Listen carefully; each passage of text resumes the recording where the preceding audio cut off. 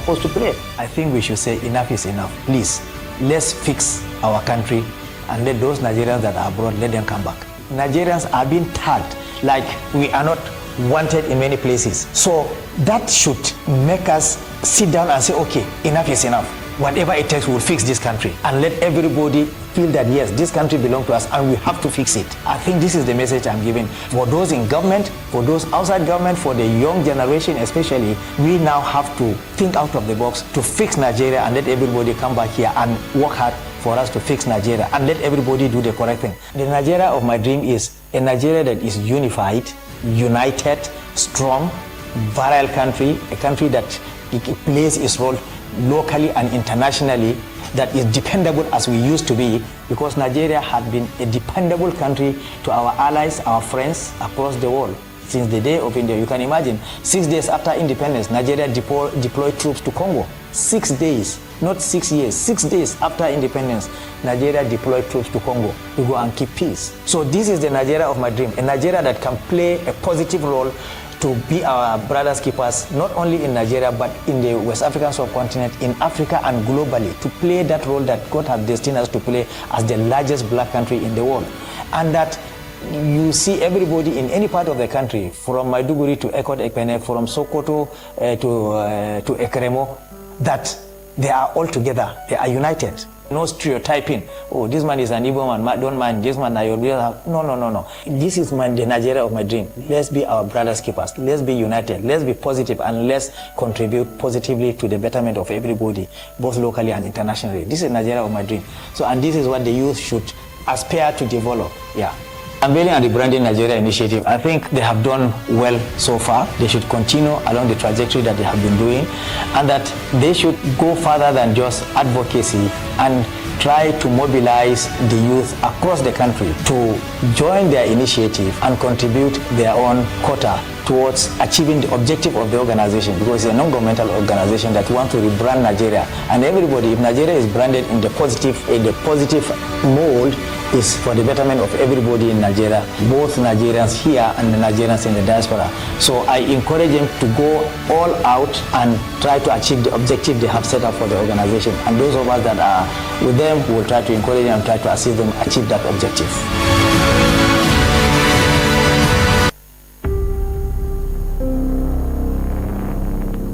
These are young men who came together without anybody probing about that they want to contribute to change the narrative.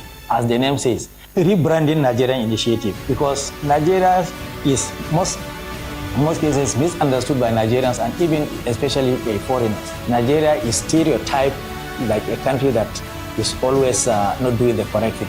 Now, they came together to say, okay, let's rebrand Nigeria so that Nigeria will do the correct thing. As I earlier mentioned, do the correct thing, and then encourage the young people to do the correct thing. Now, you know, every country depends on their youth to grow.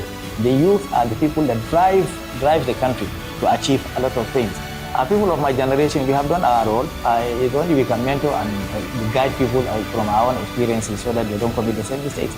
But the young people came together, they launched their organization, they are in the rural areas, they are teaching IT to young people, and then they are going to areas where people are disadvantaged or have problems to give them assistance in terms of welfare, in terms of being inclusive in whatever they are doing. So the initiative is trying. They need to expand. Individuals in the society need to assist this group to expand their activities so that they will achieve the objective they've set themselves to rebrand Nigeria and Nigeria to be a better place. In spite of all the hiccups, in spite of all the things people say about Nigeria, Nigeria offers not only young people, anybody, an investor or anybody, Nigeria offers you the opportunity. In spite of our own seeming problems, security challenges, economic challenges, Nigeria perhaps is the only country where you invest and you get more than 25%, 30% investment returns.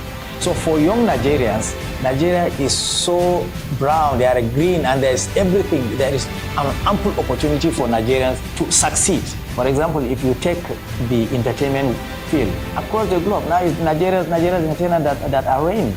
You take football, you go to the Europe, I think apart from Brazil, Nigeria has the highest number of professional footballers in the world. So the youth, they have a role to play. It's their own time, it's their own country.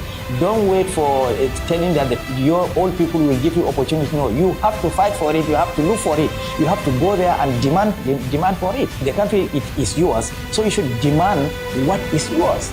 So they can align with this initiative to rebrand and change Nigeria and play a positive role that they are supposed to play. I think we should say enough is enough. Please, let's fix our country and let those Nigerians that are abroad, let them come back. Nigerians are being tagged like we are not wanted in many places. So that should make us sit down and say, okay, enough is enough. Whatever it takes, we'll fix this country and let everybody feel that yes, this country belongs to us and we have to fix it. I think this is the message I'm giving. For those in government, for those outside government, for the young generation especially, we now have to think out of the box to fix Nigeria and let everybody come back here and work hard for us to fix Nigeria and let everybody do the correct thing. The Nigeria of my dream is a Nigeria that is unified, united, strong, virile country, a country that plays its role locally and internationally, that is dependable as we used to be, because Nigeria had been a dependable country to our allies, our friends across the world since the day of India. You can imagine, 6 days after independence, Nigeria deployed troops to Congo. 6 days, not 6 years, 6 days after independence, Nigeria deployed troops to Congo to go and keep peace. So this is the Nigeria of my dream, a Nigeria that can play a positive role to be our brothers keepers, not only in Nigeria, but in the West African subcontinent, in Africa and globally, to play that role that God has destined us to play as the largest black country in the world.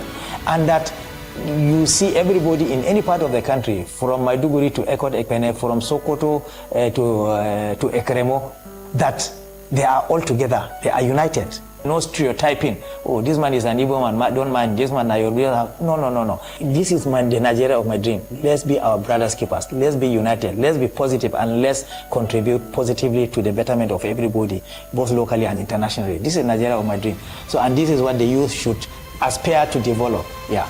Unveiling and Rebranding Nigeria initiative, I think they have done well so far. They should continue along the trajectory that they have been doing, and that they should go further than just advocacy and try to mobilize the youth across the country to join their initiative and contribute their own quota towards achieving the objective of the organization, because it's a non-governmental organization that wants to rebrand Nigeria. And everybody, if Nigeria is branded in the positive mold, is for the betterment of everybody in Nigeria, both Nigerians here and the Nigerians in the diaspora. So I encourage them to go all out and try to achieve the objective they have set up for the organization. And those of us that are with them will try to encourage them and try to assist them achieve that objective.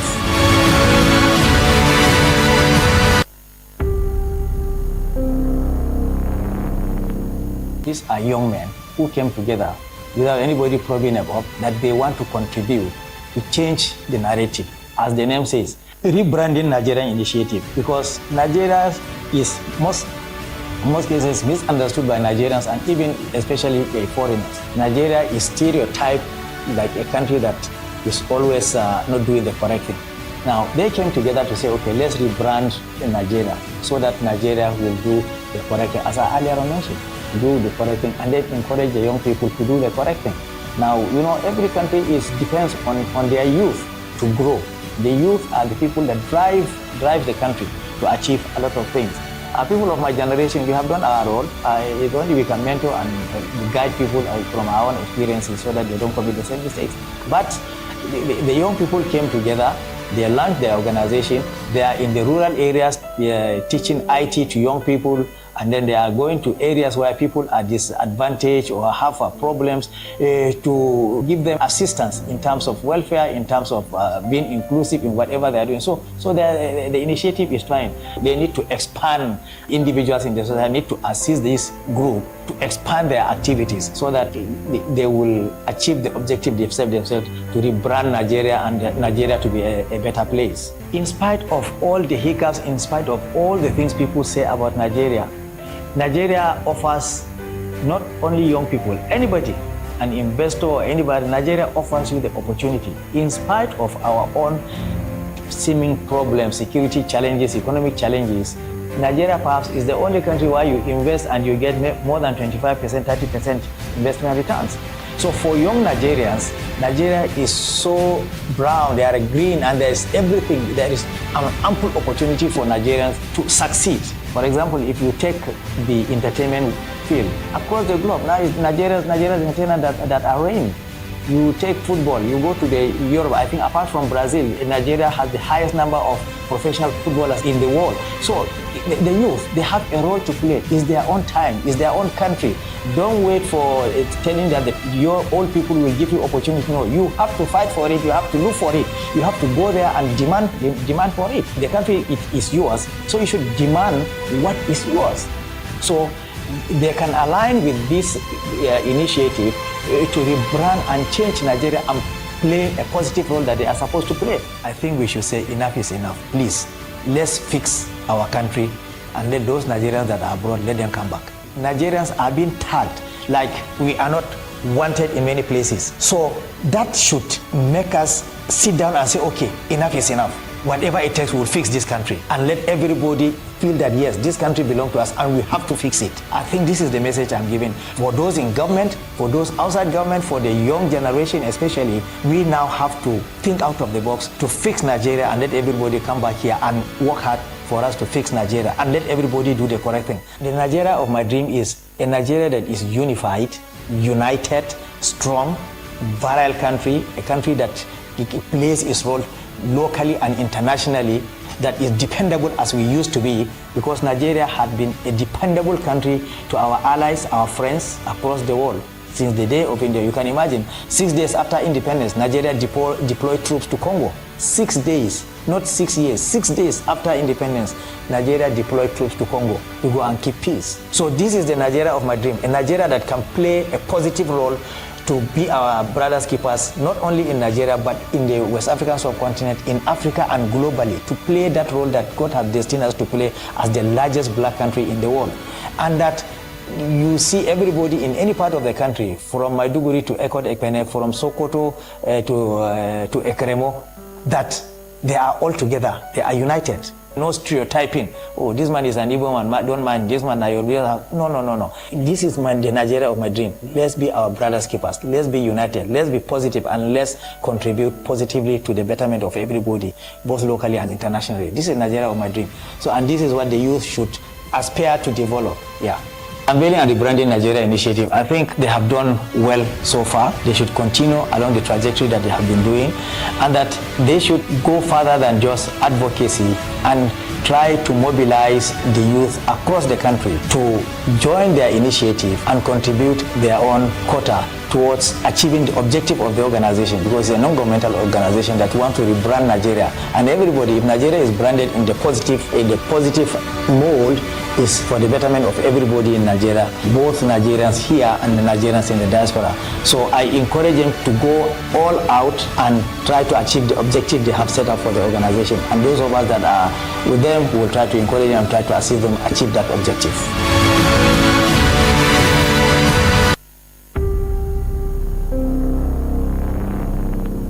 These are young men who came together without anybody probing about that they want to contribute to change the narrative. As the name says, Rebranding Nigerian initiative, because Nigeria is most cases misunderstood by Nigerians and even especially foreigners. Nigeria is stereotyped like a country that is always not doing the correct thing. Now, they came together to say, okay, let's rebrand Nigeria so that Nigeria will do the correct thing. As I earlier mentioned, do the correct thing, and then encourage the young people to do the correct thing. Now, you know, every country depends on their youth to grow. The youth are the people that drive the country to achieve a lot of things. People of my generation, we have done our role. If only we can mentor and guide people from our own experiences so that they don't commit the same mistakes. But the young people came together, they launched their organization, they are in the rural areas, they are teaching IT to young people, and then they are going to areas where people are disadvantaged or have problems to give them assistance in terms of welfare, in terms of being inclusive in whatever they are doing. So the initiative is trying. They need to expand. Individuals in the society need to assist this group to expand their activities so that they will achieve the objective they've set themselves to rebrand Nigeria and Nigeria to be a better place. In spite of all the hiccups, in spite of all the things people say about Nigeria, Nigeria offers not only young people, anybody, an investor or anybody, Nigeria offers you the opportunity. In spite of our own seeming problems, security challenges, economic challenges, Nigeria perhaps is the only country where you invest and you get more than 25%, 30% investment returns. So for young Nigerians, Nigeria is so brown, they are green, and there is everything. There is an ample opportunity for Nigerians to succeed. For example, if you take the entertainment field across the globe, now Nigerians entertainment that are reigning. You take football, you go to Europe, I think apart from Brazil, Nigeria has the highest number of professional footballers in the world. So the youth, they have a role to play. It's their own time, it's their own country. Don't wait for telling that your old people will give you opportunity. No, you have to fight for it, you have to look for it. You have to go there and demand for it. The country is yours, so you should demand what is yours. So they can align with this initiative to rebrand and change Nigeria and play a positive role that they are supposed to play. I think we should say enough is enough. Please, let's fix our country and let those Nigerians that are abroad, let them come back. Nigerians are being tagged like we are not wanted in many places. So that should make us sit down and say, okay, enough is enough.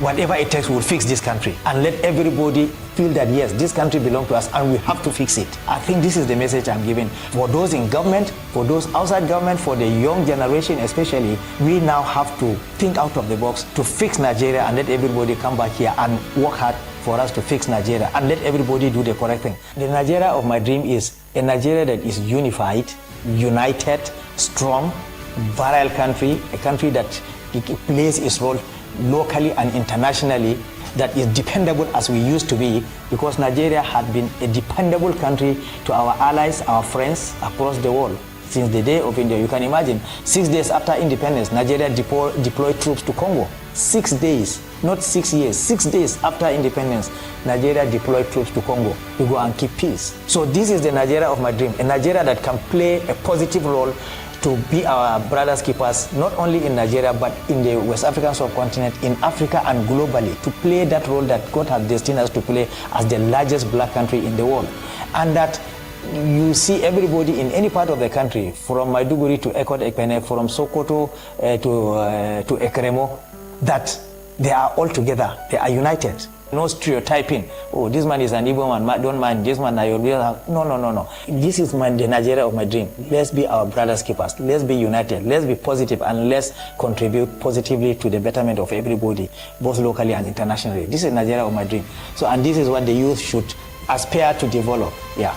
Unveiling and Rebranding Nigeria initiative, I think they have done well so far. They should continue along the trajectory that they have been doing, and that they should go further than just advocacy and try to mobilize the youth across the country to join their initiative and contribute their own quota towards achieving the objective of the organization, because it's a non-governmental organization that wants to rebrand Nigeria. And everybody, if Nigeria is branded in the positive mold, is for the betterment of everybody in Nigeria, both Nigerians here and the Nigerians in the diaspora. So I encourage them to go all out and try to achieve the objective they have set up for the organization. And those of us that are with them will try to encourage them and try to assist them achieve that objective.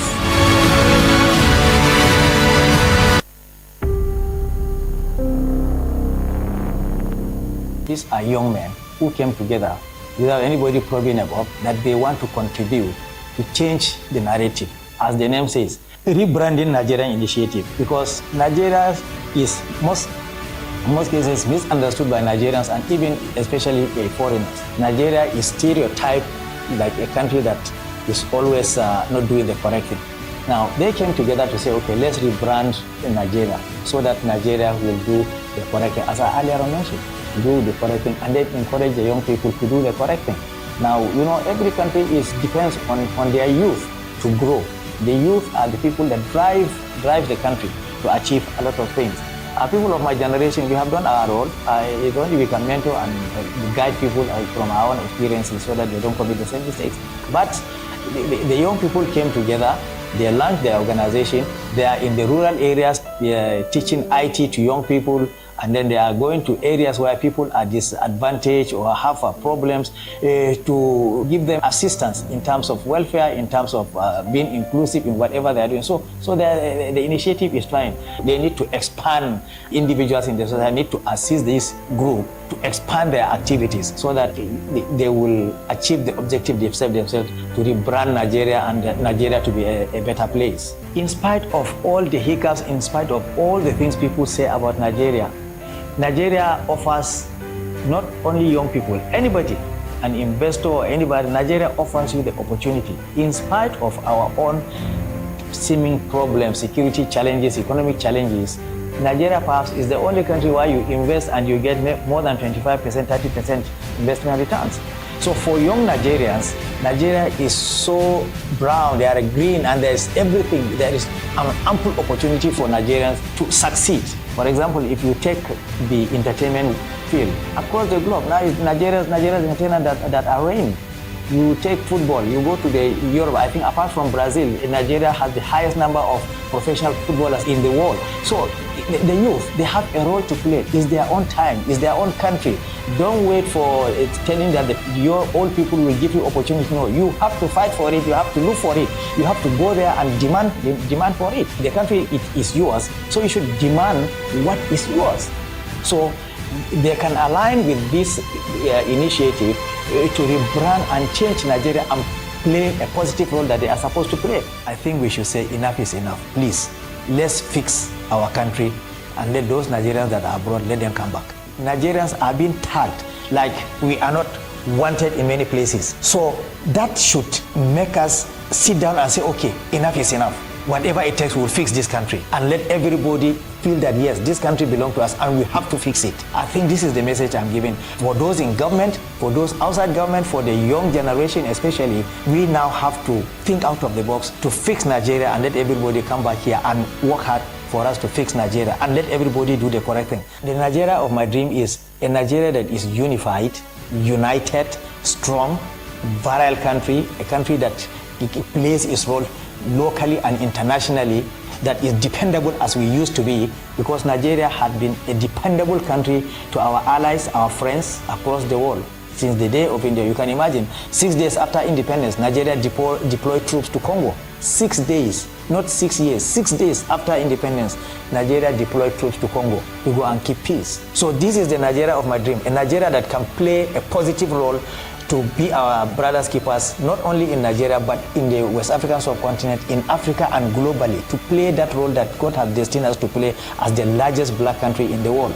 And that you see everybody in any part of the country, from Maiduguri to Ekpene, from Sokoto to Ekremo, that they are all together, they are united. No stereotyping. Oh, this man is an Igbo man, don't mind this man. No. This is the Nigeria of my dream. Let's be our brothers keepers. Let's be united. Let's be positive, and let's contribute positively to the betterment of everybody, both locally and internationally. This is Nigeria of my dream.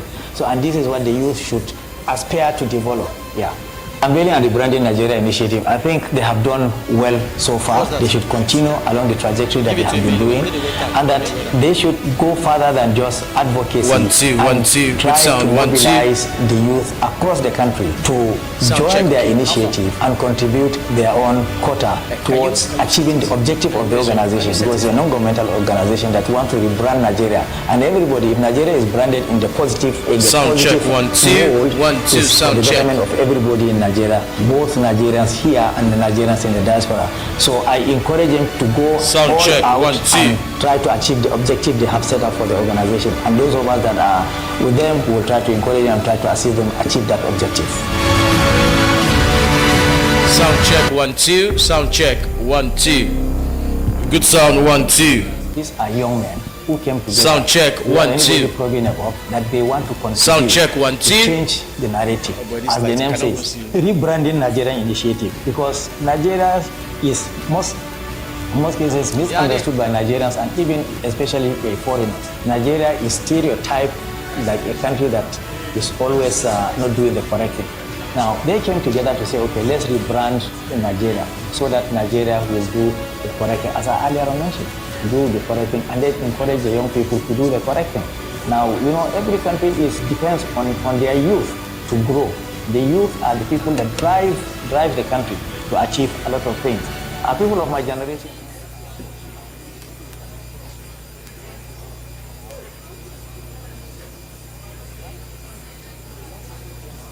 One, two. Good sound. 1, 2. Sound check. 1, 2. 1, 2. Good sound. 1, 2. Testing the microphone. 1, 2. Sound check. 1, 2. How is the sound? It's low, huh? 1, 2. House. 1, 2. Sound check. 1, 2. 1, 2. Sound check. 1, 2. Good sound. 1, 2. That tweet is shouting very much. Sound check. 1, 2. Good sound. 1, 2. Sound check. 1, 2. Testing the mic. 1, 2. Testing the mic. 1, 2. Your Excellencies, distinguished guests, ladies and gentlemen.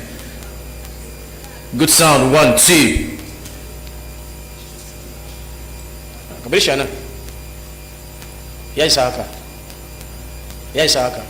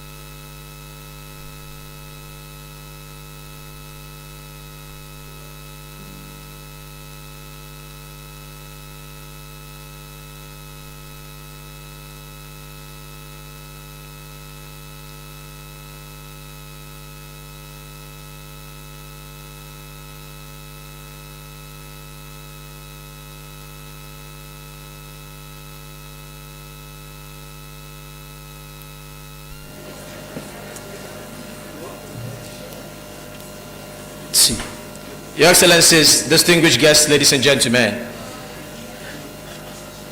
welcome. Before we flag off our event, we want to do some housekeeping rules. So just so you know what to expect. First off, your personal effects, your mobile phones, your handbags, they are your responsibility. So please, you keep them where your eyes can see them at all time. And please don't leave your personal effects unattended too. Also, if you want to use the gents and the ladies, you ask our ushers, they are all dressed in our attire, Rise Up Patriots. So they will direct you on how to go. We have 3 major exits and entry points. One to my left, we have 2 at the rear. So in case of an emergency, we're all supposed to evacuate this building and assemble at the muster point, which is the car park. Distinguished guests, ladies and gentlemen, at this point I want to ask that we rise for the Nigerian national anthem. We are going to be reciting it, and if you have the program of event, is on page 3. After the Nigerian national anthem, we are going to be reciting the national prayer. So please, can we all rise? It's on page 3. We are not playing it, we are reciting it. We are supposed to be reciting our national anthem. That's what NOA has told us. So going forward, that's what we'll be doing. After the count of 3, 1, 2, go. Nigeria, we hail thee, our own dear native land. Though tribes and tongues may differ, in brotherhood we stand. Nigerians all are proud to serve our sovereign motherland. Our national prayer. O God of creation, grant this our one request. Help us to build a nation where no man is oppressed, and so with peace and plenty Nigeria may be blessed. And everybody say amen. Amen. Please, can you give yourselves a resounding round of applause? Patriots in the building. Thank you. You can be seated.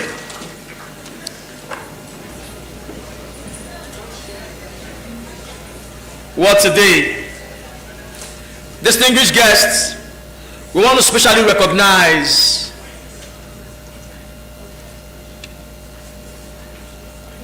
our special guests and dignitaries at this event. First on my list is our guest speaker, one of our guest speakers. He is the chairman subcommittee on the Ted Fund National Research Fair exhibition. Please, can we give a resounding round of applause for Engineer Umar B. Bindi, PhD. Please, can we give Doctor a round of applause? You're welcome, sir. Another guest speaker of ours, the Managing Director and Chief Executive Officer of CSDC Consulting, Dr. Akinyele Oladeji. Please, can we give me a round of applause? You're welcome, sir.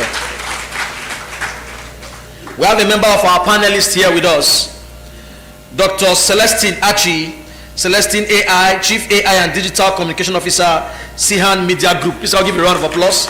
You're welcome. Dr. Emeka Rolas, MON, member of the Order of the Niger, an actor, filmmaker, and National President, Actors Guild of Nigeria, ably represented by Chairman AGN Ifeanyi Agility. Please, can you give me a round of applause? You're welcome. We have, representing the Director General of NITDA here with us, Dr. Aristotle Onumo, Director Stakeholders Management. Please, a round of applause for him. When I saw your name, I said your father named you well. Also, Your Excellencies, we have here with us the Director of Information at the Office of the Secretary to the Government of the Federation, Mr. Segun Omohiosen. Please, a round of applause for him. It's nice seeing you again, sir. You're welcome, sir. We want to specially recognize the chairman of the Unveiling and Rebranding Nigeria Initiative Board of Trustees, Brigadier General David Shaijaba, retired. Please, I will give you a resounding round of applause. Talk about retired but not tired. You're welcome, sir. And as other dignitaries join us, we're going to be recognizing them. But we have also the DG of NITCOM, Nigeria and Diaspora Commission, our lovely Auntie Abike Dabri, ably represented by Mr. Abiodu Akombi, Assistant Director and Head of Department, Program Development. Please a round of applause for him. Well, and your humble self seated in the different part of the hall. I see coppers in the building. Please can we give ourselves a round of applause? The future of this great country. I see secondary school students. Coppers, are you in the building? Under the sun and in the... I see you. Please can we give ourselves a resounding round of applause? And also want to appreciate the team that has put this together. This is the second edition.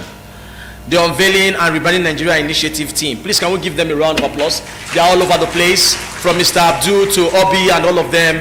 And I see some of our secondary school, our high school students. Are you guys in the building? All right, make some noise. Let's see. You are there. You are. Aha! Thank you. Good morning, distinguished guests, esteemed leaders, innovators, and creative visionaries. My name is Frank Oyakilome Richard. They call me MC Frank, Abuja's finest master of ceremony, and I'm proud to be your host. I was the host at the 1.0, and today we are here for the 2.0. A gathering where passion meets purpose and patriotism takes center stage. Today, we celebrate a Nigeria that is bold, brilliant, and beautifully creative. A Nigeria whose story is rewritten not by the challenges we face, but by the courage, talent, and innovation of our people. Distinguished guests, ladies and gentlemen, this year's theme, projecting the positive image of Nigeria through the creative ecosystem, reminds us that nation building is not just the work of policy or politics. It's also the work of art, music, film, fashion, technology, and storytelling. It's the heartbeat of our creative industry, the force that shapes perception, inspires pride, and unites us beyond boundaries. In this room today, Your Excellencies, are patriots, dreamers, and doers from government, business, and the creative space, all bound by a shared mission to showcase the true spirit of Nigeria, resilience, resourcefulness, and radiance. So as we began this transformative experience, I invite you to open your hearts, connect your minds, and let your voices rise, because today we are not just taking advantage of change, we are the change. We are creating it. Ladies and gentlemen, Your Excellencies, welcome once again to Rise Up Patriots Conference 2.0, where creativity meets nation building and Nigeria's best stories begin. Please can we give ourselves a resounding round of applause? Thank you. Coming up next, Your Excellencies, to give his opening speech and a speech he has also crafted for this great event. He is a patriot, a man that loves Nigeria so much. Engineer Umar B. Bindi, I would like to sit down. We're going to be playing a montage, and after that montage, the next person you're going to be seeing here is going to be the chairman subcommittee on the Third Fund National Research Fair and Exhibition. Please can we give me a round of applause? Montage. Engineer Umar Buba Bida, a visionary engineer, dedicated public servant, and a true champion for young people and innovation in Nigeria, and a patriot. Born in Yola, Adamo Estate on August 11, 1961, Umar's roots run deep in his community. He earned a first-class degree in agricultural technology from the University of Maiduguri and went on to complete his master's and PhD in agricultural machinery designs and development at Cranefield University in the United Kingdom. He has served Nigeria in many important roles. He was Director of Operations at the Family Economic Advancement Program, Director of the National Poverty Eradication Program, Director of Sports at the Federal Ministry of Sport and Social Development, Director of Technology Acquisition and Assessment at the Federal Ministry of Science and Technology, and later became the Director General and Chief Executive Officer of the National Office for Technology Acquisition and Promotions. In 2015, he was appointed Secretary to the State Government of Adamo Estate, where he brought his technical experience and passion for innovation into governance. Beyond government service, he continues to invest in the next generation. He founded the Bida Knowledge Development Center in Yola, a hub that provides free training, career guidance, and entrepreneurship support for children and young people.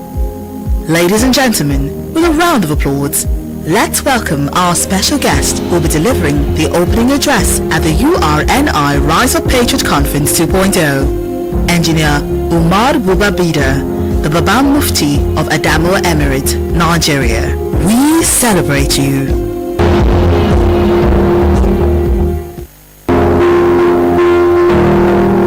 Engineer Umar.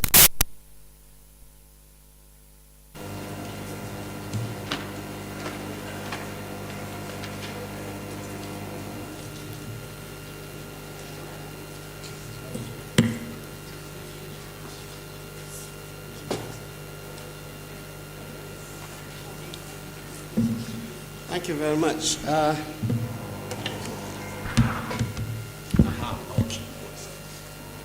Is it my slides? Can you connect it now? Okay. I think I have been introduced, and I have to thank the MC and the video very, very well. I have only 20 minutes. When the General directed Ambassador Tukur, who directed his partners to approach me to come and speak to you, I told them that anybody who invites me to speak, if you don't have 45 minutes, goodbye, go and look for younger academics. But they tricked me, they said no problem. So when the program came out, I saw 20 minutes, and it's too late to change my mind. So first of all, I have to, my slides, just forget about my video now. So that I'll run through this very, very quickly.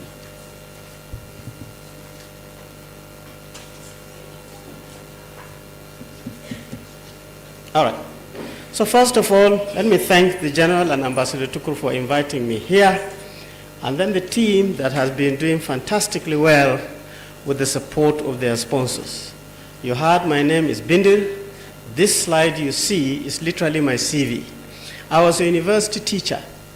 I retired from there at the highest level. I joined the civil service. I again retired from there at the highest level. I became a staff of the politicians as secretary to the government. I tested that as well, and then I came back to the federal government. But you see, after all this, I decided to become a social entrepreneur, and my new title now is a social investment specialist, because everything I have learned, I now invest it on people, particularly young people. So, but we'll come back to that if we have time. If we don't have time, you will not hear anything about it. So today, I'll be talking to you about projecting the positive image of Nigeria through the creative ecosystem. And I can tell you a fact for free, that if we are patriotic to this country, and we raise our country to the highest level, we will achieve elements that normally people will term as sustainable development. These dreams are that we will evolve a country that is peaceful, a country that is united, a country that is happy, with very high productivity, and with people who will have know-how and skills, a country that will have technology to push itself forward, and so many good things. And if we're able to achieve this, there are three measurements. So the young people listen very well. The three things that will tell you that you are making progress, I will reveal it to you today. Don't mind us leaders that we clap for ourselves, we say we're making progress, we write books, we say we're making progress. If you achieve these dreams, the first thing is, you will just see in this country that absolute poverty will disappear. There is no reason why in this country that a Nigerian will not have access to potable water.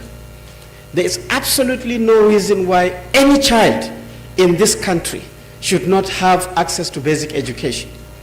There is no reason why every single mother in this country should not go to a healthcare facility and deliver and go back home with her health and her. So these are things that if we achieve this rebranding, if we achieve this, this will just disappear.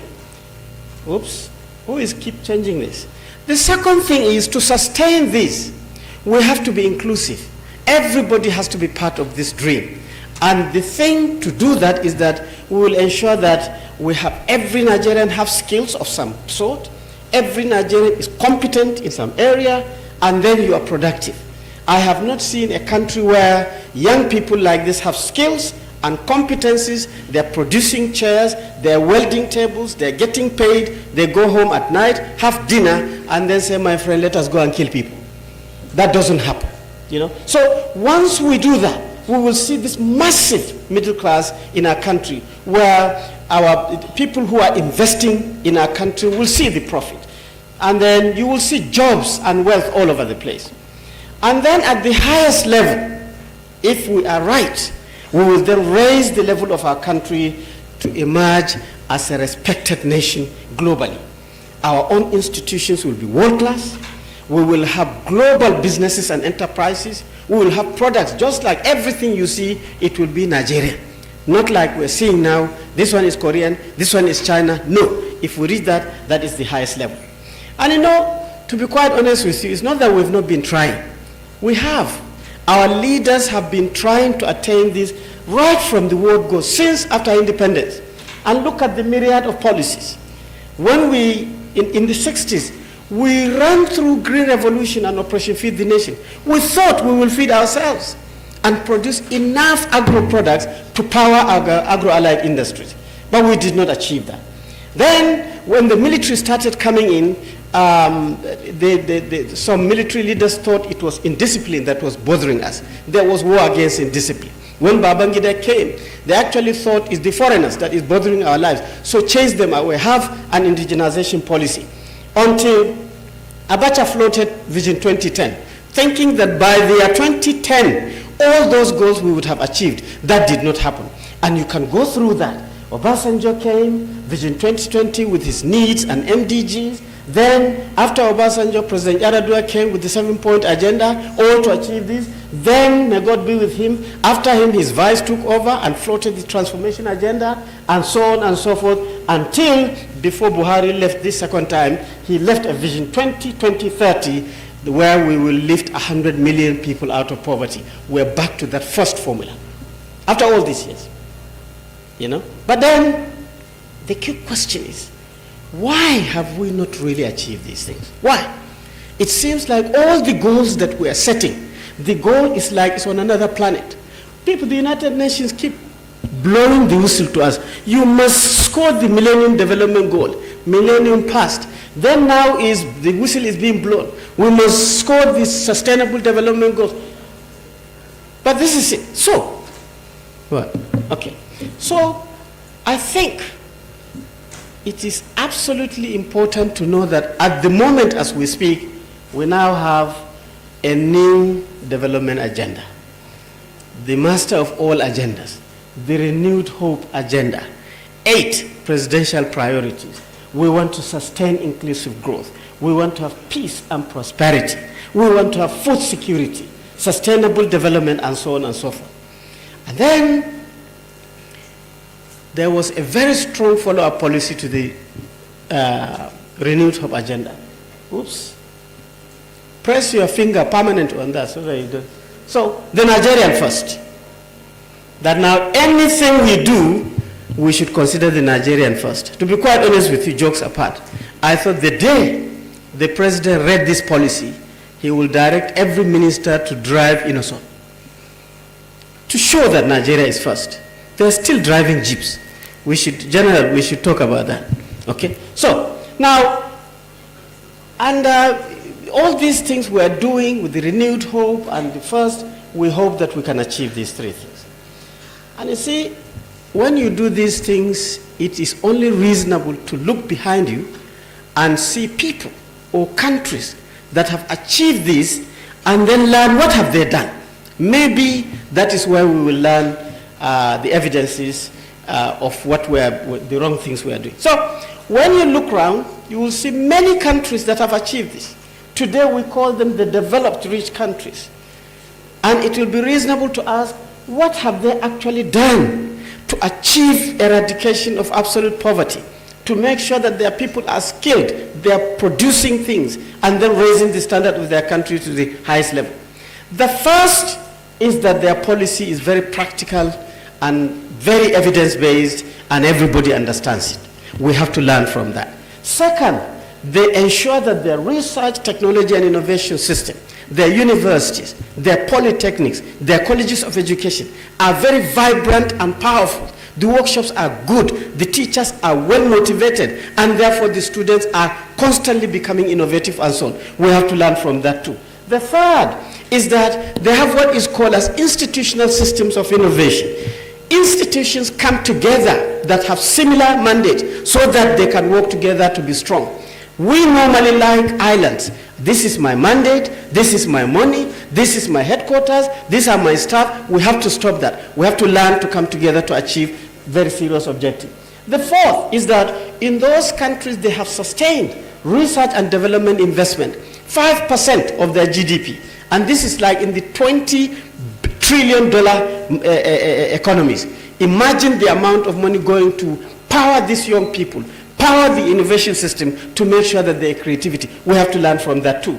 In those countries when they have raw material endowment, they don't take their crude raw material out and wait for finished product to come. This is why you arrogantly show that you have knowledge. This is why you show that you have skills. So you have to process that. We have to learn from that too. Then in those countries, anytime they acquire technology, they have prioritization and they focus on that. And then their leader will become the mentor. I'm sure most of you who, if you are like me, you follow Obama when Obama was the president of the United States. Every single speech he makes, you will hear technology and innovation. This has to power and lead countries to be able to go forward. Then those countries, they have very, very strong intellectual property management system. These things that you come up with, creative things, you have to protect it. They are property. And if you don't protect it, you cannot be able to utilize it effectively. We have to learn from that too.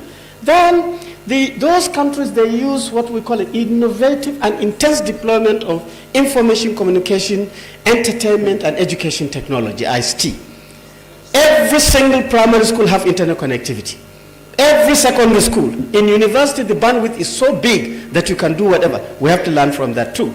And then they have very viable knowledge industry linkage so that their knowledge is not just floating around. You see professors who are MDs of companies, they are rich too, and they are looking very good. Now, in the early decades, countries that are doing that are all in North America and Europe. And I can tell you they dominated everything. You want a train, you have to go to them. You want a good road, you have to go to them. You want cars, you have to go to them. But when globalization came at the end of the 60s, beginning 70s, it opened up an opportunity. And some countries like us strategically saw the opportunity to say, hey, if everybody is opening the window and allowing you to enter into their country, have a strategy to learn. And they followed, they learned and adapted all these things that I have said, and then they have now joined the countries, and we now call them the emerging rich countries. They are now arrogantly showcasing so many of these. For example, Korea, before globalization, look at their own export, vegetable oil, raw silk, non-ferrous, semi-wholly milled rice, and so on and so forth. But this is in 1962. By the time in 2011, their economy totally changed because they used globalization and learned. They are now in integrated circuits, cars, passenger and cargo ships, LCDs, and so on and so forth. You know, so they are now mimicking similar key performance indicators to the developed nations. So now, but this is a pure example that if you learn, you can actually change. But you see, many countries did not take advantage of this globalization. And now they remain poor and vulnerable countries. And that is why they are called the developing third world. And let me annoy you a little bit. I was reading a book trying to prepare this, and I came across a book titled 21st Century Technologies, Promises and Perils of a Dynamic Future, written by the most industrialized countries, the OECD. They said, oops, okay. The third world refers to those countries, Bangladesh and Nigeria are examples, that are in a severe straits with no clear path to a positive future. This is what industrial countries have to say about us. We may get annoyed, but I can think they are doing us a favor. They're telling us the truth. So it's better we ginger ourselves. And you can get this book free of charge. You just take that, you'll get this presentation free. You go to the internet, you can download it and read more annoying things. So let us look at our country. Great country.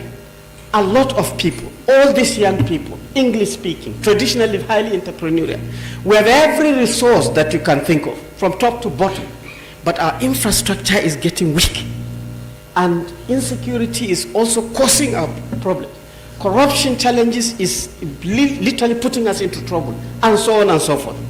And the fact of the matter, when you really look deep, comparing our country, you'll see that technologically we are very blurred. We are not visible technologically.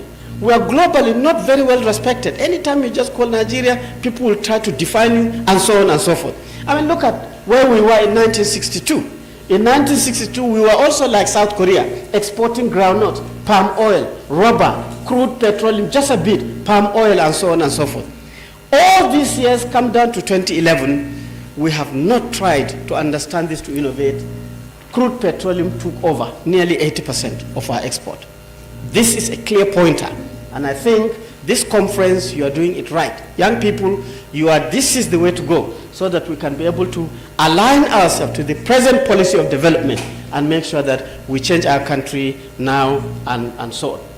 Now, it is when you realize this normally, at this point, you now start impatiently and annoyingly lamenting. You throw challenges to our leaders, we query our democracy, we undermine our intelligentsia, we say universities and professors are not useful, and so on and so on. We just talk about this. Before we know, we lose track. But I want to avoid this lamentation. Let me do it differently and share with you very, very briefly some of my experiences, and you can see clearly. My first experience, I was a committed young engineer, and I was an academic teaching in a university. And then I went for master's and PhD. You remember the granite pyramid? As a northern chap, I said, hey, I will bring the granite pyramid, just like you. I'll bring the granite pyramid back. Is it not sense? Is it not creativity? I'm already an engineer. So I now went for my studies. I went to Cranfield, one of the best engineering institutions in the world, and I started Brooklyn. This was me. I was studying granules everywhere. I knew how they plant it, how they harvest it, how the farmers are picking it, what they do with the tops. I studied granules to the extent that I can tell you the moisture content of granite even before you shell it. I wrote so many papers about this, and then I invented a granite combine harvester. Just, right? And then, calm down, I don't have time. Then I came, I tested it in the field. This was me. I even had an opportunity to meet the then president, President Babangida, and I demonstrated. That was me. And everybody was thinking, this boy, you are going to be very, very famous. You will be very rich. This Babangida must have given you a suitcase of money and dollars and so on and so forth. But I can tell you honestly, that was it. I didn't get anything. And my machine just disappeared. But that was the end. So why? Why does this happen? I have reached the president. I have explained this to the president. He's a northerner. He should be very patriotic on bringing down the granite pyramid. Economically, it's good for the country and so on and so forth. Why is this? I can tell you one thing that you young people have to realize is that it's not being intelligent, being very creative, having knowledge. Don't be fooled. There's always a value of death between your knowledge and your skills and your people. That is why when you go for Christmas, you will see in your village, they have no water to drink, people are limping and so on. You tend to ask yourself, me, as powerful as I am, all this ICT I know, look at my father, look at my mother, is because of that value of death. What is this value of death? This value of death is we have very weak or no industrialization policy. We have never launched an industrialization policy to say every single wheelbarrow in Nigeria today must be manufactured in Nigeria. We are not importing any wheelbarrow. Every sewing machine must be casted and machined in Nigeria. We have never launched this type of thing. We have to be very, very patriotic to do that. We have technology and industrial support. We don't have it. Very few venture capitalists dotted around in Lagos, and they concentrate on ICT. ICT is a service. It does not produce things. It does not employ too many people. Then we have weak intellectual property protection and management. We don't protect our intellect. We are subsistence people. You come up with very intelligent, you just leave it, and it's like you saw my granite harvester. We have very weak commercialization policy and support. There is no money anywhere to support you as a young person to now go ahead and practicalize this so that you can become a company, sell things, become rich, employing people, and so on and so forth. But today, I think, with the renewed hope, we are doing it differently, I hope. You know, when you give these public lectures, you have to say this. Otherwise, they'll stop you at the gate. Anyway, so I think we are doing it differently. We are addressing this. So my second experience, I qualified now. I have a PhD in engineering. And I looked up and down to come back to Nigeria and start teaching university again. Maybe the wahala will be too much. So I ventured into, I didn't go on diaspora. You know, people like this diaspora. It's very sexy and nice. Diaspora actually is a bad word. It is Jewish word to say that you are confused, you don't know where your father is, you don't know where your mother. Me, I went out, I knew exactly where my mother was, so I knew. Anyway, I went to Oceania. And I can tell you, I was still an individual young engineer in an academia. Look at me. I was very happy. I was running as a very, very young professor with professors in Southeast Asia. But what I saw in Oceania is that they had coconuts. And the coconut, just like the groundnuts they have, they are scattered everywhere. They are manually dehusking the coconuts. Very painful. And then I started another project. I said, come on, Dr. Bindi, you can do something about this. So I started studying, this was me again, studying the locals in New Guinea, Fiji, and Vanuatu. I studied coconuts very, very well. And then I invented a coconut dehusking machine in that place. Then, I can tell you, there was money everywhere. I was supported everywhere. Oops. Come on, guys, you are breaking my time. I want to finish now. So I had pilots all over the place. I was running all over the region, testing my machine. I ended up with a practical production machine. Until I came back to this country, I was still getting money from this particular invention. I had the patent. And this, because in that country, they have built a bridge over the Valley of Death. Why? Because they have very strong industrialization policy. They are very strong in intellectual property. They have all the support to actually push you to the next level. And I was very, very well celebrated. I was very, very happy as an engineer who is doing very, very well. And then, while I was enjoying it, I said, let me go home now so that I can get this fame. So I came back to Nigeria. My third experience now in Nigeria, I got all these jobs that they were saying. I became the Director General of NOTAB, National Office of Technology Acquisition and Promotion. The mandate of NOTAB is technology regulation. So any company using foreign technology in Nigeria, I am there to look at him to say that we will not pay for this technology unless you teach Nigerians, unless you do this in Nigeria, and so on and so forth. So I was using this regulation very, very well. And then, in an attempt to typically rebrand Nigeria, I picked the farmer's hardest menace. I said, how can I correct this? Totally not connected to engineering. Then I called Friesland Campina Wamco. This is a company that has been imported powdered milk for over 50 years in Nigeria, mixing it with water in Lagos and producing pig milk. So I called them. I said, we sat in a room, I said, Wallahi, Friesland, if you don't show Nigerians how to produce milk their own, I'm a Fulani man. We have cows, we have all these things. We will have problems in this regulation. So we said, I said, what do you want, Dr. Bindi?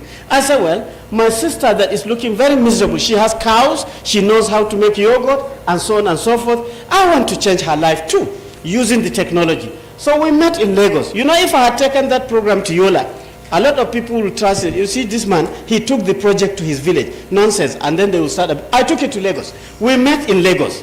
And then with them, they took me to Tanzania, India, Holland, and Vietnam to see the models. And then we decided in Iseyin, in Oyo State, who is doing this? With all these farmers had us moving up and down, we decided to stop them in Lagos, in Oyo State, in a village called Iseyin. And then when we stopped them, we started training them. We did not change their culture of making their huts, but we introduced things that will make them perform better. There's water, there's hygiene. We taught them how to actually utilize grasses and all the measurements. We were teaching these Fulanis. And I can tell you, before you say Michael Jackson, we started changing the culture. And now instead of using calabash, you fell and all the milk is gone. Then now they are using this technology. Even if they fail, they just pick it up again and then continue. So we've upped them a little bit. They know how to queue up. They will queue up and then they will sell their milk to a central control unit. They will get paid every week. And then the Nigerian milk will be taken in chillers. It will be taken to Friesland Campina Wamco. And I can honestly tell you today, if you drink pig milk, there's Nigerian content inside. Because then, And I can tell you, I started recording visible transformation and rebranding. From my sister that was looking very miserable, she now started smiling. Her dress has changed and she has a better life. But what I did not expect happened there is that then Yoruba young chaps started vending milk. Totally unexpected. They now up the game a little. They buy motorbikes, they will go. And then in Ishain, they started fighting. They are inviting the herders to come from the north. They have their plot of land so that the industry can actually take it to the next level. And I was hoping that the next level will be, oops, is it me? We will have cottage industries that is making yogurt, cheese, flavored yogurt and so on and so on. That was what I expected. And I packaged this whole program. I passed it to Federal Ministry of Agriculture and Rural Development. I don't know what's happening there now, but certainly my dream has also. So again, that is an experience. Before I close, my fourth experience is that I then became, from an academic and engineer, I joined politics. So I called myself at that time Polytechnia, so that I have politics, a technocrat, and I'm an engineer. I saw the challenges of out-of-school children. In this country, everybody has it. That's the fact. I studied this. I went to Igbo land, they have out-of-school children. I went to Yoruba land, they have out-of-school children. I went to South, they have out-of-school children. All these pictures I took in the north, it is a very known fact, everywhere. And these children are everywhere. The numbers are scary in this country. This is very big. I wanted to intervene, but it's too complex for me. So I now decided to narrow down, and then I picked the Almajiri as a tiny subset. I said, if I can produce a solution here, maybe it can be expanded. So I took the Almajiris, and then I started studying it. You see, the Almajiri thing, it catches you when you are 1 year old. You are in soup. If you are not prepared, you are gone. So I'm telling you, then these ones are 15 years old. See, well, they don't have anything. All they read is this Arabic, and on the wooden slate. If you think Boko Haram is a problem, don't do anything about this. In the next 10 years, there'll be 25. And then the problem will be a very, very big one. So I now started looking deeper. It's not that people have not done. President Jonathan established the Almajiri, 151 Almajiri schools. I went to all of them. I studied them. But these schools have not changed. The contractors have made the buildings, but it has not changed actually. This is me. I was studying it. And then I started pinning the tool. This is the major tool for that education. So I sampled one. I took it to my house. I have a small workshop. I worked on it. Come on, guys. I worked on it. Before again you say Michael Jackson, I have planted a digital tablet on the wooden slate. So I said, this is the way to go. And then to avoid what I call intellectual injury, if you do this, you perfect it. You don't do anything about it, Chinese will bring the product to you. And so I had to protect it with intellectual property. I patented it. And then I started the creativity. I'm very good in AutoCAD. I designed, redesigned it, looked at various options. I should stop now? Okay, I will in the next 2 minutes. Okay, so I did this. I went to China, we perfected it, and I got at least a prototype, came back, went to all the communities, all the Malams, showed them what it is. It can read the Quran, it can read the Hadith, but the most important thing is by 2024, we had a model. And I can tell you the beauty about this is that on the top, the tablet, now you have the Quran, the Arabic is okay. The Hadith, that is okay. But then you also have English. You also have arithmetic. You have music. You also have moral teaching video clips, how to greet your parent. Then you have entrepreneurial things. How do you make dudu oshun? How do you prepare a gusi? How do you sew a hat? How do you iron? How do you cut your hair? You can plant 1,000 skill-based stuff onto this. I want to stop Mr. Man, so you see, you better warn them now. I'm not seeing, So this is it. But most people will start seeing all these apps, and the young people here can develop all these apps, and then somebody said, hey, Dr. Bindi, this is very good. You are a Muslim, that is why you are putting the Muslim thing all in. I said, no. You see that T you see at the top is the only thing that is making this tool very Islamic. You can remove it. If you remove it, it becomes a tool that can be used by any child in this country. So if you are not a Muslim, don't install the Quran.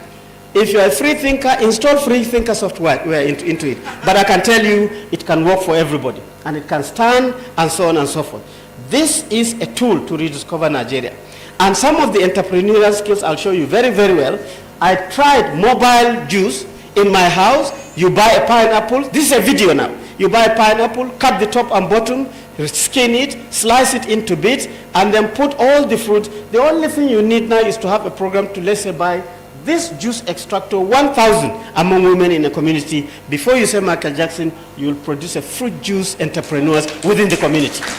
You can do flavored yogurt. Buy yogurt, train the women how to make all this jam and so on and so forth, mix it together. Before you know, they are making flavored yogurt. Snacks, akara. You can have a video, clean your beans, put pepper and onion, oops, it is, okay. Okay, before you know, you start frying it, and then you have your akara ready. This is, you can do it in 1 minute video. Other entrepreneurs, imagine if you do it with the sugarcane sellers, the people who are growing their goats and sheep, the suya man, the mama put, all these people frying plantain and so on, the barbers, the girls that are braiding, small-scale farmers, all these ideas that we have thousands of them in our country can all be reduced to entrepreneurial videos. You pump it onto this tool, and then you can actually bring up a young chap under a tree to be highly entrepreneurial and a positive Nigerian. You know, this is patriotic, and what I did next is to meet the bunch. You know, if you don't connect to the young people, they will not understand this. So I went to Lagos, I caught him, and I gave him 2 of these models. Now, anywhere he sings, he is singing the how to solve the out-of-school children using this tool. So I'll conclude now. 1 minute to conclude. Now, you recall I told you that I am a social entrepreneur. And if we have time, we'll come back to this. I am now a rebooted engineer. I'm a social investor specialist. The tiny project that I have done is I sold everything I had. I collected all the money, and then I bought a plot like this in Yola. I said, I have to do another sample. I crashed the building, and I built this in the heart of Yola. And then I registered an NGO. I made that place my own headquarters. In that place, there's a big hall with 120 computers, all of them connected to the internet. I take 100 children every single day. This is not a school. This is a knowledge center. Come and you will learn something. Even the way you sit now, enter my center. When you come up, you will tell your wife and husband new things. So we go through all this with these children. And then I also bought the next plot. I started, sports is very important in our development. When young people are playing together, peaceful coexistence, and they learn together. The future of this center is that, okay, talk to them now. I want to close. You know, so all these things will happen in the center. I found that this is very, very illuminating, and some of the associated projects that I do there. I just celebrated the International Day of the Girl Child in my center. And also, I brought all the out-of-school girls. We taught them so many things. The second thing is now, I am planning to have a national conference for primary school headmasters. No one has ever done this before. These headmasters are the seed for our children. I want to bring them like this. Let them register. Let them have a tag. Let them sit like this on cushions, and let somebody make a presentation. You will see how headmasters will do. I have all the data, and we are ready at the Bindul Knowledge Center. This is the center now, and I have many, many more. And I can tell you, this is not just illuminating. You can partner with me either to do it in your community, or you can come and do. And so if we do all this and rebrand our country using these positive images and creative logically, so that we do first year, second year, I think we can unleash the opportunity in our country to evolve a prosperous, united, modern, competitive, and industrialized, globally respected Nigeria. Thank you very much.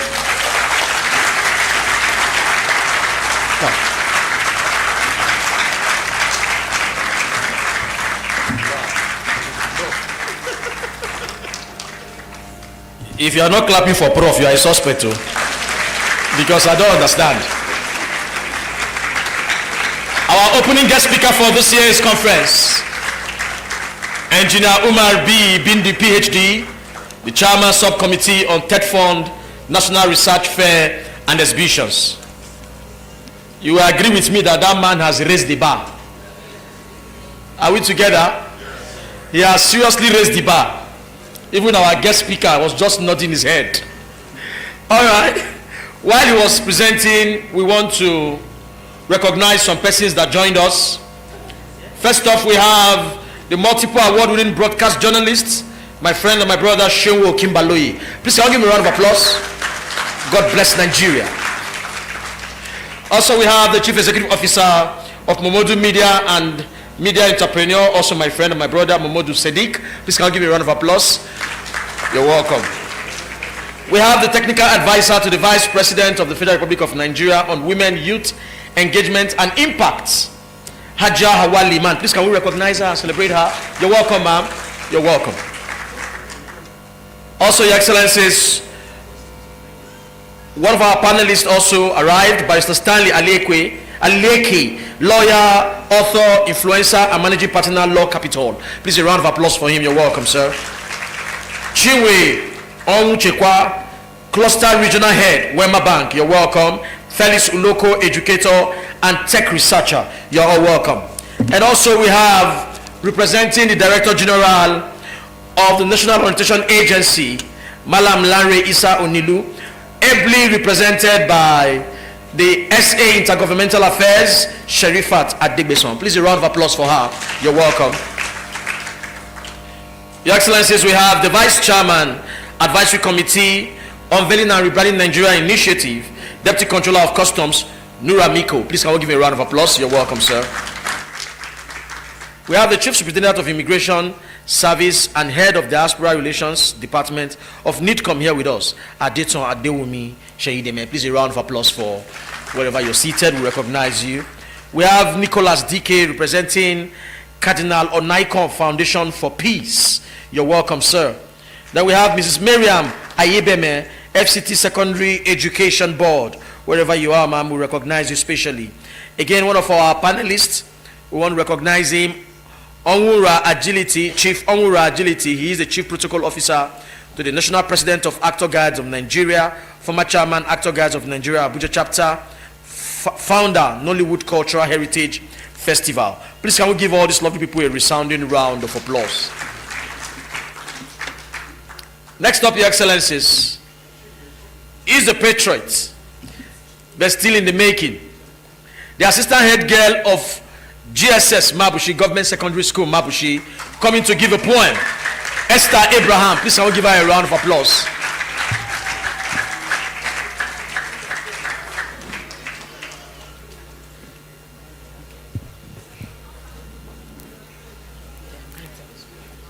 Good afternoon, moms and dads. My name is Abraham Esther Amarachi, and I'm the Assistant Head Girl of Government Secondary School Mabushi, and I'm here to deliver a poem titled The Beauty of Nigeria. Today, let me take you on a journey to the heart of Africa, a country as vibrant as its people, as diverse as its cultures.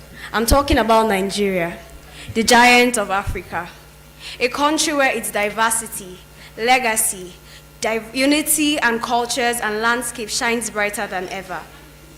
The sound of the Oshodi markets, the smell of our jollof rice, the sound of our congs and drums beats louder as our hearts beats for Nigeria.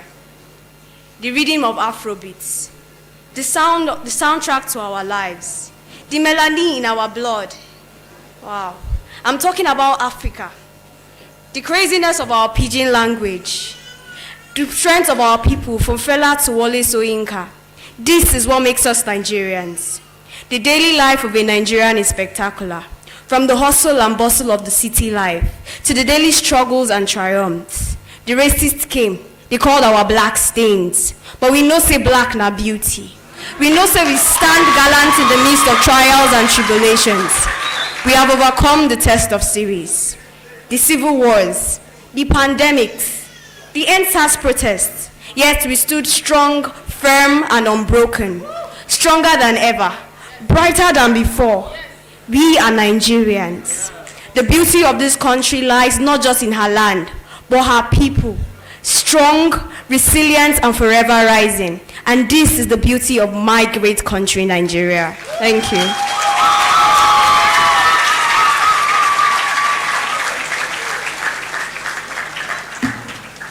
If an assistant head girl can do this one, so imagine what the head girl herself can do.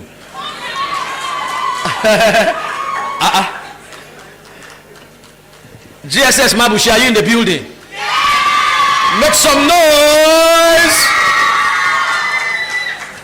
Thank you. We are a very special people. Yesterday I was opportune to anchor an event, Innovate Africa, an event that's been taking place for the past 2 days in Abuja. We had delegates from all over Africa, and something kept happening. Every session we had, delegates want us to finish on time. They want to explore Nigeria. They want to go out. And they keep telling me, MC Frank, today we have gone to eat amala. Where are we going to next? They want to go to a place to listen to Nigerian music. Some want to eat our bole and our sauce that is done with palm oil. We are such a blessed country. Please, can we celebrate this great country, please? Thank you. Next up, he is our guest speaker. He is the Managing Director and Chief Executive Officer of CSDC Consulting. One of the early callers at today's event. Is a man worth listening to. We're going to be playing a montage, and after that, the face and the voice we're going to be seeing will be that of Dr. Akinyele Oladeji. Thank you.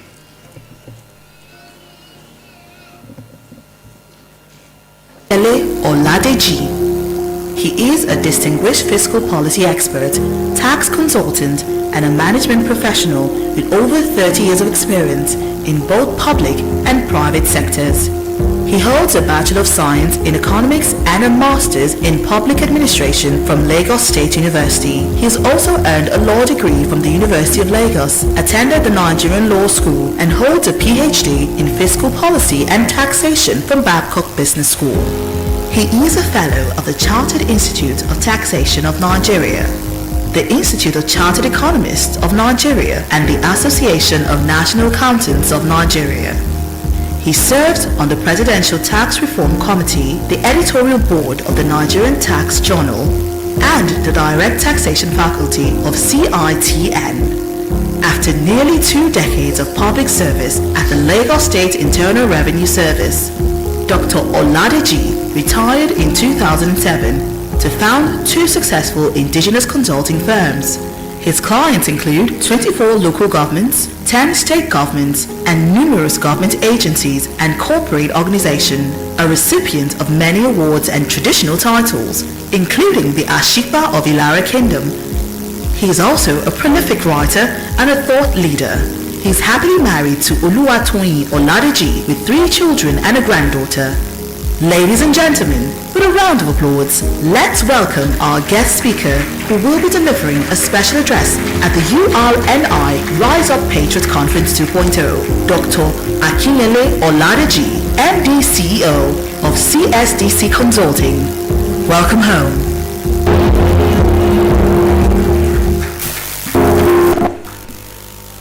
Thank you very much. It is indeed a pleasure to be here today, but they did me a very small disservice. How can they call a doctor to speak after a professor? I hope I will not bore you today. As I've been said, I was told, okay, maybe I should bring my iPad then. Who's changing for me? This is a very, I will not wait much time, like Prof said earlier on. I was told I've been speaking for, the timeline was not given to me. So I actually had to compress. I have 15 slides, and I've been given 20 minutes. I thought I would be speaking for 30 minutes, so I will stand on the already established protocol and welcome everybody to this very important conference at this time in our polity in Nigeria. I consider it a very big honor to speak at this 2nd edition. I can't find anything on this. Yes.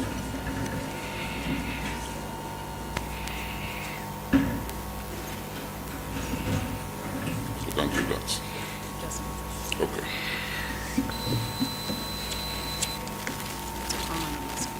All right.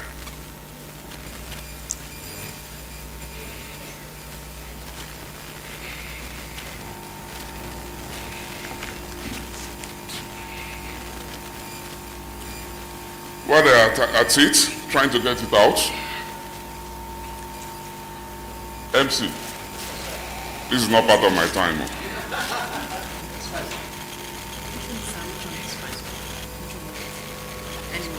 The PowerPoint is fine. I think the PowerPoint will do a better job. So it will be easier to. Okay. Yeah.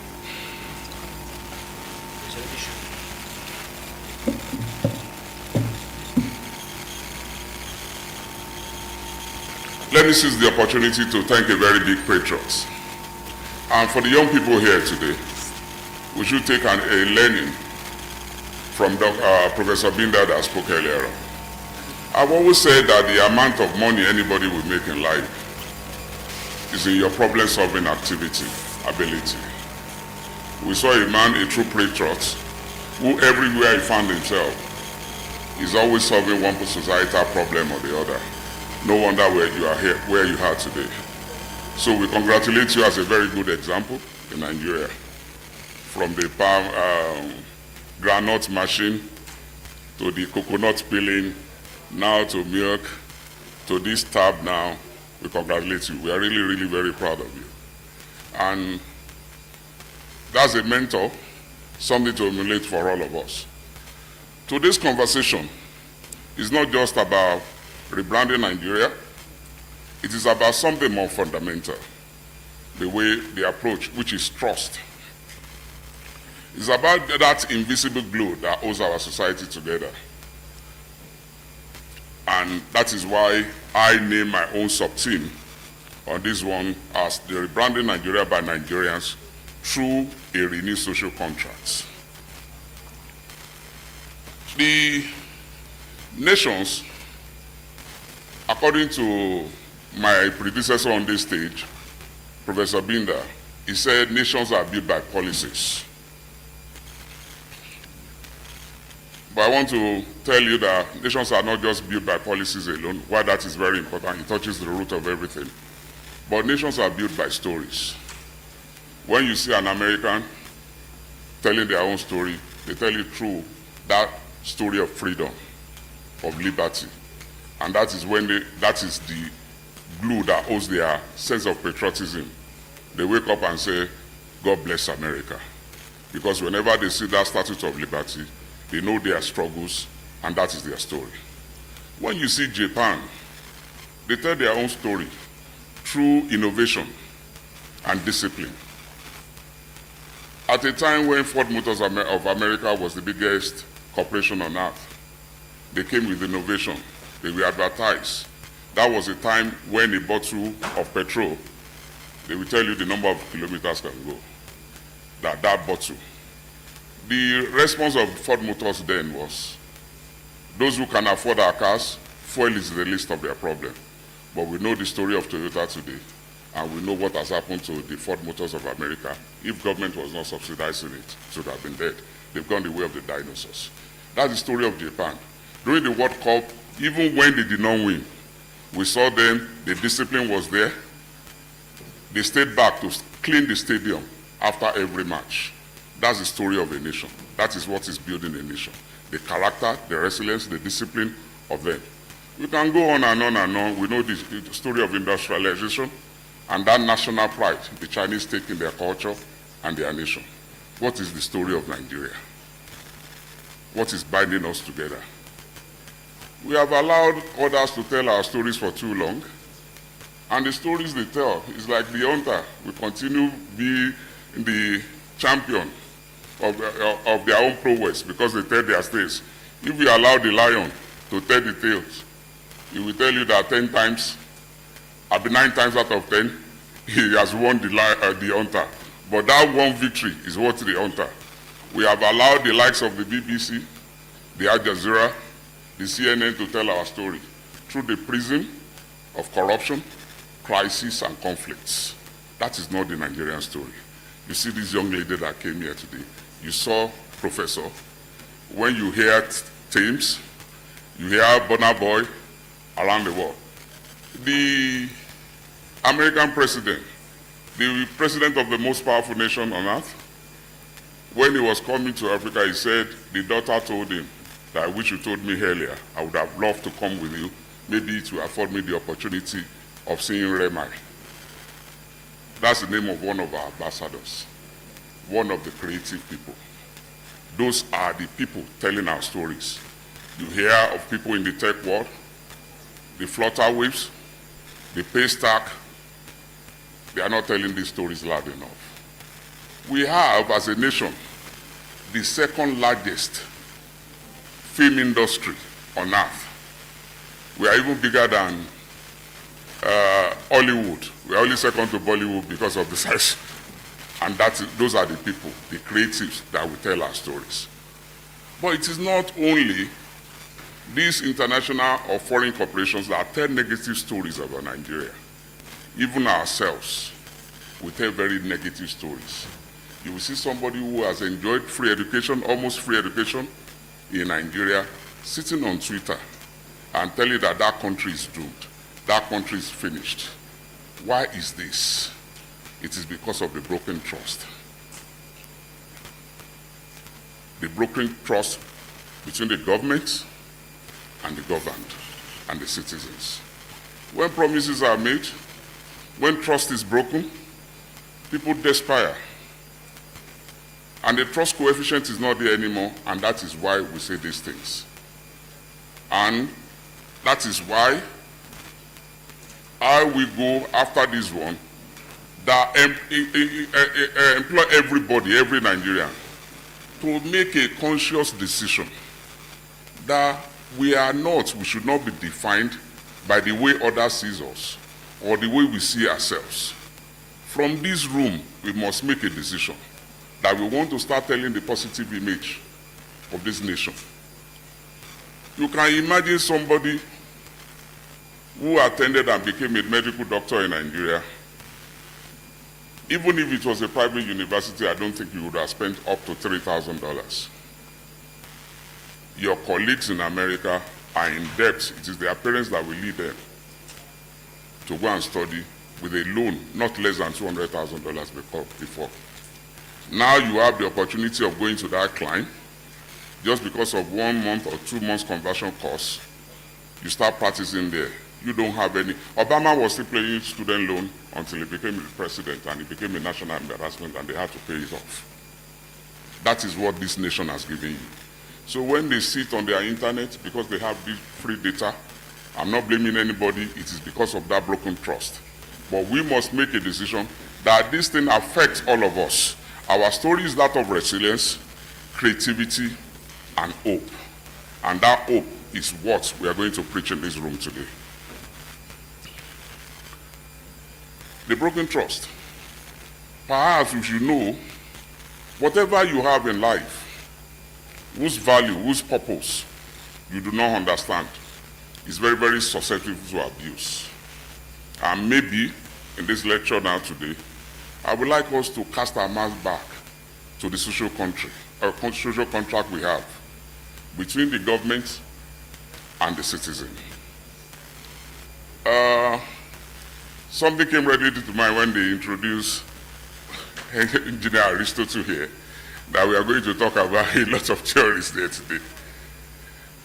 In the state of nature, Thomas Hobbes said that life was short, nasty, and brutish. Might was right. I can see by my build now that I can beat Professor. I would have taken his laptop in that state of nature. You can beat anybody and take their wives. But reasonable men came together and said that if you go this way, even though we were born free, but freedom unfettered, without control, will be the doom of all of us. Let us submit this, our individual sovereignty, to a constituted authority that we call government. And then we will now, Rousseau now said, we can now govern society. And that social contract is an arrangement, an agreement of mutual obligation between the governed and the citizens, the governed and the government.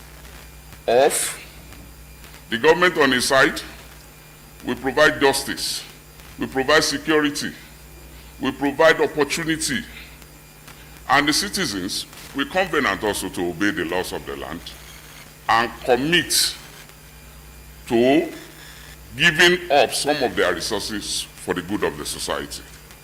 This is what has been broken down in Nigeria today, and that is why we have all this negativity strailing us. So if you look at this other slide, you will see whenever those obligations, no.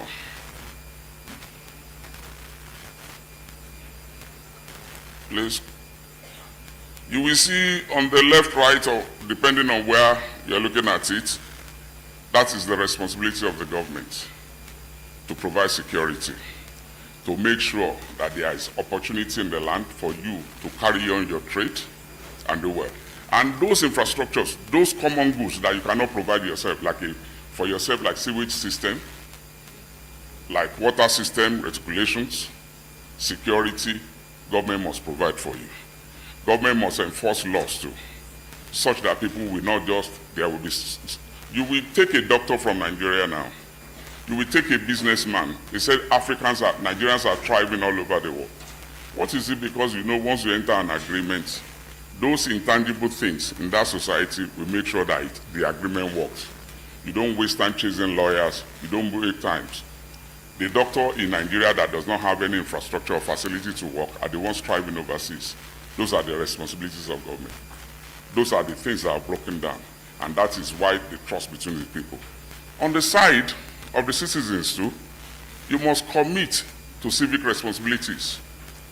To vote, you have your right to personal liberty, freedom, and the rest of it, as constitutionally guaranteed. But you also have responsibility on your part to vote, to commit to civic responsibility, to vote and put yourself out to be voted for. That touches the root of the society. Also, you must commit to payment of taxes.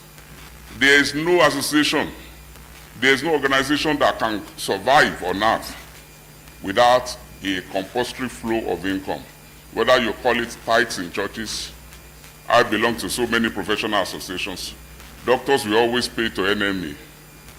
Otherwise, revenue is the breath in the nostrils of our administration. All this on the side of government, they are broken trust. On the side of the citizen, they are broken trust. And that is why we have this fragmented society that you are seeing on the slide. Broken promises lead to broken pride. You are not proud again to show yourself, and it weakens patriotism. And we have a crisis image, both home and abroad. These are indicators of a broken society. Next slide, please. I'm trying to rush through. Yes. When you look at it, at the lowest rung of the ladder, according to Maslow's theory of needs, we have the physiological needs. That is food, clothing, and shelter. In my place where I come from, indulge me to say this, you will not see anybody, any cops on the streets, not in Africa, that died of hunger. People may not give you meat, or they will still give you gari. Clothing as well. We have a saying in Ibadan land that Akunlasho Gbagi Kosentorin Odebe. Gbagi is a market for clothing, textile market, that whenever you go there to buy a cloth, you did not go there naked unless you are mad. So you are just buying to join in. So the most important thing is shelter. Government has failed us because since 1991 and date, the housing deficit has degenerated by 300% to 28 million from 7 million need. So that is a failure. That's one of the indicators. You will see security too. That slide about bring back our voice. We don't have to, not to continue projecting the negative image. We know what is happening concerning security. Government is trying, but they need to make more efforts. Fear of clampdown. Do we have freedom of speech? Your guess is as good as mine. Rule of law is also another indicator of the broken down contract. But now, let's leave the government side alone, where we will continue encouraging governments to do their best. Let's look at the part of the citizens, our civic responsibility concerning voting. In the last election, our population was put at 270 million people in 2022. That means 53% of that particular population are of sovereign age. They are eligible to vote. That should give us about 150 million people, exactly 143 million people. How many people actually registered to vote? They said 90-something. That means 45% that qualified to vote did not even register. How many percentage of that collected PVC? Data shows us that it is only 84 million people that collected PVC. So 40% are not even, they just went to register, maybe it was convenient for them. They did not even collect PVC. Of the people who collected PVC, what percentage of them voted? 24 million people decided. That's 16% of registered voters. That is less than about 9% of the citizens of this nation. Then are we not? If only 9% of us determine who our president was, who our National Assembly people was, 9% of us, have we not lost our moral right to hold government accountable? A government that you did not have any hand to put in place. This is how we need to rebrand Nigeria. And don't tell me that they will rig. You can only rig where you are popular. Maybe some of this audience are too young to remember the days of Omobori and Ajasi in Ondo State. It is reflective wherever anybody won an election in Nigeria today. It's reflective of his own popularity there. That's why Peter Obi could have the 90-something% in the East. And it goes on and on like that. So let us not just be lackadaisical about this. This is one of the steps. Because if we have wasted that opportunity to pick our own leaders, so many young people who are not eligible to vote before, because we have a very striving population, are now of age now. Whenever they say come back to register, please go and register to vote and make sure you vote rightly. You are educated, that's why you are in this hall, so nobody should be able to buy your future with 5,000 naira. We are more than the politicians. When you look at it also, another where we have broken that trust on our side is in the payment of taxes. Taxes are the only things you pay non-quid pro quo. They are only contributions you make that does not confer any benefit to you. It is just for the benefit, the happiness of the greatest number of the people. Do we vote? Do we pay taxes? Data for Nigeria says no to it. World Bank, IMF said in 2021, only our tax to GDP ratio was 6.7%. With all the improvement and everything by 2023, we're only 9%. The average of Africa, I'm not even talking of the developed world, I'm not talking of OECD, is 33 countries considered in Africa is 16%. That means we have a deficit of 8.9%. Then that is why our president came up and said Nigeria's problem lies not in debt, it is in revenue. If we keep doing this, it is the doom of all of us. Researchers have shown that those countries that will covet the developed world, you will see there's a nexus between their taxes, the payment of taxes, and the conditions of living of the people. So when we pay it, we hold government accountable. It's a binding obligation on the citizens to pay taxes, and the government now to reciprocate in provision of infrastructure. These are indicators of the voided social contracts that is giving us this one. The consequences. Please, the next slide, please. The consequences of this broken contract, economic consequences. There will be reduced investments. We see all the Goldman Sachs rate of return on investments in Nigeria is the highest worldwide. We have commercial paper paying as high as 24% in Nigeria today.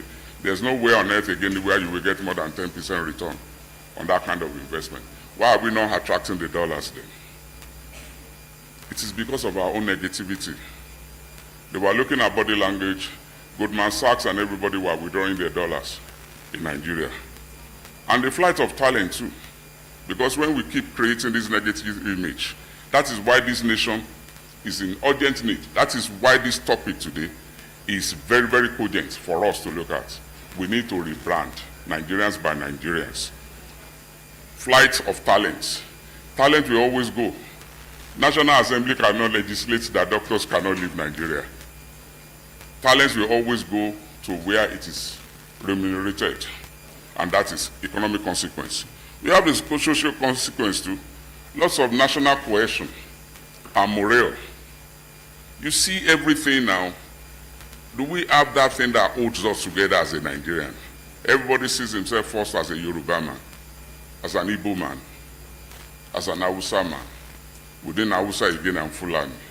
How long can we do this? We say an American will not see himself as a Michigan, a Southern America or something. They just say, God bless America. We need to get to that place where we will say, God bless Nigeria. On Twitter now, there's what they call Tribalism Tuesday or something of that nature, Tribalismo Tuesday. Every government policy, every effort of government to do anything is now seen through the tribal prism or religious whatever. They are killing both Christians and Muslims in the north. Because of that lack of cohesion, they are seeing it as a program against Christians. That is not our story.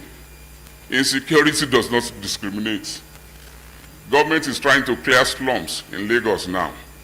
Lekki Phase 1 that we see today used to be slums of Morocco. Government is trying to clear slums in Lagos now. We see it as it is an attack against Igbo. That should not be our story. We are all Nigerians. If we cannot continue. Nigerian food, that young lady, God bless her, spoke about jollof rice. We have one of the best. Chinese is exporting their food. We go to Chinese restaurant and everything. These are cultural consequences. People should take pride. I don't know how many people in this hall now that speak their local language to their children anymore. So please, let us take. And there's reputational consequences too. For perfection both home and abroad. We are fighting now for Nigeria not to be tagged a terrorist solution. But is it all despair for us? Whatever we are going through now, like Prof said, we can learn from history and the examples of others. Please, the next slide, I've already changed mine here.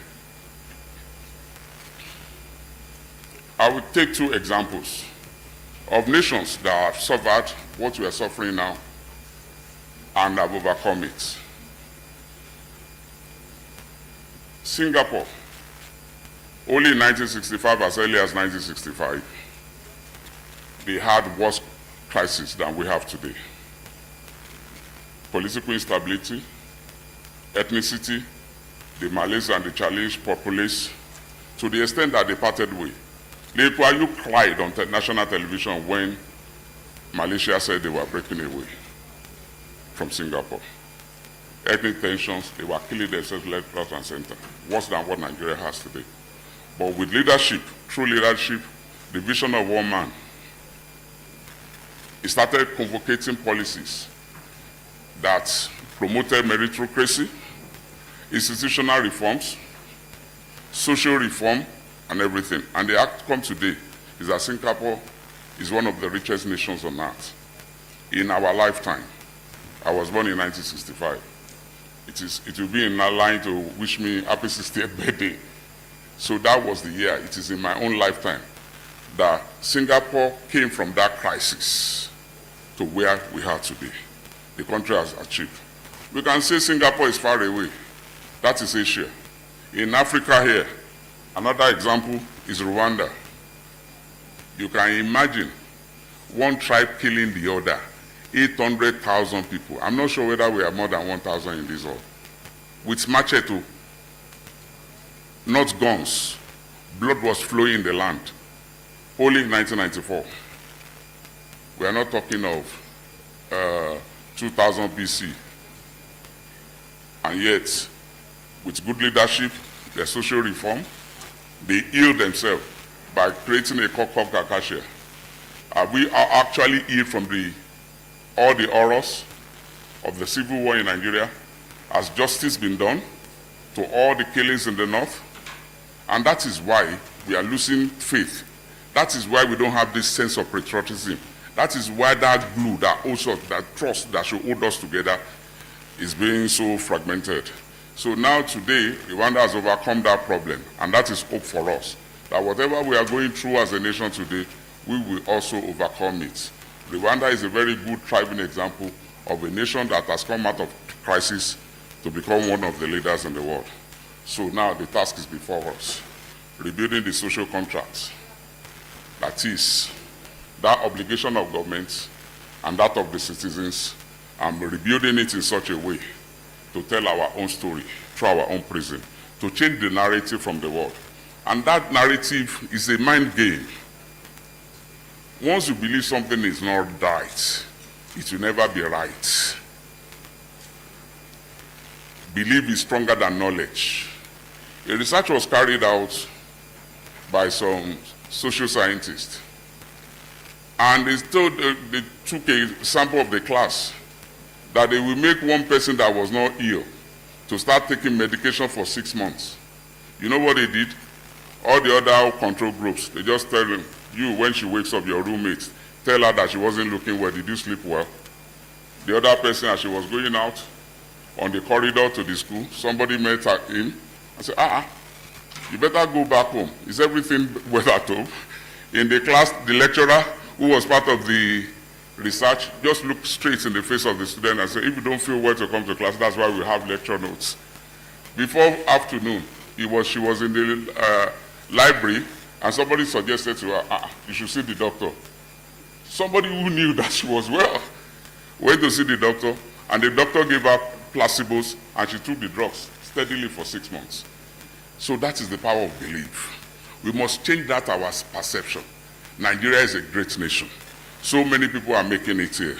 We should discover Nigeria. If Prof was thinking that it is doomed because he made one machine and government policy did not support it, he won't be doing what is the revolution is bringing about in the milk industry today. So please let us rediscover. And this has to be driven by Nigerians. We are happy for what the entrepreneurs are doing. We are happy about the Japada. You can Google that, the Japada entrepreneurs, people who are overseas, who chose to come and build this nation over the comfort over there. There are several examples in Oluwande, and that is the only way Nigerians can change the narrative. Nobody will have no other nation other than ours. Even when you carry second nationality, you are still discriminated against. So we have to reimagine. Next slide, please. My 20 minutes is almost up. We have to reimagine this nation. I've gone past this a long time ago. Hello? Can we wake up the person changing the slides?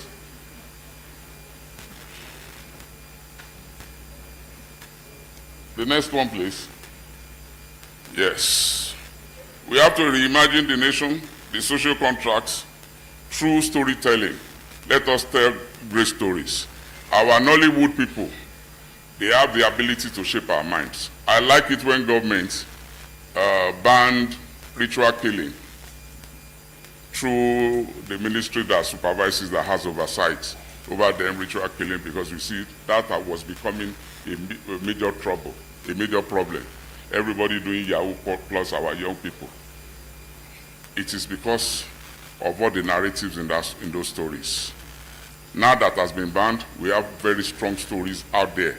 I don't know when they encourage in the film industry that when you see these Yahoo boys arrested, Yahoo plus people, you will see the car they have bought is under a baby boy. I wonder how many, Dangote will need a whole nation. That is, so we should retell our stories through innovation as well. We have the Nyoluwa story about innovation. We have a very young and vibrant, population through technology. Technology has no barrier in color, in race, in whatever it is. And there are a lot of Nigerians doing great things in those space now, in that space now. We can rewrite our story through music. We should encourage ourselves. When you want to sing about Nigeria, don't sing Nigeria Jaga Jaga. There are so many, you are an ambassador. When we think of Jamaica today, the story is reggae. It is because somebody told it. We can use that particular platform we have. Our voices, the Afrobeat has taken over the world. There's nowhere you go on earth today that Nigerian music is not there. Our artists are overselling stadia around the world. So please, let's use that as well. Our art also, we can use it. Next slide. So can only be done through the creative compact, shared responsibility. The government must provide enabling environment. I was very happy when I saw the renovation of the National Theatre in Lagos now. It's our national pride. At least young people can go there and express themselves. And they must protect. Professor Bender, being the smart aleck that he is, he said he went to protect, patent his production. So many people would have invested, and you will just see this in Alaba. Government should do a lot to help us protect. Whether through policies and everything, the creative integrity will now be intact. And then government also should invest in this creative sector. Every nation knows where their strength is. It would be foolish of us not to know that the strength of rebuilding and rebranding Nigeria is in this creative sector. And government must take a conscious decision that we see it. Because if we see the number of people they attract every time. So it is the doom of all of us if government does not start giving them backing and not allow our artists to be signed away internationally before we start taking advantage of it. Creative role, they should tell stories that inspire. You see, I noted firsthand the impact of this creative role. I just watched the film, The Head, and it's planted a fear in my subconscious that people are still being kidnapped. And I started reading about it again. So if it is possible story, the wedding party is that film is one of the ones that has brought many people. Those Nigerians outside of Nigerian descent in Nigeria, you will see cousins, nephews, nieces now begging you, uncle, I want to come and spend holiday with you. All this money that we are making in Dirty December is because of these films that tell our story. So we should, the creative people here today, I was happy when they said the secretary to the guild is here. Please encourage your people to write stories that will inspire, represent, and uphold the integrity of our nation and their work. And that, through that, we can have a shared growth to build a sustainable and thriving creative ecosystem. Technology. We are blessed. Japan has a crisis in their hands now. Their population is the aged. We are blessed that over 70% of Nigerians' population are under 35. That means even if you fail, you don't stop working for falling down once. Oga here, we don't have to look on the television for examples. Try to look at that problem in your locality. Try to look at that problem that you can find solution to. And problems, by their nature, are very dynamic. God will speak to you about the problems that you can solve in your problem to give Nigeria a better image. So let our youth start leveraging technology. If you have access to Prof today, make sure you get him to promise you a subsidized tab so that we can load it with more knowledge. The videos we post say a lot about us. The creators, the founders of TikTok did not allow all this lewd whatever in China. They are the owners. Why are we using our own to promote nudity, to promote something that does not hurt to our image? Please, let's use it for knowledge. Let's use this God-given ability, opportunity to rebuild ourselves. So the task is to rebrand Nigeria through all digital application. Let us amplify it. As we go out of this place, start retweeting it. Give yourself words of affirmation as a young Nigerian, as an old one, that this is the only nation we have. And let us build it. I must close now. And let us tell our story. Like I said earlier, the narratives must change. I will leave us today with this closing address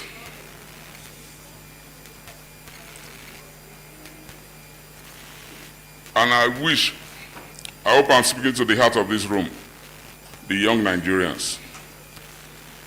I'm not speaking to the likes of Professor, not General, not Shehu. I'm speaking to the youth, because you are 70% of this nation. You are the primary audience, and you are the amplifiers of these new social contracts. Your patriotism is not just a call for blind loyalty. That is not what I'm saying. It is a call for active responsibility. It means choosing to celebrate Nigerian brilliance. It means correcting misinformation. It means taking ownership of your own space. Your action is immediate and powerful. Every tweet, every photo, every video you share is a brushstroke on the canvas of Nigeria's global image. What will you paint today? What contract will you uphold? Friends, the story of Nigeria is not finished. It is just being written. By you, by me, by every young Nigerian who still believes. If Nigeria will be great, it will not be by chance. It will be because Nigerians choose to make it so, through trust, creativity, and collective action. Let us rediscover Nigeria by believing in her again. Let us rebuild Nigeria by investing in our creativity. Let us reimagine Nigeria by renewing our social contract, not just between citizens and government, but between Nigerians and the idea of Nigeria itself. Thank you. God bless you.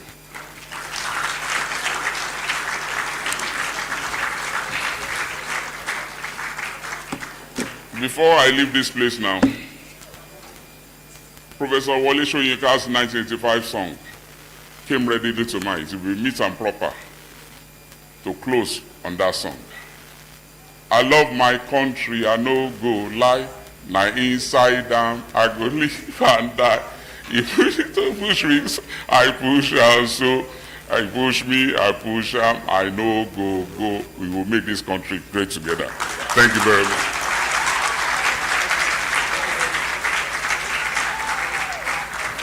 Wow. Dr. Akinyele Oladeji, Managing Director, Chief Executive Officer of CSDC Consulting. Please, once again, can we give him a resounding round of applause?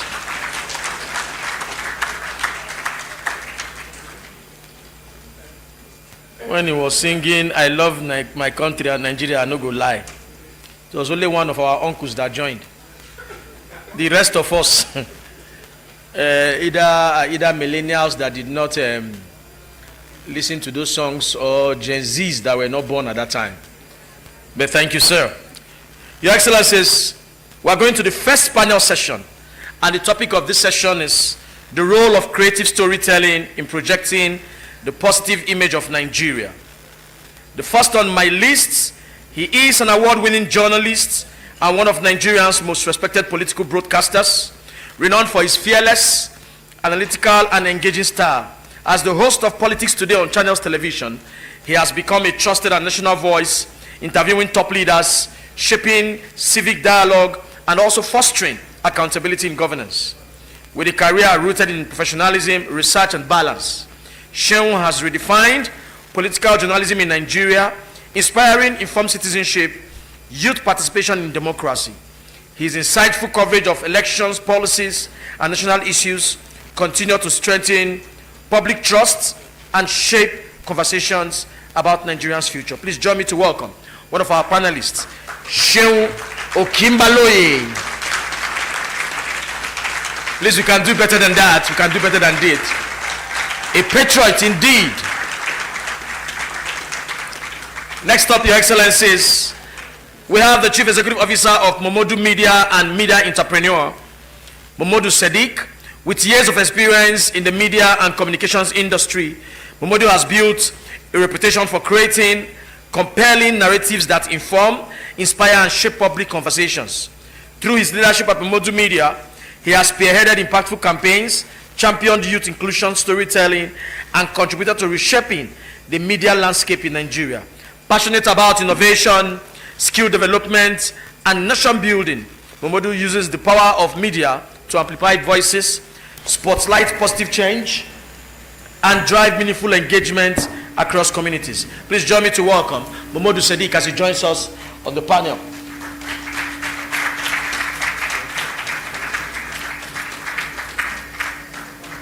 Thank you.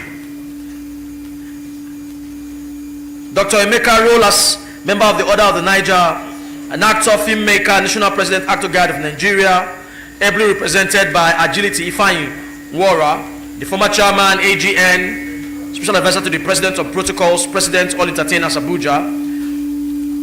Dr. Emeka Roll as Ejezie Enwunen is a renowned Nigerian actor, filmmaker, president of Actor Guide of Nigeria, a respected leader in Nollywood. He has championed welfare reforms, health insurance, and professional development for actors, while fostering unity and international collaboration within the industry. Under his visionary leadership, Actors Guide of Nigeria has promoted storytelling as a tool for national building and cultural diplomacy, amplifying Nigerians' creative voice globally. Please join us to welcome Agility Ifeanyi Nwora, standing in for Dr. Emeka Rollers. The last but not the least, joining us in this session, he is the Chief Artificial Intelligence and Digital Communication Officer at Sihan Media Group. Celestine Achi is a visionary tech innovator, digital strategist, and media entrepreneur, passionate about artificial intelligence and digital transformation in Africa. As the Chief Executive Officer of Sihan Media Communication, he has led groundbreaking initiatives that harness AI to reshape narratives, promote innovation, and amplify authentic African voices. Renowned for his expertise in emerging technologies and strategic communication, Celestine champions digital inclusion, youth empowerment, and enterprise growth through tech-driven solutions. His thoughts, leadership, and mentorship continue to inspire a new generation of innovators, driving Africa's digital future while projecting the continent's creativity, resilience, and potential on the global stage. Please join me to welcome on stage Dr. Celestine Achi, the man that is nicknamed Celestine AI. Please, can you give him a resounding round of applause? You're welcome, sir. All right. And Your Excellencies, yours sincerely, MC Frank will be the moderator for this session. Thank you. Please just make sure your mics are working. Yeah. So we have one question for a panelist. So that takes us to the first question goes to Mr. Agility Ifeanyi Nwora. So your question is this: the balance of reality and aspiration.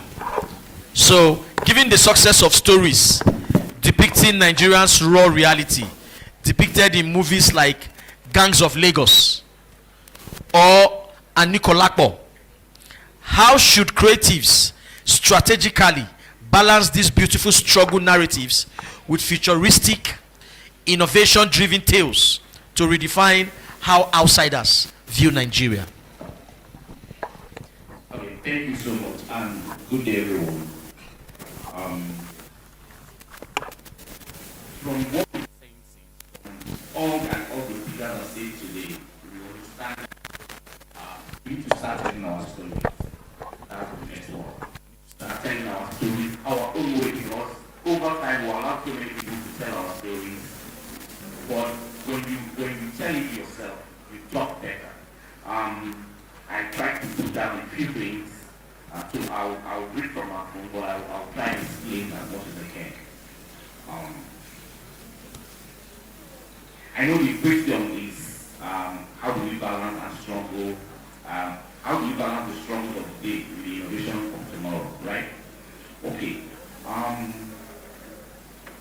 For a long time, Nigerian stories have been told through the lens of survival, of hardship, of challenges that we're seeing, making it against all odds. But I know that this won't seem real, but if we try to tell what we are looking forward to, like the guest speaker said that America tell their story, showing that America is great.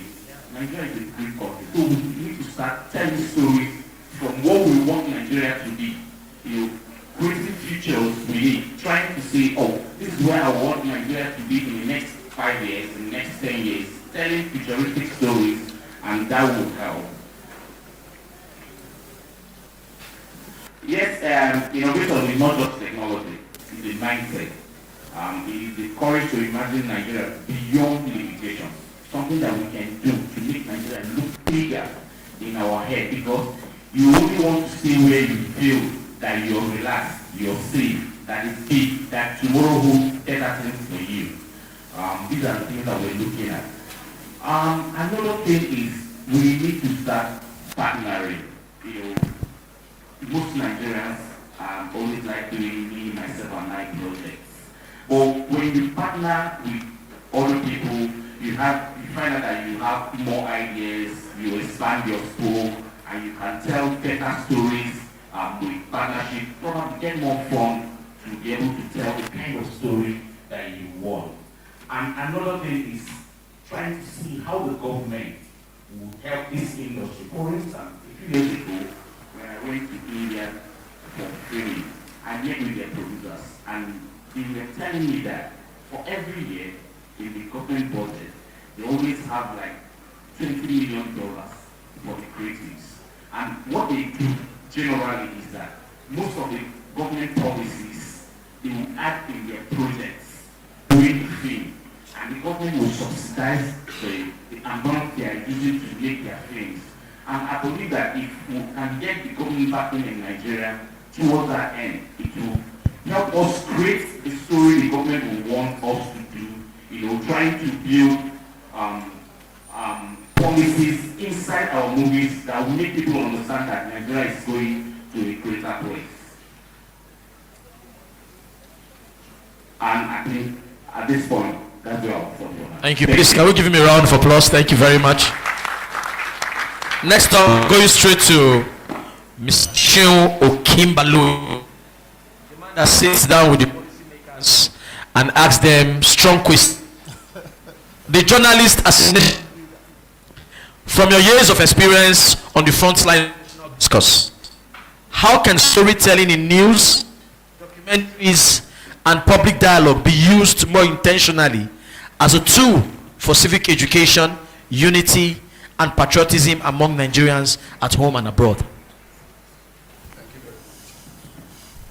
Thank you very much. Good afternoon, everyone.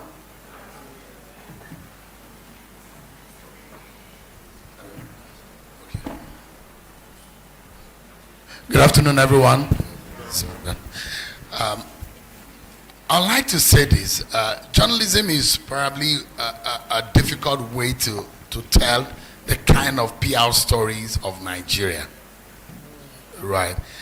Because journalism is a mirror of exactly what has happened. So you're not framing it. You're not trying to realign the story. So, God forbid, there is an accident on the expressway. 3 people died in that accident. I can't say because I want to make Nigeria look good and say nobody died. That's a lie. That's not the story. We cannot have a corrupt leadership and we say we want to tell a good story about Nigeria and not talk. I mean, if 5 former governors have been prosecuted for corruption, and because we say, oh, what does this mean for our image as a people? And we are going to kill the story because we thought that we want to beat the image of Nigeria. It's a lie. What you see in the news is the exact picture of what your society is. And that's why the CNN that a lot of people watch in this part of the world is a little bit of a difference from the CNN you see in America. And when my brother was talking earlier, I like to make specific. There is a project done by the American government. It's called the United Stories. It is a deliberate, although it's about tourism in America, it's a deliberate effort of American government wanting to portray the America and tourism, attracting people. Guess what? Directly, it brought about $38 billion in the first year to America.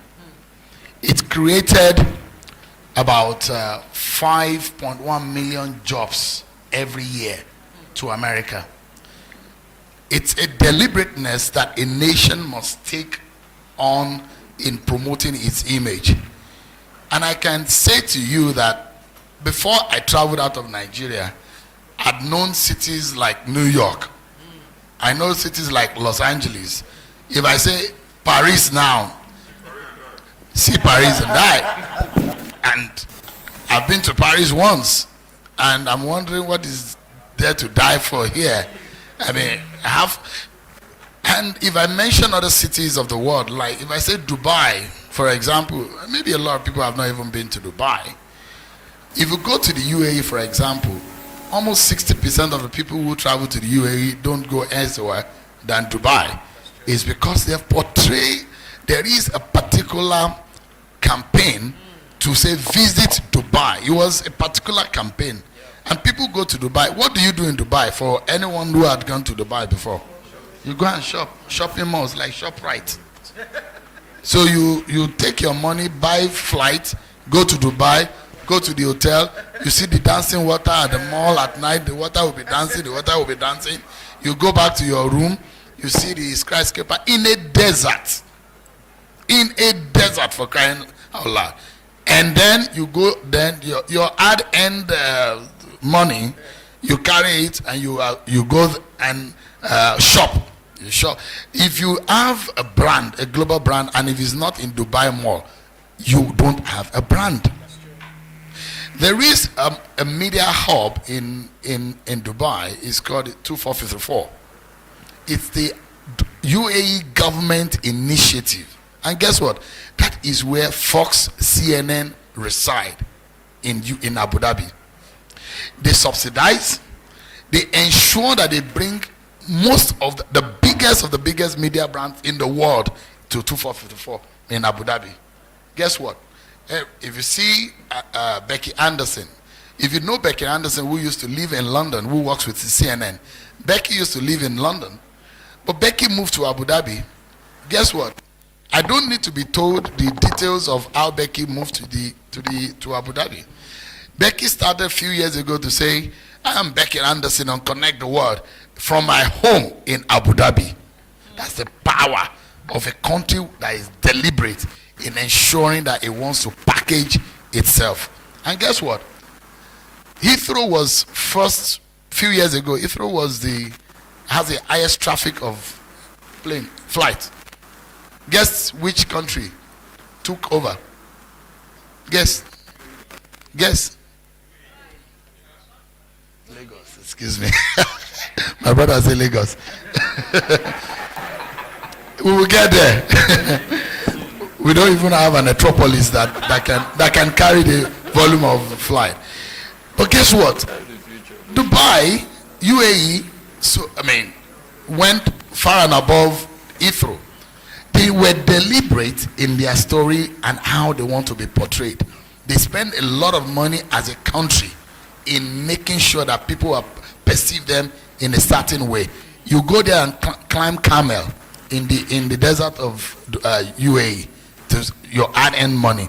There are beautiful places in Nigeria. Ekogosi is there. You go to Bauchi, you go to fantastic places. But what are we doing with those stories? And I want to, not because Larry Esa Onilu is from my state, is my brother, but NOA under Larry Esa Onilu is looking good. If we maintain that narrative and that if it goes up like that, guess what? In the next few years, and I want to, Madam NOA, I want you to be able to, in the next few years, be deliberate, fund, without telling anybody, fund at least 5 movies that will have a global reputation, that will take the Nigerian story abroad. Don't force it. Get story writers, get movie producers. Every year produce a movie about Nigeria, not trying to repaint a story that doesn't exist, but stories that will tell good stories about Nigeria to the rest of the world. 5 movies. Do it for 5 years. See what will happen to the Nigerian reputation. Guess what? movies and series we watch, that I love those movies. Do you think it's for nothing that America deliberately produced stories about NYPD? You know about NYPD more than you know about Nigerian police. LAPD, you know about them. What is NYPD? New York Police Department. What is LAPD? Los Angeles Police Department. You don't even know the nearest police station to you here. But guess what? You think that LAPD and NYPD, they are the smartest, they are the best police officers ever in the world. FBI, there's a series on FBI, and it's one of my finest series that I love to watch. They've been producing it for the last 5-6 years. FBI, in fact, there are different producers producing movie called FBI. Different producers. You just see FBI. Go and find out. FBI produced by this, FBI produced by this. Guess what they're trying to ingrain in our system? That whenever you go to America, you are safe. That is what they're trying to portray. And guess what? I don't need to be told the details of it, but I know that American government has funding to the producers of some of these stories. We need to be deliberate. Unfortunately, now, journalism is not actually the nicest way to, and that's why a lot of journalists are not friends of government. Because if you say the way it is, government might not like, and that's why a lot of the times government people disagree with the data that is in the hands of journalists. I had a very fiery and a very uncomfortable interview with a former Minister for Works and Housing, Babatunde Fashola.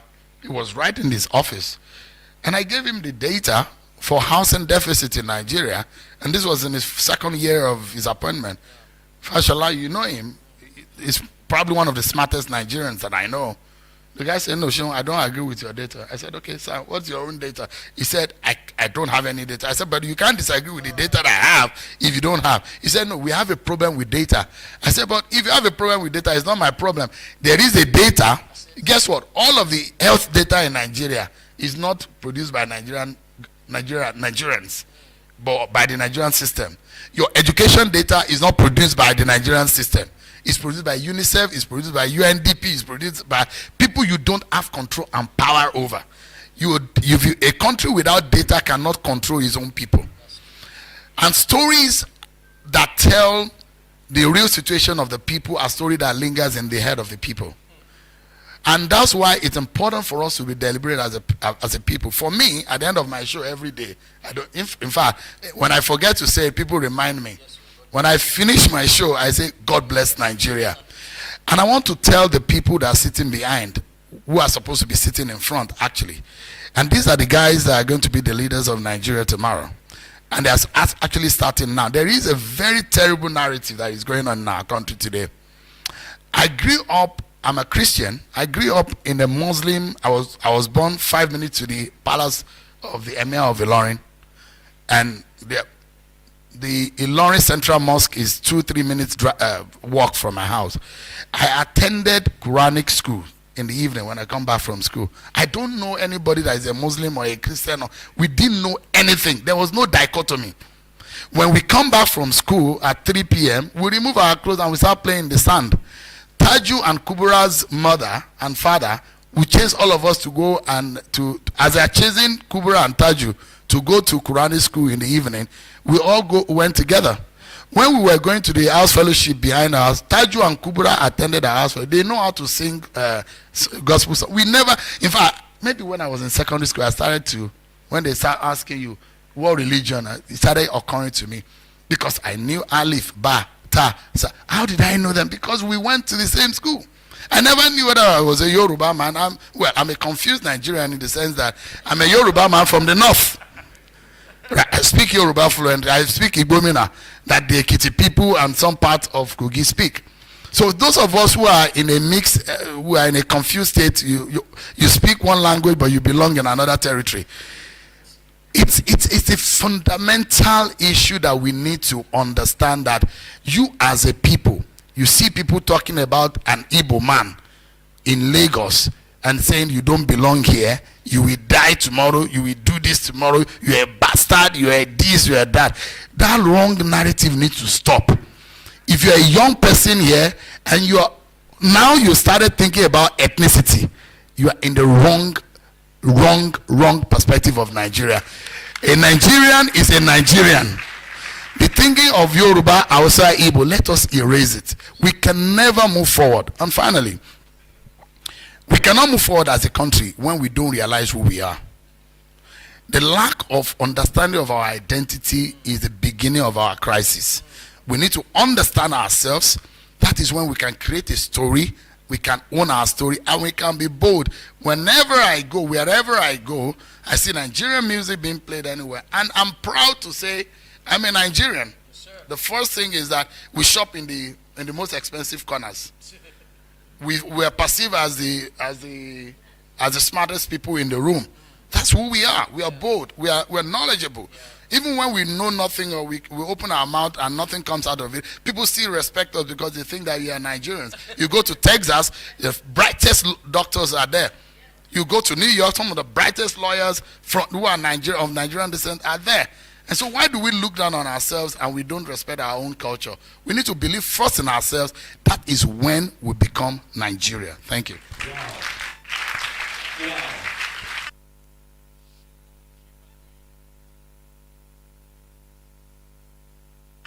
All right, next up, we have Dr. Celestine Achi, AI. Technology, tradition, and inclusion. How can Nigerian creators effectively merge emerging technologies such as creative AI storytelling tools with traditional folklore to produce culturally rooted, regionally inclusive content that reflects Nigeria's diversity?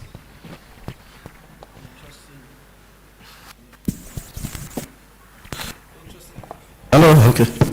Interesting question. Let me first of all greet my elders in the room, the prof, the doc, and everyone. And especially hello, okay. Especially commend the organizers of this event.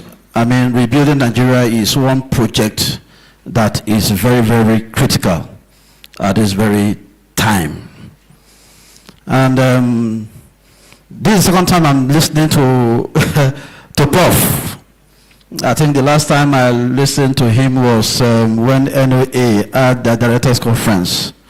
A very amazing moment. These are the kind of stories that we want to hear. Now, to answer your question, let us imagine. Let us take a moment to just imagine pairing the ancient wisdom of the tortoise tales. I'm sure for those of us who are born in the 60s, 50s, we understand what I mean by pairing the ancient wisdom of the tortoise tale, okay, with the power of generative AI. And there is something that is going on. I mean, recently, just a few days ago, we finished from Africa's. And I was moved to recommend that the nation, especially NBC, should begin to think of forming an AI charter for broadcasters. Now, we are talking about creativity, we are talking about technology, we are talking about inclusion. But I think we are probably not asking the right questions.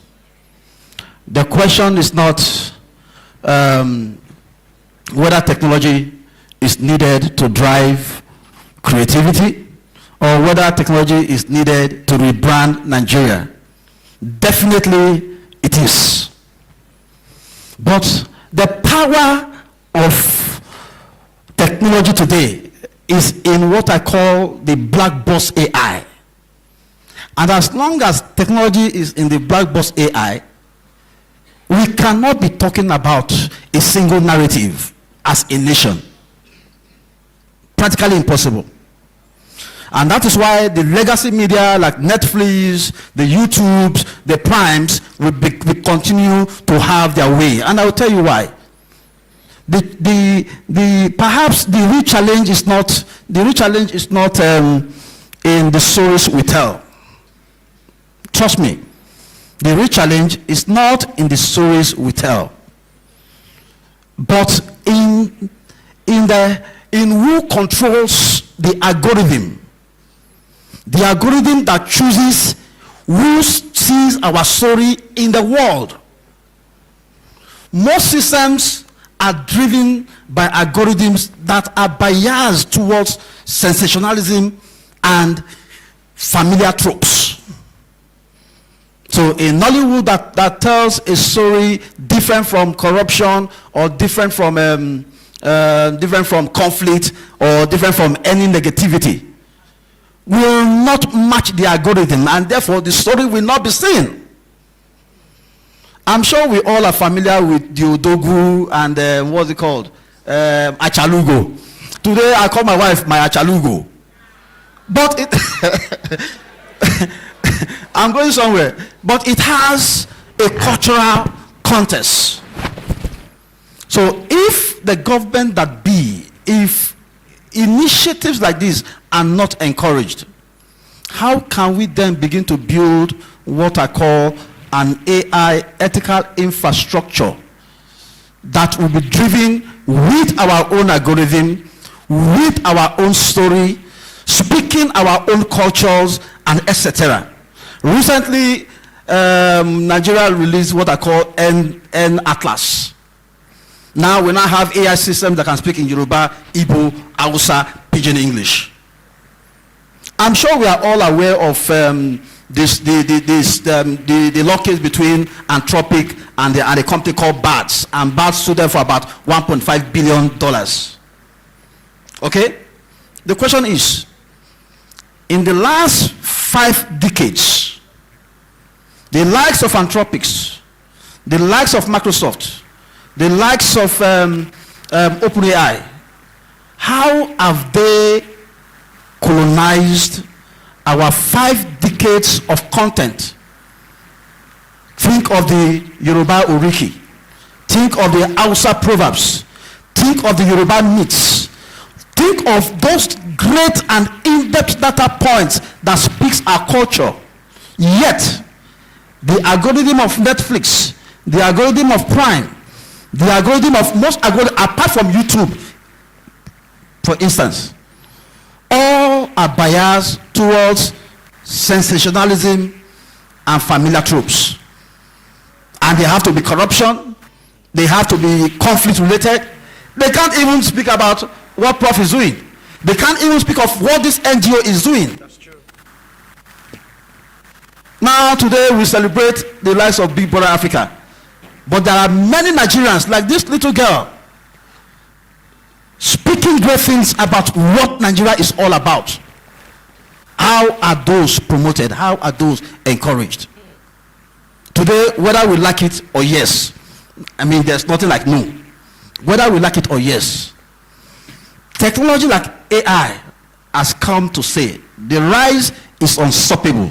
But the question we should be asking ourselves is, are we going to be consumers, or we are going to set the stage for other people to contest and participate in our own architecture? Lastly, I was very, very sad for those of us who know Main One. We cannot be talking about rebuilding or rebranding Nigeria without having what I call, without having some sort of data sovereignty. I mean, Sean said it. Do we have data sovereignty as a country? And therefore for me, especially, I will throw this back to NOA again, and probably to other governments, parastatals here. There is need for us to come together, and I am right now proposing what I prefer to call a cultural AI charter. Okay? That takes into consideration our history, the data points. I mean, enough is enough for a country like Nigeria to just be a mere data point in the hands of the big techs. We have great tech here in the country, but again, where is that data infrastructure? Nowhere. So the emergence of content, of technology and rebranding is just in our hands. As long as we can set the right algorithm, and these algorithms, just like most speakers have said, including the main speaker, is in the hands of those youths you see up there. And I'll close with this. We had this CSR that we do where we train kids and teens, okay, on using generative AI, but with cultural nuances. And trust me, you can only imagine what an 8-year-old girl, okay, is building, the kind of AI system that is building that is not dependent on a black box AI, but a glass box AI that can actually rebrand Nigeria. And those are the kind of stories that we have to tell, but we need to be intentional about it. Thank you. Thank you very much. Intentionality. Now, the last but not the least, and that goes to Mamadou Sadiq. Leveraging underexplored opportunities beyond film. What are the most underexplored opportunities, such as in photography, theater, in digital media, that young creatives can harness on social platforms to powerfully reshape the global perception of Nigerians' culture and values? Mamadou. Good afternoon, everyone.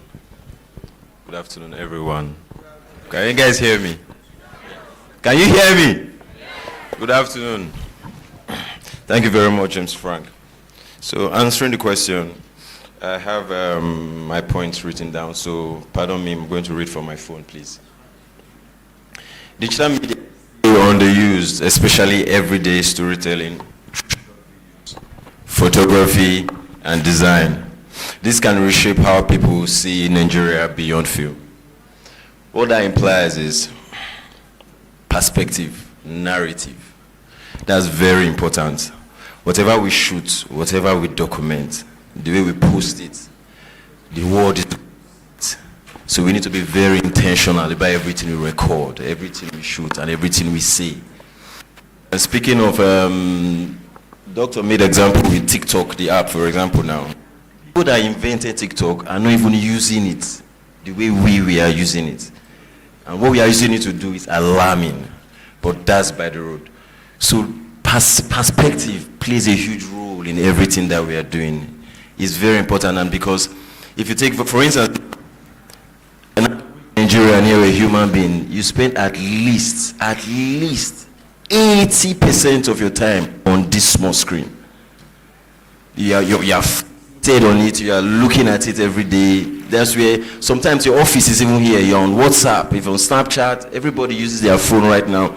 So what we make videos of, what we take pictures of, what we post is important. Oh, our fellow Nigerian is going to see it. Oh, somebody here is going to see it. So we need to be intentional about everything we post. That's answering the question directly. So, sorry, I'm not a man of many words. I am not, honestly. I am not a man of many words. And I need to be intentional again about everything that I'm saying. Fixing the situation or fixing the problem, my own little contribution, my mentorship program, because I've just started an institute now where we just train people just on skills. Just basically skills. We teach them photography, videography, content creation, hairstyling, makeup. So as of now, we have up to registered like 72 students on ground now, and we are growing and we are expanding. So this is how we need to be intentional, and every one of us needs to play our role individually on how we help and how we transform Nigeria as a whole. We are very smart and we are blessed. Like my father will say, we are too rich to be blessed, or we are too blessed to be rich. I don't know how the saying goes. That's why when rain is falling, the next thing you are thinking about, oh, the youths, weather for two. You don't think about farming. You don't think about anything else. So the perspective, the narrative, and what our subconscious mind adapts and pick up is very important. So every one of us, we are responsible for our neighbors. We are responsible for everything we do and everything we say. Thank you very much. Thank you. Our panelists, a resounding round of applause. So we'll have them take a group photograph. Then we proceed. Gentlemen, if I can just for the cameramen. Please, can we give them a resounding round of applause from...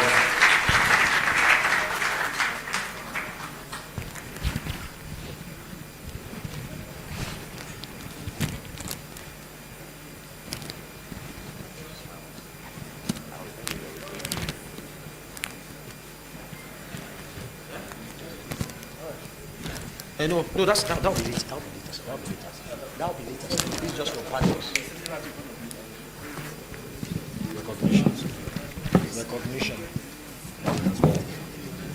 Recognition. Thank you.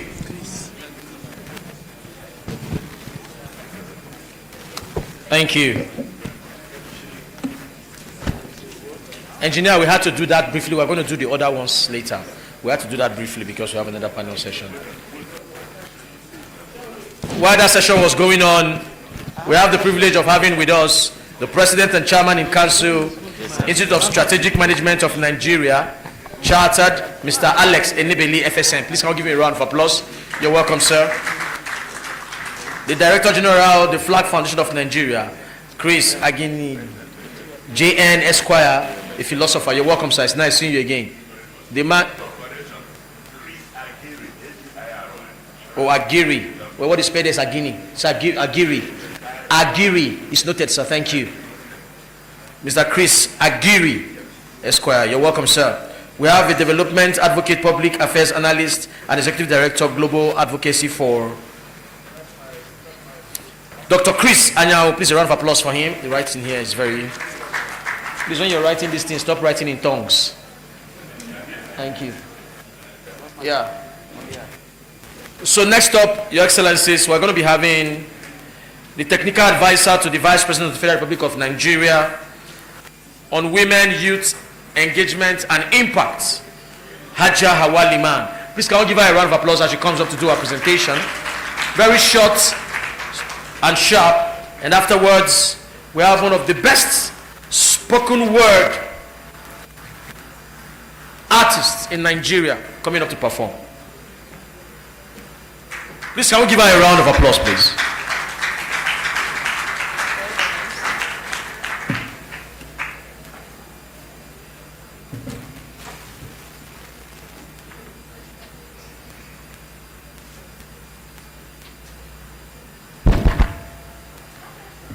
Hello.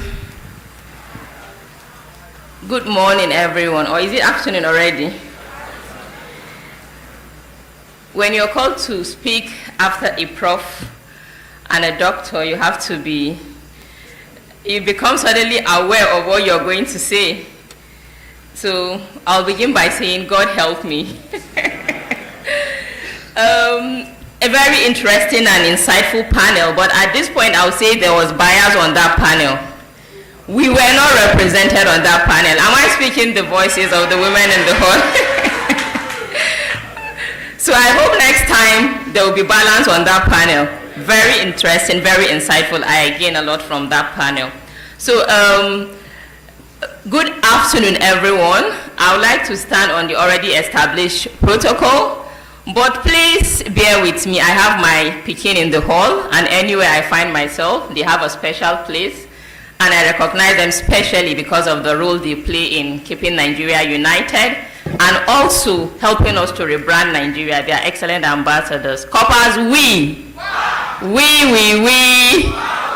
Thank you very much.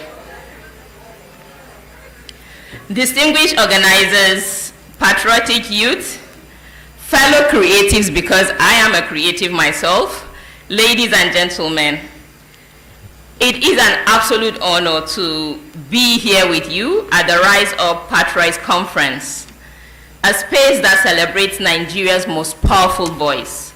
Talk about her people, her creativity, and her youth.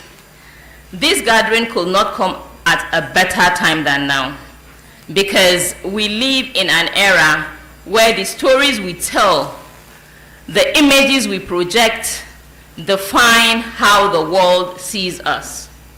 And I firmly believe that Nigeria's true story, our story, is one of resilience, brilliance, innovation, and of course creativity. As someone who has spent 12 years working with the National Youth Service Corps, I've seen firsthand the incredible energy, the intelligence, the ingenuity of young Nigerians. I've witnessed it firsthand. Every day I meet young people who are not waiting for change.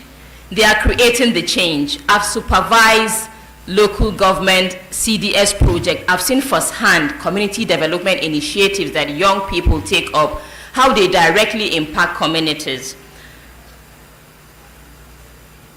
These talents, the creativity and innovation are not just personal gifts. They are national treasures.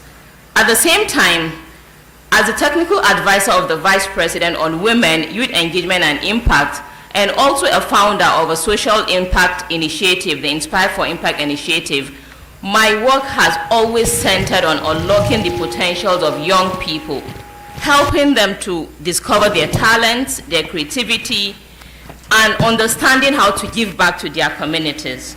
At the same time, as the creative entrepreneur myself, through my modest fashion brand, Africa Abaya, I've seen how creativity can become a bridge between cultures, commerce, and at the same time building confidence in people. And it also serves as a way to tell the Nigerian story with pride and purpose. So the theme of this conference, projecting the positive image of Nigeria through the creative ecosystem, reminds us that we all have a role to play in shaping Nigeria's global identity. Our music moves the world. I tell you this, let me share a story with you. I was in Saudi Arabia early this year, and I was going to Jeddah from Mecca, and immediately I got onto the car. The driver asked me, "Are you from Nigeria?" I said yes, and boom, he started playing a song by Ado Gwanja. Who knows Ado Gwanja? Ado Gwanja is a popular Hausa musician from Kano, and his music with that of Ali Jita are trending globally. So he started playing this song and he was dancing. I was searching for the video on my phone to play for you here, but I couldn't lay my hands on it. But maybe another time I'll be able to share it with the organizers for you to see how Nigerians are doing well, how our contents are changing narratives outside. So our music moves the world, our films capture global attention, our fashion turns heads in the international runway. At the end of this presentation, I'll give you an example of what I'm saying. And at the same time, our technological innovations are transforming lives not only across Africa, but the world. So I want us all to believe that we are a generation of builders, dreamers, and storytellers. And with our words and action, we can position Nigeria for good on the global stage. So today, I challenge you to be bold, to dream. Young people in this hall, the Youth Service Corps members, use your service year for good. I always say this, do not allow your service year to pass through you, make sure you pass through it. Nigeria is not just a place, it's a very huge possibility, and that possibility lives within each and every one of us. Thank you all, and God bless the Federal Republic of Nigeria. So before I exit the stage, this is a project that is ongoing under the office of the Vice President. We're calling it the Youth Opportunity Summit. It was launched last year, and we focus on value reorientation and attitudinal change in young people across Nigeria. We've done 5 states. Cross River was the last state. We've worked with over 12,000 youths, over 100 entrepreneurs. We've disbursed some grants, but the main message is for young people to understand that you don't want to wait for that white collar job, because believe me, as a graduate with a bachelor's earning a federal government job, you can't buy an iPhone. So please aim for something bigger, and opportunities are there, local and global opportunities that you can leverage for you to empower yourself and go on to impact your communities. So please, let's have my first video. Africa Abaya is a creative enterprise which is a fusion of 2 fashion trends, the African and the Arabian. And in April, Africa Abaya was selected to represent Nigeria and Africa in Abu Dhabi, which is United Arab Emirates.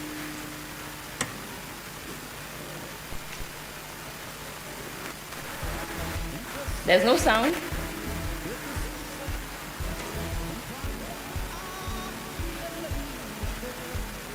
I wish.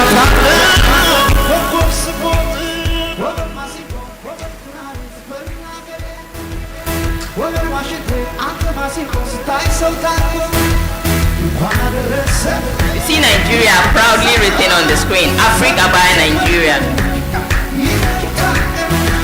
These are bold African prints that we incorporated into the traditional Arabian outfit. And this is the handwork that is being made by young artisans, most of them young boys. They use the thread. It's inspired by North African arts, but we incorporate it into the outfit. These are bold Ankara prints. And this is the black Arabian outfit that they ordinarily use in the Arab world for their outfit. See the headgear, truly African.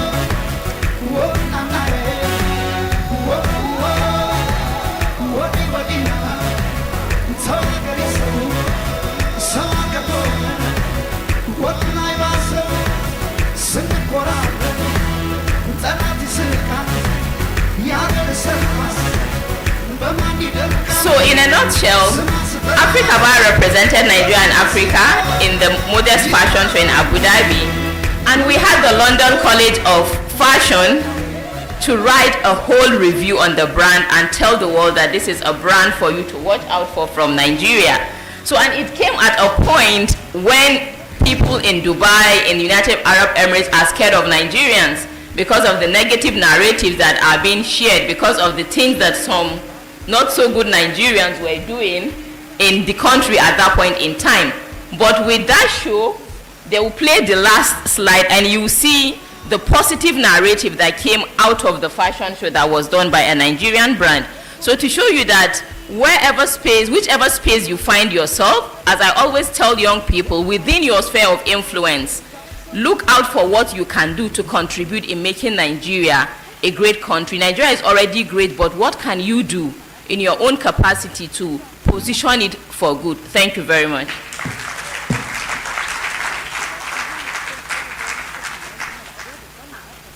Just to let you know that the next panel session we'll be having, we have a woman. We're going to have a woman among them, so that so that you know, women. Yes, we have women among them, so that balances it. Thank you very much.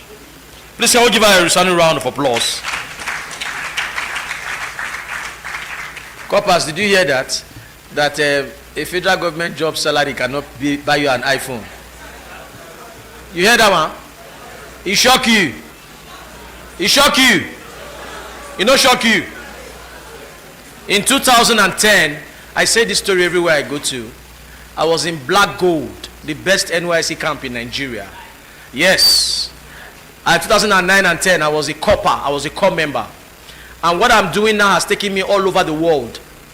I stopped working for doing a 9 to 5, and I'm just a master of ceremony. I discovered my gift at the NYC orientation camp, that 3 weeks camp in Kaduna. So please, trust me, if you see me on a microphone, I'm paid in 7, 8 digits and in hours. So please, what she just said, as a corps member, take that to heart. I have a family that is doing very well. I live very well. I live as a correct Nigerian. So just by doing this talking, so please, if you are a corps member, discover the gifts and talents that the Almighty has given you and turn it to business. Salary, they drop you. Well, next up, Your Excellencies, she is one voice in the first edition that we had. This lady came up here and she set the room on fire. And today she's here again. One of Nigeria's best spoken word artists. Join me to welcome Esinet Kolade as she comes to make her presentation in spoken words. And after that, we go to our Gudu messages and we gradually bring our event to a close. We also have one panel session. Please, can we give her a resounding round of applause, please?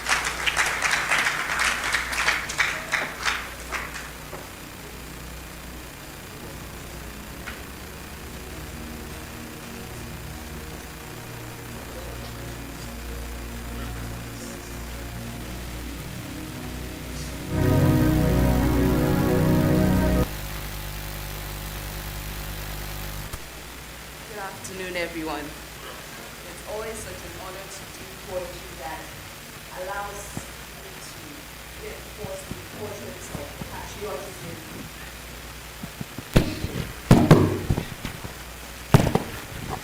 reinforce the importance of patriotism as Nigerians. And the title of my poem is New Words. Let's play Scrabble with a little gamble dabble. Whoever forms the best words gets to roll the dice and get a slice of the rich green, white, green paradise. Believe me, this piece of heaven is a given. Rich in oil, in cocoa, in tin, in arts, in rhythm. A land of 200 million dreams, shining through hardship, like Adire patterns that are born from fire and die. But once upon a time, the dice rolled differently. At the Berlin conference, there was a confluence. Different players came, but not Africans.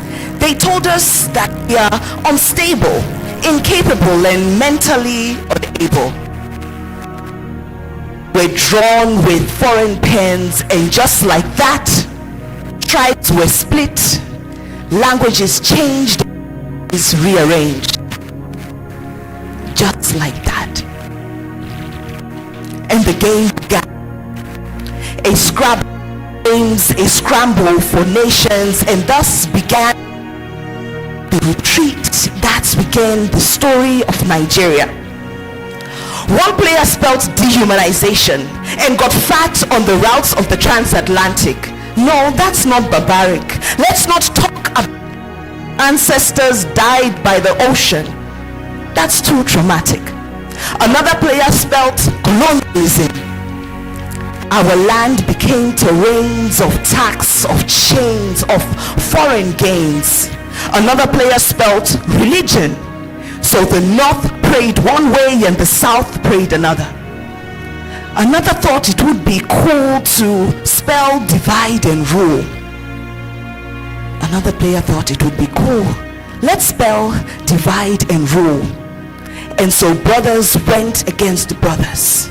No, don't seem so sad. Nigeria was eventually included. Why? Someone spelt neo-colonialism and added a bit of patriotism. You know, the kind that salutes the flag while collecting bribes on the side. It's present day, and the dice are still rolling, and the national cake they are still eating and cutting. And new words have begun. Corruption, confusion, civil war, fuel scarcity forevermore. We have spelt pain, brain drain. We have spelt Sakpa. We have spelt Jakpa train.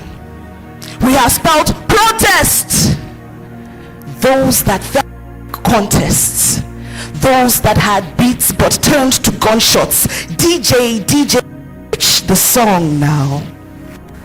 DJ, switch the song now. But somehow that never happened. They told us to suffer for our nation, and we did.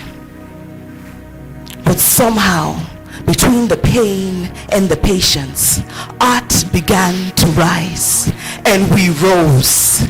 Art began to rise, and we rose. We danced to Fela's sax. We painted our pain on canvases. We spoke our truths through film and rap. We made the world wear Ankara. We are Nigerians, and we are here to stay.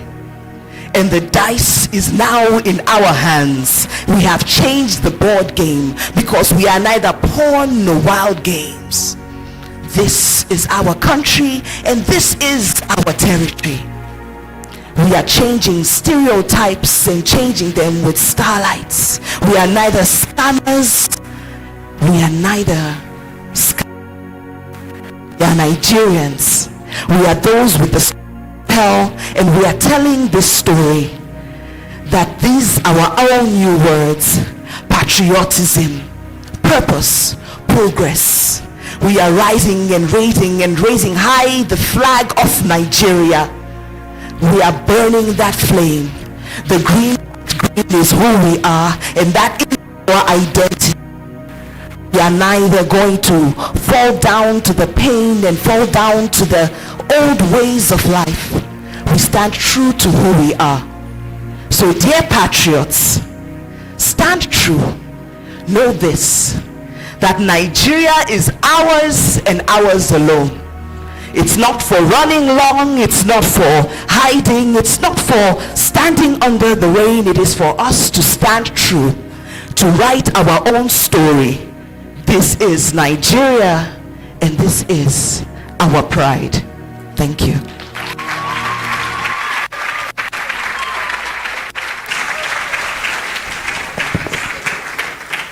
Thank you.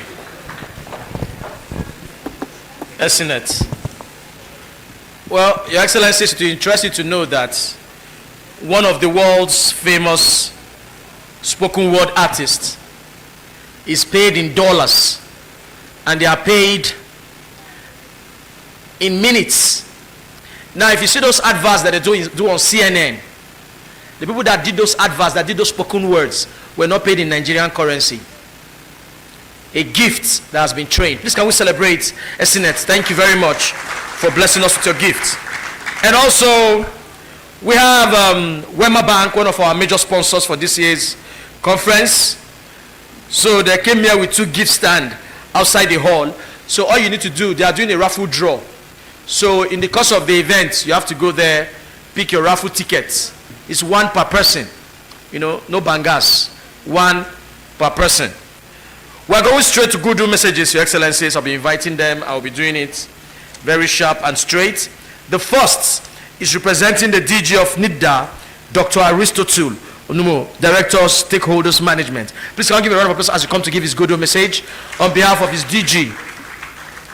The way you are clapping for him, what's going on? Let's celebrate him.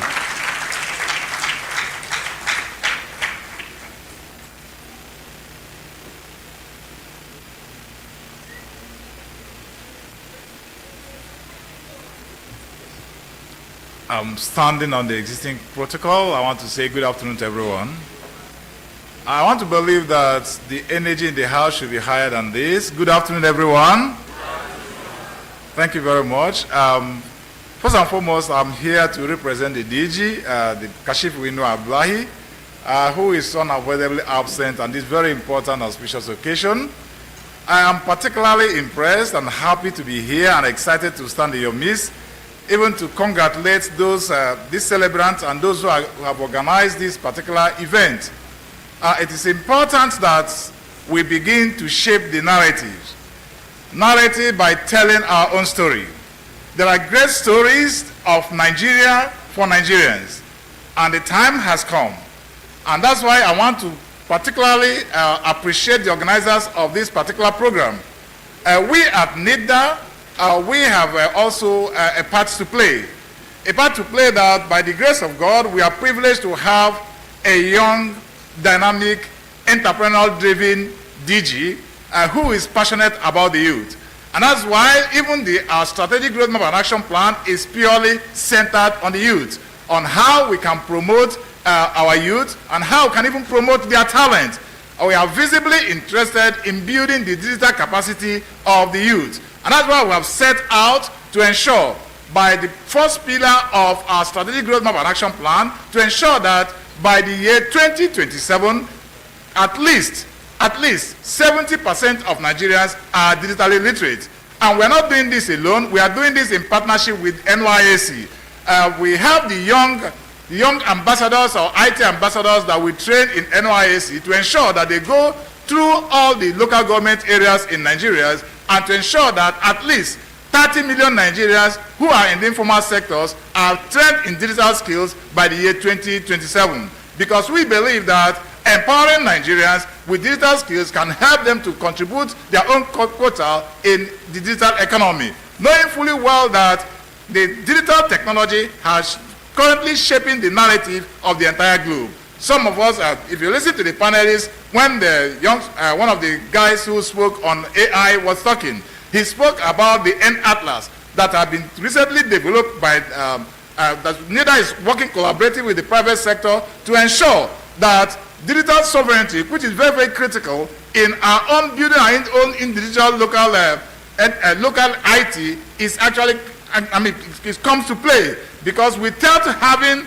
this digital sovereignty, without building our own individual local IT, it is very, very clear that foreigners are going to shape our narrative. And that's the beginning of introducing and bringing a kind of our own culture, individual culture in digital technology, so that we will be able to use the technology to tell our own story, and the algorithm that is required to tell that stories are actually created by our people, by our young people, and by telling the story of Nigeria about Nigeria. Once again, I want to thank all the organizers. I want to welcome every one of us. Let's join hands together and build a digital Nigeria for a digital future. Thank you very much. That is Dr. Aristotle, one of the greatest people that has ever lived in the history of humanity. Thank you. Next up, we have Director of Information at the Office of the Secretary to the Government of the Federation, a very good friend of Unveiling and Rebranding Nigeria Initiative, Mr. Segun Imohiosen. Please a round of applause for him as he comes to give his own good message, and after that we'll be going to NIDCOM. Please can we celebrate Uncle Segun as he comes up to give his good message.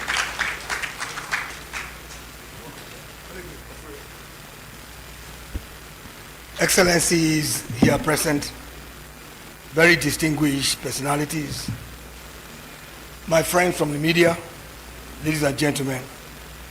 I bring you good tidings from the Office of the Secretary to the Government of the Federation, but mine is not a speech.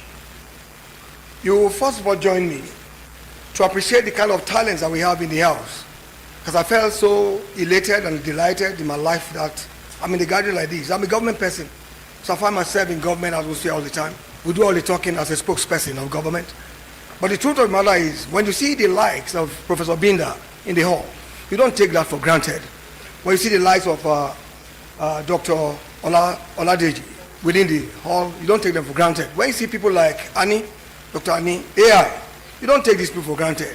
When you see people like even the Brigadier General himself, Shaula, you don't take them for granted. Please join me to give them a resounding round of applause. Thank you. The list is endless, because I see all of you out there. My colleague is there, my brother. I see my sister there. I would have loved Shane Walking Baloy to be on this podium while I was talking here.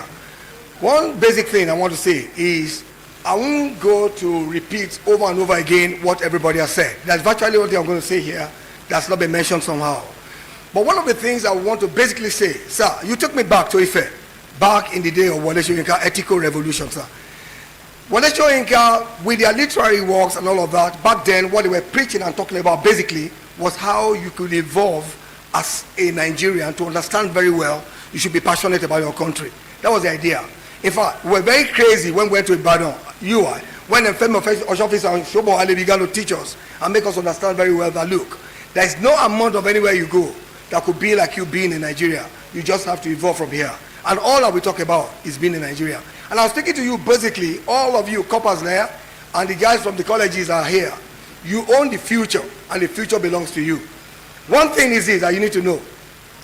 When I took my job in government, I'm almost about 30 years in government. I've been outside in the private sector briefly, so you can begin to calculate and see how old should I be, so you know that I'm getting very, very old. The idea is simple. I got to a job, and I found out suddenly that in my life, I have opportunity to always be moved to places of responsibility where I need to be very accountable. So I found out my desk became very important desk, that destinies of people attached to the desk for which I work. And I vowed to myself, I said to God Almighty, you gave me a platform. God, anyone that comes to this desk to ask for anything from outside, two things will happen to me. If I can't add value to the life of the people that have come to see me on my table, I should just let them go the way they have come. I will never make their life miserable, so I won't make their life difficult. So I want to say to you, I had the opportunity to travel to some countries around the world, not paid a dime for myself, but individuals who came to my desk to do some things with me. They never asked for a dime, and I told them, you could do it better this way, and they began to spend money for me. So what am I saying to you? Creativity, or whatever it is, to rebrand Nigeria, it's not about what everybody keeps shouting about. It has to start with you first as an individual. That within you you are ready to make a change. If you are willing to make a change from within, every other thing can come from the outside. So the music we talk about, the African fashion we talk about, we had opportunity to be outside there. Nigerians are doing very, very great. So nothing new to say here. The only thing is, let all of us become conscious to understand very well that the great asset that we have as a country is in our unity, and to ensure very well that we make projections that are positive about the country. Let me speak to you as a media person. Everywhere you go around the world, you see them talking so beautifully about Africa, about America, about Europe, about all those places. But I dare you, go to America. There are places you'll be in America, in city centers, like New York, Washington, D.C., and the rest of them.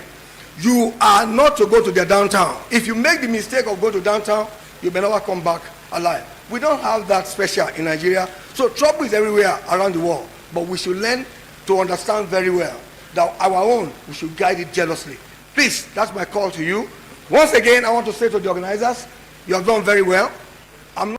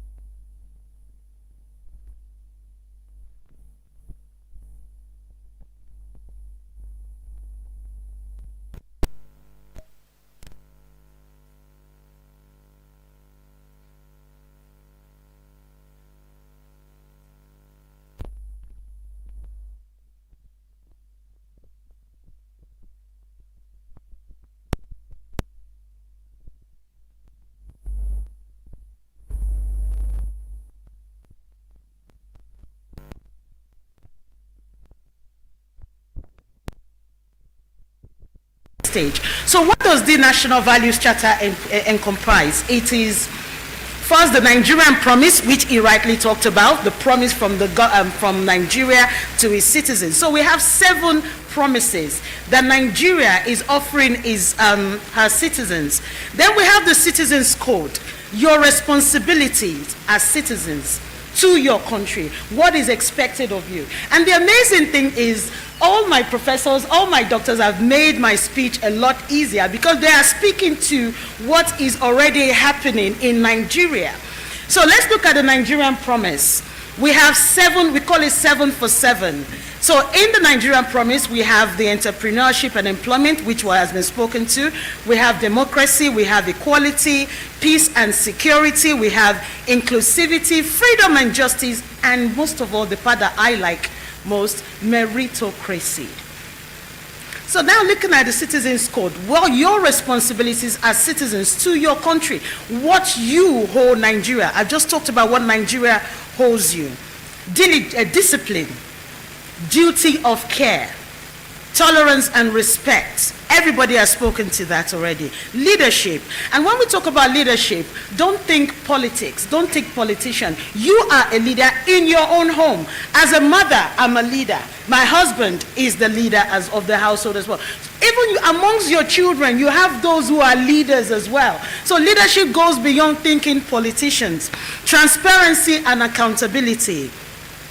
Environmental awareness, and this final 7, resilience. We are Nigerians and we are very resilient people. And if you're somebody that is currently watching the Premier League, footballers in the house or football fans in the house, you will see that NOA advert has been coming up during the Premier League. Every time they go on break, you will see our advert. So speaking to the 7 for 7, and this is not theory. This is something that we have actually institutionalized in order to make this work. It's not one of those theories, policies that we put out there and we don't see anything happen. What is NOA doing in order to make sure that we live by this 7 for 7? We just talked about the cartoon. We are going to ensure, and we have started, we're going to ensure that 70% of the cartoon content that our children consume in Nigeria reflects our values. If you will agree with me, a lot of our children, they know Spider-Man, they know Captain America, they know the Superman, but half of them have not even been to the airport. But they know a lot more about American superheroes than the man from Abakaliki. So the thing is, so we are ensuring that 70% and working closely with other agencies. We're working with NBC and so many other agencies to ensure, commissions rather, to ensure that 70% of the cartoon content that our children in Nigeria consume reflects our value. So we're no longer raising foreigners in our own homes. The second thing, we have 7 institutionalization policy. I just talked about the first one. The second one is citizenship studies. How do we make it happen? How do we bring 7 for 7 alive? What I've just talked about. So citizenship studies. For those, for parents who have young children in schools, you would notice that the curriculum has changed. And we have what we call citizenship studies in our curriculum. That is an effort from NOA. So from now on, in every school, it is compulsory from primary to tertiary. So even our youth, our NYSC youth corpus, I'm coming to you in a minute. So these citizenship studies will be studied from primary up until tertiary. Because we need to reorientate our children. We need to learn about our history. We need to bring back what we have lost. The third thing is Citizens Brigade. When I was younger, I was part of a Girls Guide team.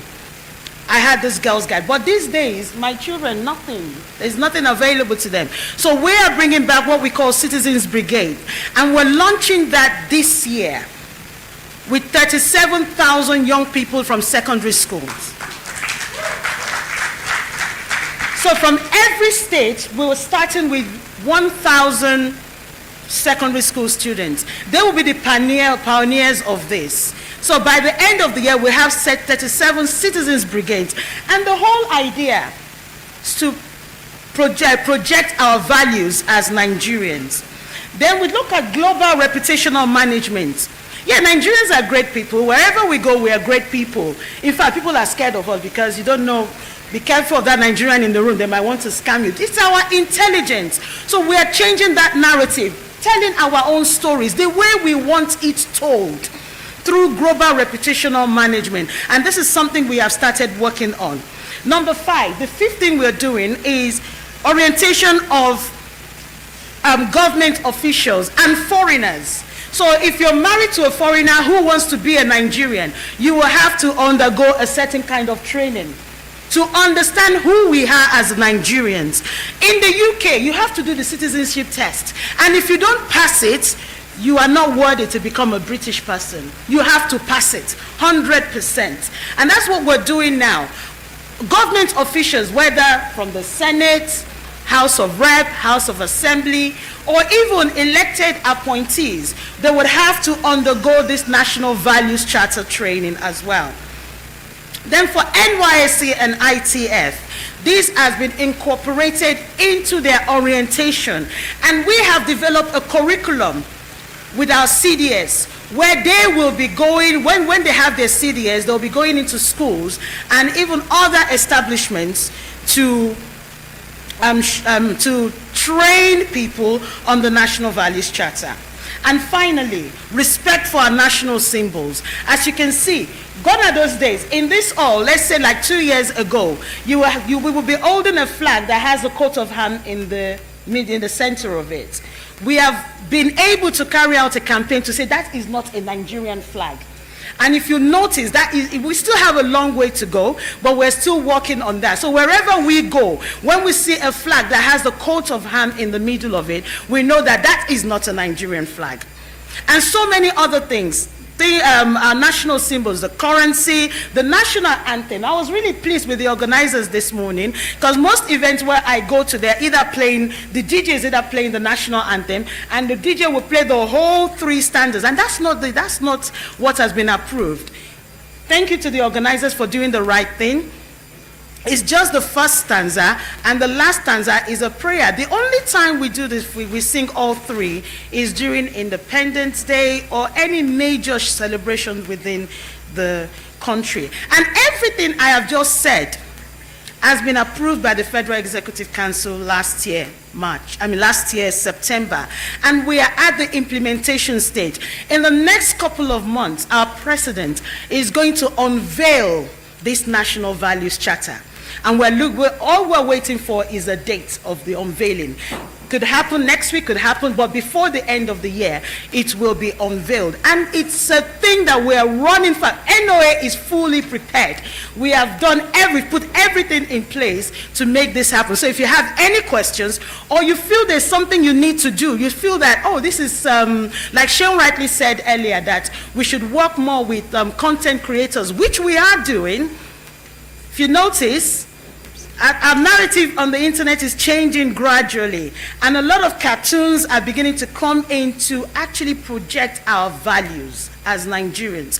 So if there's anyone in the room, or you know anyone, the DG's door is open. We are open to partnership. We are open to conversations on how we can make Nigeria great. As we always say, we must build Nigerians in order to build Nigeria. Thank you very much.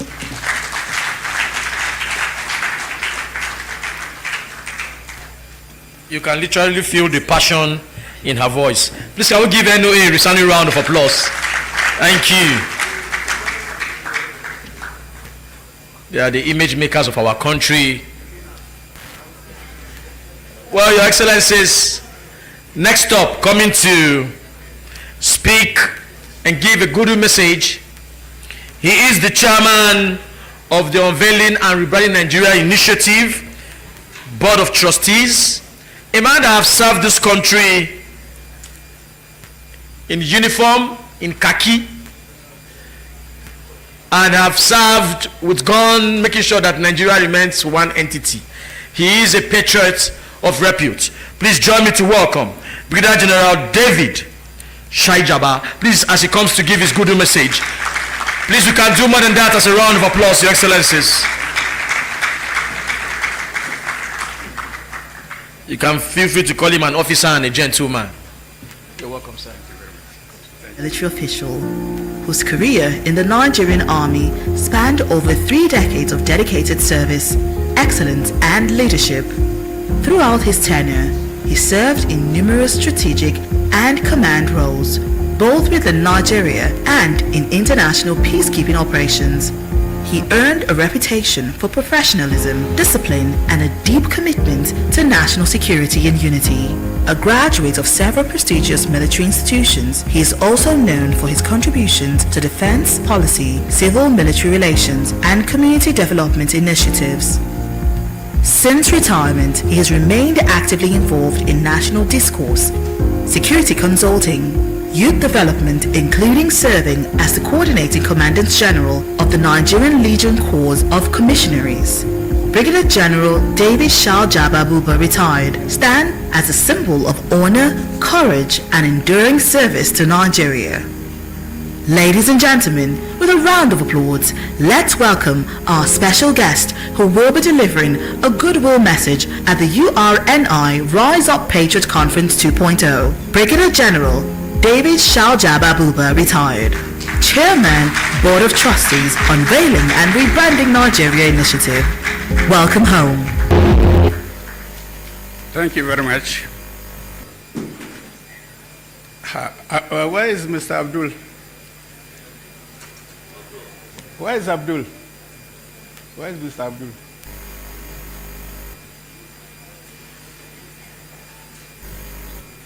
Okay, they will let him come.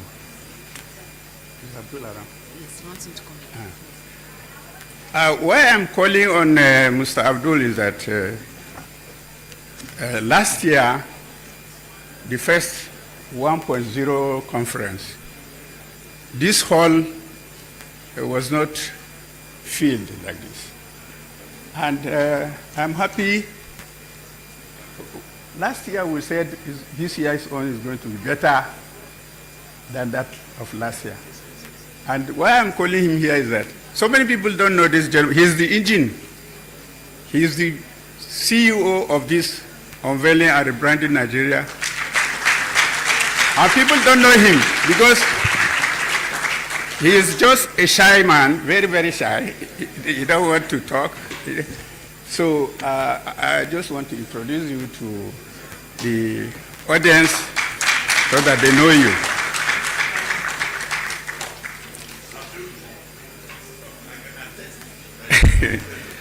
Okay, I will skip the aspect of protocol because in the vote of thanks, I would like you to mention each and every person's name that we invited. Is that clear?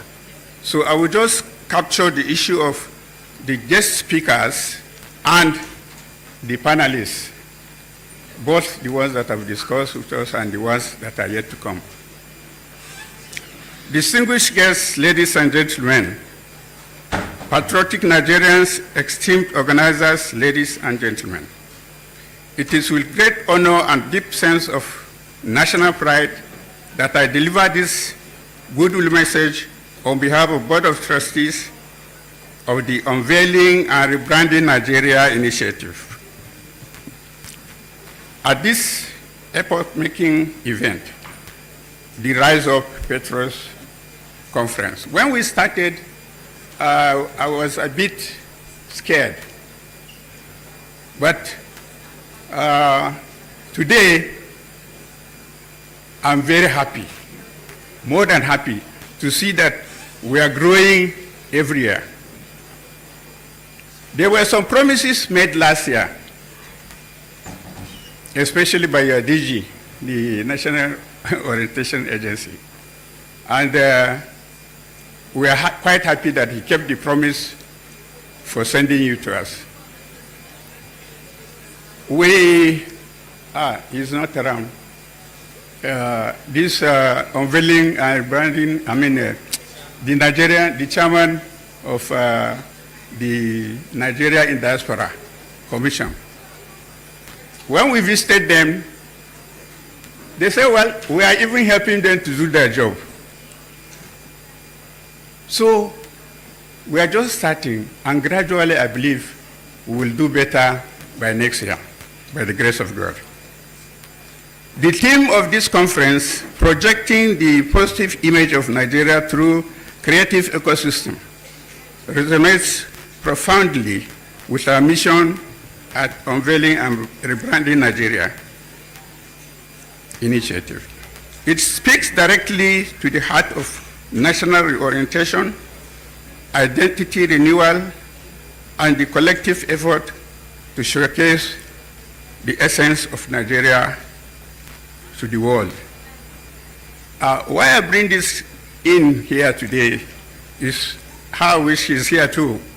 When we visited their office, it was then we now knew that Nigerians outside are doing better and more than what we are seeing here in Nigeria today. We always think, and the images or messages we get from outside is that they are doing negative. One Nigerian just make a mistake and then the whole world will say Nigeria, Nigeria. But when we went to their office, they told us that they even contribute money to give the Nigerian government. And that is very commendable. So I just wanted to have passed another message to him, but he has left. Today, we gather not merely to discuss creativity, but to celebrate it as a strategic instrument for national building and rebranding. We are growing, and I'm so happy too that we got that initiative of bringing it youth corpus and the young ones from primary school. We've even seen the performance of the lady that came to give us a poem. We are old now. There's nothing much we can change than to talk. We can just advise. But the real change is with those people that are seated behind. Our creative industries, from music and film to fashion, art, and our creative industries, I'm happy too that we invited these people because if we don't bring them in, what can we achieve? We cannot do it without them. But with this thing I've mentioned here now, we're going to add in the next year program 0.3 to add it so that we bring in some of the Nigerian, arts and culture and display. Because you might not know now some types of music, some types of drums that were carted away by the people that colonized us.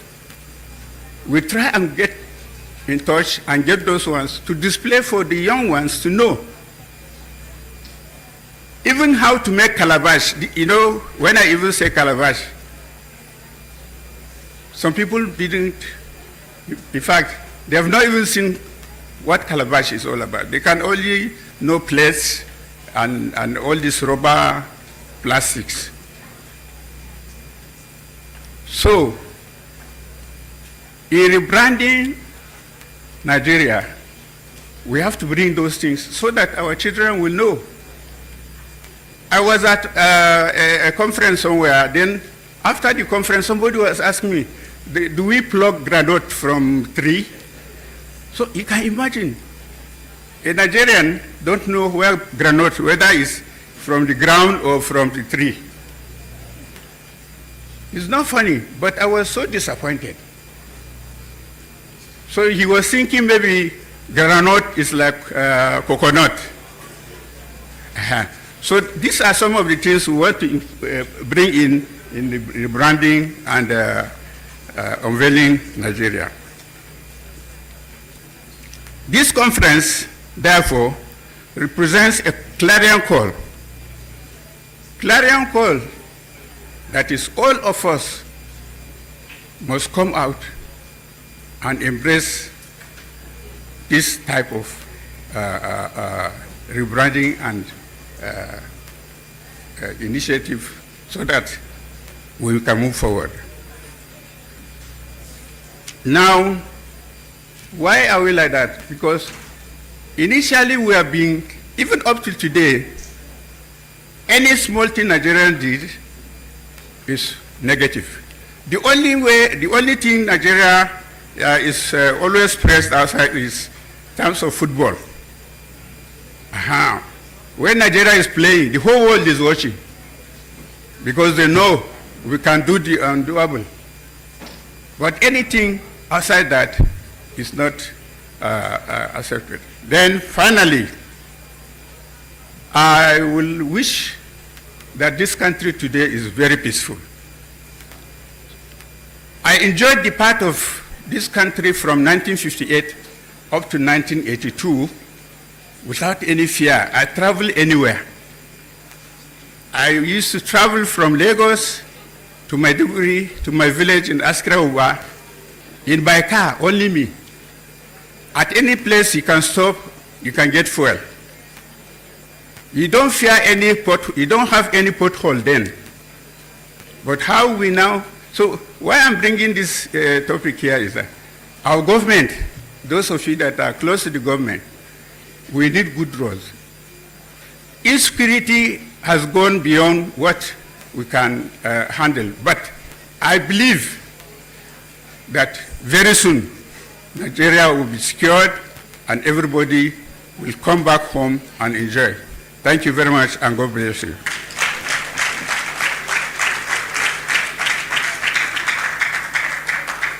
That was the Chairman, Board of Trustees of the Unveiling and Rebranding Nigeria Initiative. Next up, Your Excellencies, we'll have an AI presentation from the Chief AI and Digital Communication Officer of Sihan Group, Media Group, Mr. Celestine Achi, aka Celestine AI. Please can you give me a round of applause as he comes up stage? And after that, we'll do our final panel session. Then we'll start winding down. Okay, good afternoon once more. What we are going to see in a few minutes is a convergence of patriotism, technology, and a homegrown AI solution that produced the film we are going to be watching in a few minutes. There are two critical things you are going to see in that movie. One is the 18 years journey of the Unveiling and Rebranding Nigeria Initiative. 18 years of impact, 18 years of community contribution, 18 good years of rebranding Nigeria. And you will see how the likes of NOA and NIDA and digital communication ministry, how they are also rewriting the Nigerian story. Ladies and gentlemen, the movie you are going to see today in a few seconds was produced just yesterday with artificial intelligence from A to Z, changing creativity entirely.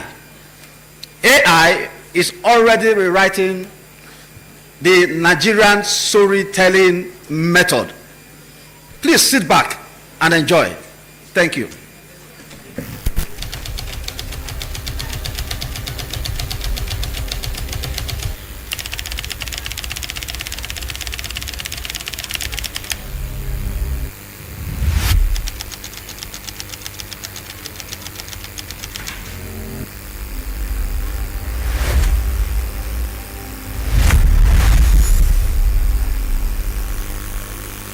In every corner of Nigeria, from the bustling streets of Lagos to the quiet creativity of Jos, there is a story waiting to be told. Stories of resilience, stories of innovation, stories of a people who refuse to be defined by limitations. Yet, too often, these stories are overshadowed by narratives of negativity and misinformation. But today, we stand at a remarkable moment. We have a new tool, a new language, an amplifier to turn our truth into a global war. That amplifier is artificial intelligence, AI. A nation's future is built on the bridges we provide for the next generation. From the transformative and impactful AI innovations and education initiatives driven by the likes of Dr. Celestine Achi, Orimolade Oluwamuyemi, Telma Oko, and many others. These are the true bridges redefining AI education in Africa to ensure Nigeria is positioned as the true powerhouse of AI education. Today, we have Nigerian kids building scalable global solutions with an African-aware algorithm.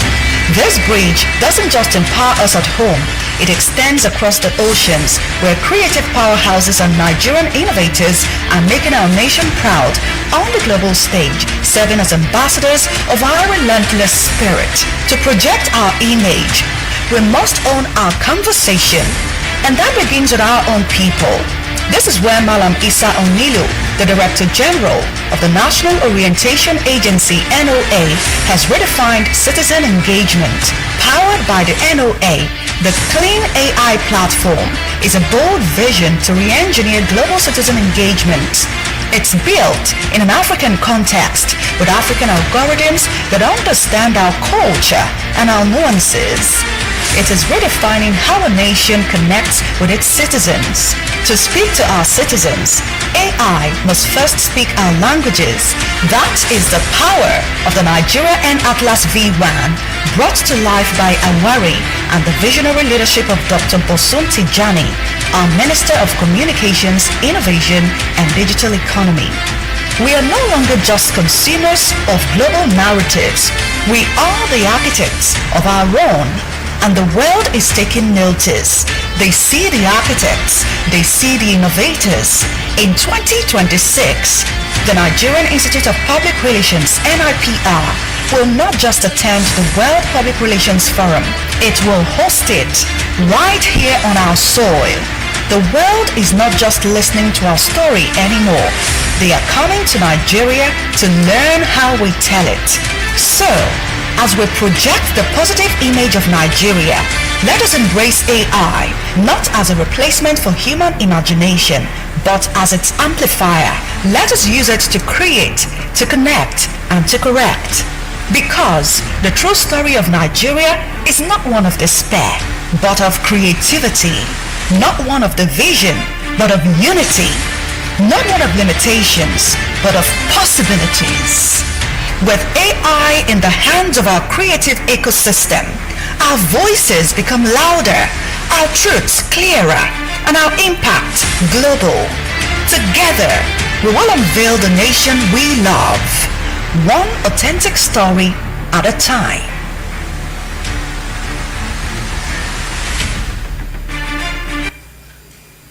Please, can we give Sihan Group a round of applause? Thank you very much. Uncle AI, you are doing well. Thank you. All right, we're going to our second panel session. The role of policy regulation in enabling and sustaining the creative economy. And by the way, I've been told our ushers have given out packs to our attendees. It's a pack per person. In case you've not gotten that, please feel free to ask our ushers. Well, the first on this panel is the DG and Chief Executive Officer of the National Information Technology Development Agency, NITDA, ably represented by Dr. Aristotle Onumo, PhD. Please I'll give a round of applause as he comes to join. Next up, Barrister Stanley Alieke, a lawyer, author, influencer, and managing partner, Law Capital. Barrister Stanley Alieke is a vibrant Nigerian lawyer, entrepreneur, and social communicator, passionate about justice, creativity, and national transformation. He is the managing partner at Law Capital, Abuja, renowned for his expertise in litigation, intellectual property, and by the way, a dapper and a debonair by his outing, a full Nigerian. Please join me to welcome another panelist of ours, Barrister Stanley Alieke. You're welcome, sir. Please can you give me a round of applause? She is a seasoned banker, cluster regional head, Wema Bank, Abuja region.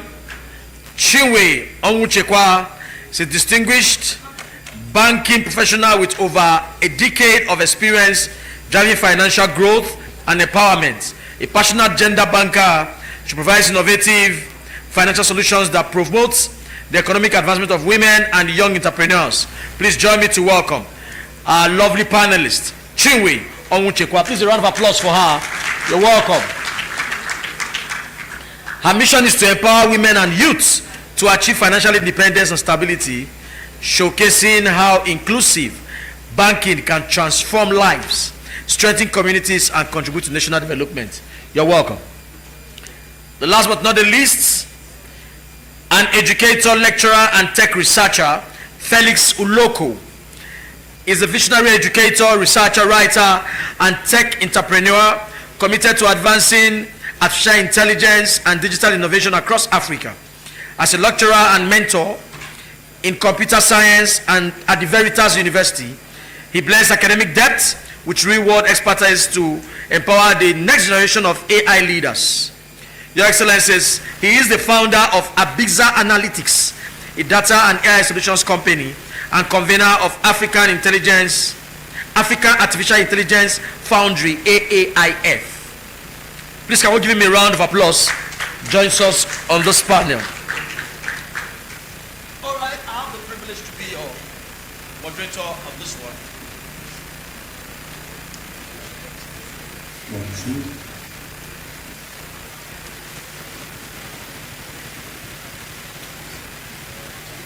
So we start with the lady in the house. We say ladies first, right? Ladies first, Abby? All right. Ladies, are you here? All right. So, please just make sure your mics are working. Mic is good? Mic is good? You have mic? Mr. Lecturer,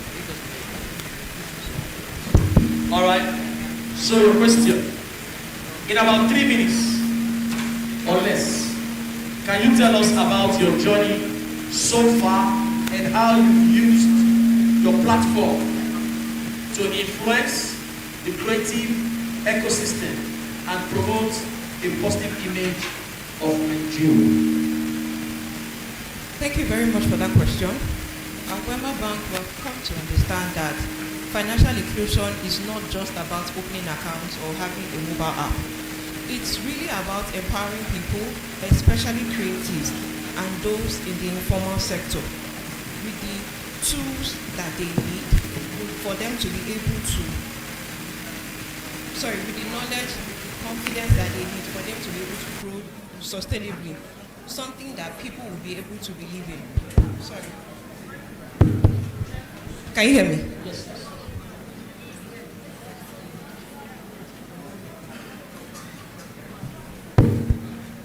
Can I go on? Okay, thank you.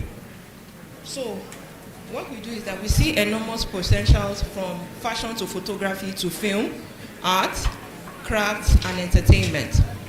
But potential alone does not pay the bills. What many creatives struggle with is turning talent into structures and structures into sustainable growth. That's where financial institutions like us come in. Our approach at Wema Bank focuses on 3 key pillars: access, education, and empowerment. First, access.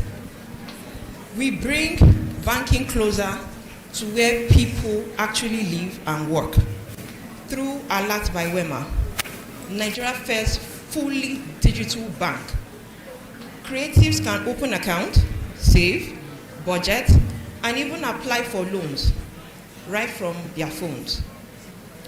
We also have an expanding agent banking network, which ensures that even in semi-urban and rural areas, creators and traders can carry out their transactions conveniently. So, whether it is a tailor in Abeokuta, or a music producer in Port Harcourt, or a digital artist in Jos, they all have access to formal financial system without needing to visit the traditional branch. The second thing is education. Access alone will not change the story. That's why we've made capacity building a major part of our strategies through initiatives like the FGN Alert Digital Skill Innovation Program, which we are implementing in partnership with the federal government. We are training millions of youths, young Nigerians, including those in the creative economy, on financial management, business planning, and digital skills.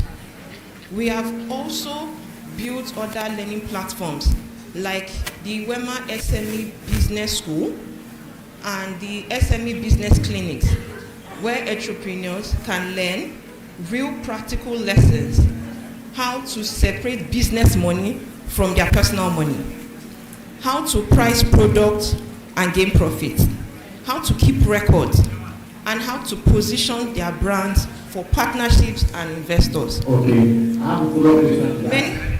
So there's a follow-up question, so just put that together. Sorry? I'll give a follow-up question, so you just answer that alongside. So, okay, can I? Yes, I'm adding this to your own question, you can use that to also wrap up. Okay. While you're answering. Okay, that's fine. So, in what ways can financial institutions like Wema Bank drive financial literacy and inclusion programs that equip creatives, particularly those in informal sectors, to manage funds, scale their ventures, and attract investors? Okay, thank you for that question. So like I was saying earlier, what we are actually doing is basically hinged on 3 pillars: access, education, and empowerment. So I've spoken about the access part. I've also spoken about the education part, but I'll also delve more into it. So we also have the part of the empowerment, because we understand that access alone will not play the story or say the story. So that's the reason why we have what we are doing, all the initiatives that we are doing. Like I mentioned earlier, the FGN Alert Innovation Program that we are doing in partnership with the federal government. We also have, which we already have millions of youths that we are training on this particular platform, most especially those in the creative economy, on financial management, business planning, digital skills. We have also built other learning platforms, like I've mentioned earlier, like the WEMA SME Business School and the SME Business Clinics, where entrepreneurs can learn real practical lessons, how to separate their business money from their personal money, how to price products and also make profits, how to keep their records, and how to position their brands for partnership and investors. So, we understand that many creatives operate informally because they simply don't know what investors or people are looking for. But when they begin to understand what bookkeeping is, budgeting is, branding is, suddenly we see the road to finance opens for them. And that leads us to the third pillar, which is empowerment. We don't just want people to just learn. We want them to also be empowered to earn. So after we equip you with the knowledge, we help you find give you access to markets, our range of SME products, our business advisory products, our collaborations with SMIDAN, with Google, and several state governments, make it easier for small and creative businesses to grow. So we have even started to leverage, meet and link most of these businesses to digital marketplaces and investors, which will help them to move from hustle to enterprise. And I'll also add this. Inclusion is not just one size fits all. So for creatives, financial education must be tailored to their realities. A fashion designer may not need the same financial tools as a filmmaker or a social media influencer. So what we've developed are sector-focused interventions, ensuring that each category receives the training and financial products that actually suit their needs. Ultimately, our goal is to help creatives see themselves as business owners, not just talented individuals. Once they can manage their cash flow, access credit, and attract partners or investors, they become engines of economic growth in their communities. So at Wema Bank, we say, we're not just banking money, we're banking ideas, we're banking dreams, and we're banking potentials. Thank you. And that's what true financial inclusion should definitely look like. Thank you. Please, I will give a round of applause. Next up, Mr. Felix Olo. Your question here is about bridging academia, innovation, and industry. From your experience mentoring young innovators, how can educational institutions and policymakers collaborate to create a pipeline that nurtures creative, tech talent, and aligns learning outcomes with the real needs of the creative economy? All right, thanks so much for the question. Good afternoon, everybody. I pose the question from three angles. I'll start from universities, and then we'll talk briefly about industry, and then we'll end with the government. So I've been an educator across different universities, at least over the past 6 years, and I've been privileged to interact with young graduates. We graduated about 5 different sets, and we see that the common thread amongst these graduates is that there's always a space between what they learned in school and how they can fit into the real world. Especially with the growth of the creative sector, musicians, writers, social media managers, graphic designers, content creators, and video editors.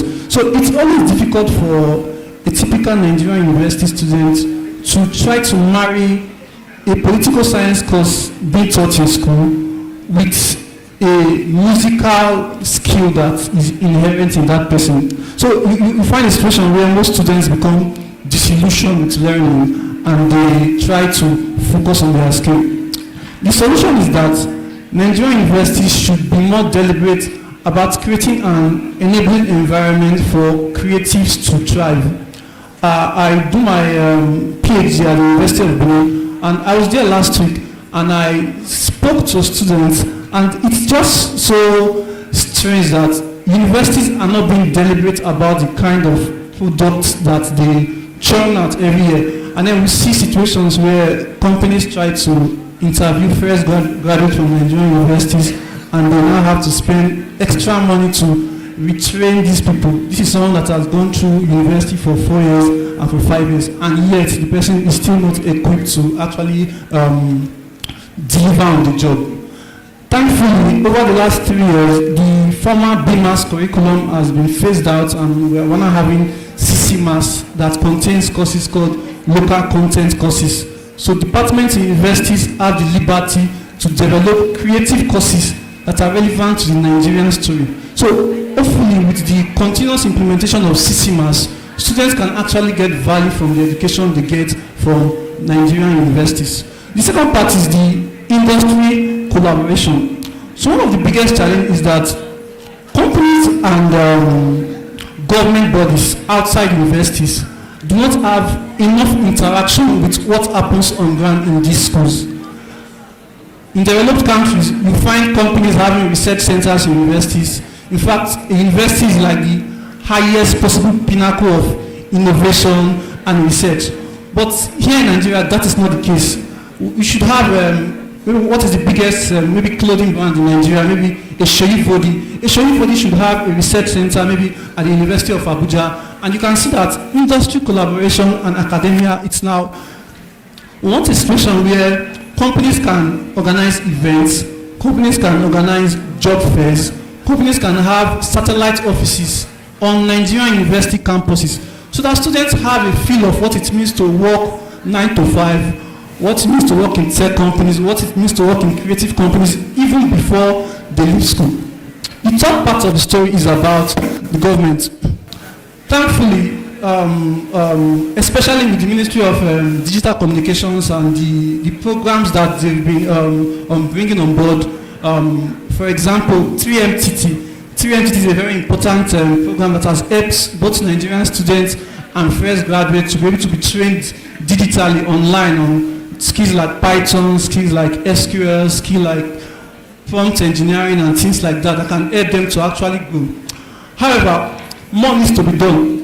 I'm aware that there's a fund called the Creative Economy Development Fund that is available to young creatives that are able to put together an idea and be enterprise-driven. On my part, I try to mentor students to be enterprise in how they think, to be able to come together, teams of 4, teams of 3, have a CEO, have a CTO, have a CMO, come up with an idea and see how you can push it as a startup. So if we begin to see that, and the truth is there are some companies like, especially in the West, Lagos, Ibadan, most companies start from these universities like Ile-Ife, like Ibadan and the rest of them. They have startups that emanate from them. So if we begin to see more Nigerian companies arising from universities, it will even encourage students to appreciate the process even more. Or I will end with artificial intelligence. So somehow, Nigeria missed out on the .com bubble in the early 90s. We missed out on the social media bubble in the late 2000s. We even missed out on blockchain bubble, Web3, and now we are in the AI bubble. So it will be remiss of us and we'll be cheating ourselves if we also miss out on the AI bubble.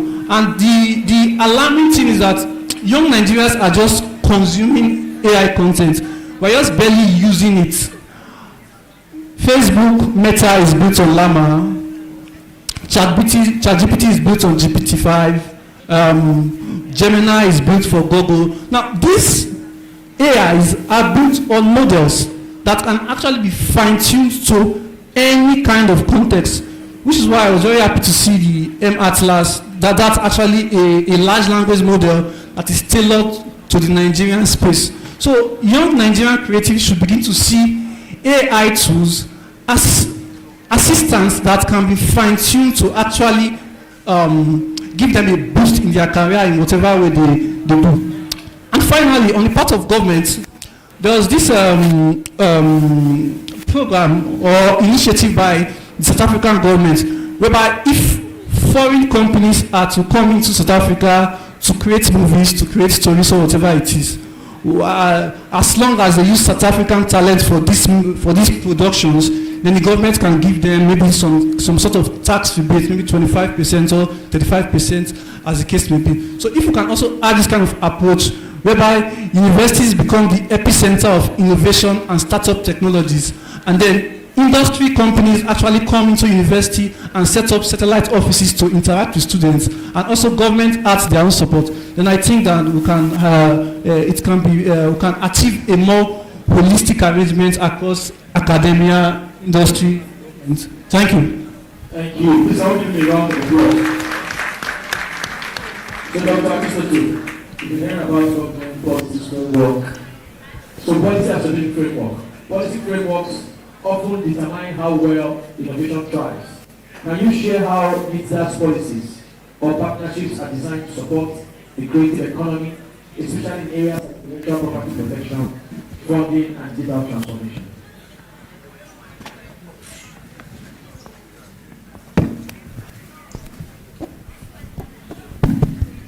Yeah, thank you very much for that question. Perhaps I will start by saying that without industry leads to a bureaucratic disease. Yeah, that is as simple as that. But I want to also say that from NIDA's perspective, being the IT regulatory agency for Nigeria as regards to our digital ecosystem, we have anchored our policy and regulation development on the triple helix model, in the sense that we don't just policy, do an armchair research, but what we do is we partner with the industry, we partner with the academia, we partner with the ecosystem, we partner with financial institutions, we try as much as possible to co-create our policies to reflect the dynamics of the trend of innovation. In the sense that you may not really regulate innovation, because innovation is an idea that is born out of the mind, but you also create policies to ensure that the environment is appropriate for innovation to thrive. I can give you just one example. You may have heard about the Nigerian Startup Act. The Nigerian Startup Act is already operational, and it is a law that has helped and has brought development to the fore. It's also a law that empowered startup to be recognized and gives startup practice in Nigeria an identity. And as a result of that, startup can be profiled, startup can be identified, and startup can have access to finance, startup can have access to various kinds of support from the government. In fact, startup can also have opportunity even to participate in government biddings and also do a government project. Now, this came into existence not because NIDA sat on its own chair or inside the little office with just less than 500 staff to draft a law, but it came up in existence as a result of the partnership that NIDA has with the ecosystem. Ecosystem, I mean that those who are practicing in industry, those who are in the academia, those who are in the financial industry, and those who are thing or the other that has a direct impact within the ecosystem. That is how we co-create our regulation. Another example I can give one to you now, you may have heard about the Code of Practice, Code of Interactive Media. That means NIDA came out with the Code of Practice to ensure that even the foreign platforms that are using in Nigeria, like the Twitter, like the Facebook, they are designed and go into collaboration with them to ensure that there are specific code of practice that what they do must reflect the cultural identity of Nigeria. And if there's a need to take down some content that does not reflect the cultural identity of Nigerians, then they will have to follow through a process and to ensure that such content are taken down when there is appropriate report. That is what we do. And also you come back again to our vision. Now, very clear. Nigeria, an IT-enabled nation, fostering inclusive economic development through technological innovation, and that is targeted towards building such a digital future for a digital Nigeria. And in such pillar, we are targeting to empowering Nigerians with IT skills. Now, those IT skills are something that we believe that if every Nigerian is empowered with those IT skills, they can contribute meaningfully and also not only be a job, also economy for themselves, especially in the era of gig economy. I want you just to think about a while.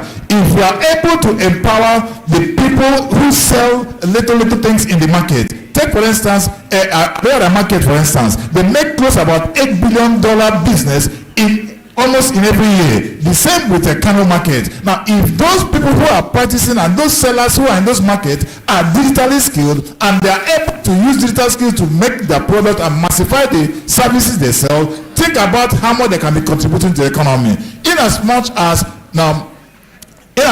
within the creative industry, for instance, creative, yes, you can have an industry, but then if you require global impact, technology comes in to make it to have a global impact. It's not only other people, it's creative. We realize that creatives can also be a very strong tool in ensuring that people consume and understand what digital literacy means and be able to practice and also take advantage of it. So we also partner with creatives to ensure that we deepen some digital skills to reach the masses beyond just the metropolitan, but also to within the hinterland, and to ensure that there is absolute inclusiveness in what we do in terms of delivering both our regulations and also in the content. Thank you. This is a round of applause for Dr. Alukoto. The last one's on the list, protecting creators and intellectual property, IP. As Nigerian content gains national traction, what practical reforms are essential to ensure creators have clear legal ownership, benefit fully from their work, and avoid exploitation in the complex cross-border collaborations? Barrister Stanley Alieke.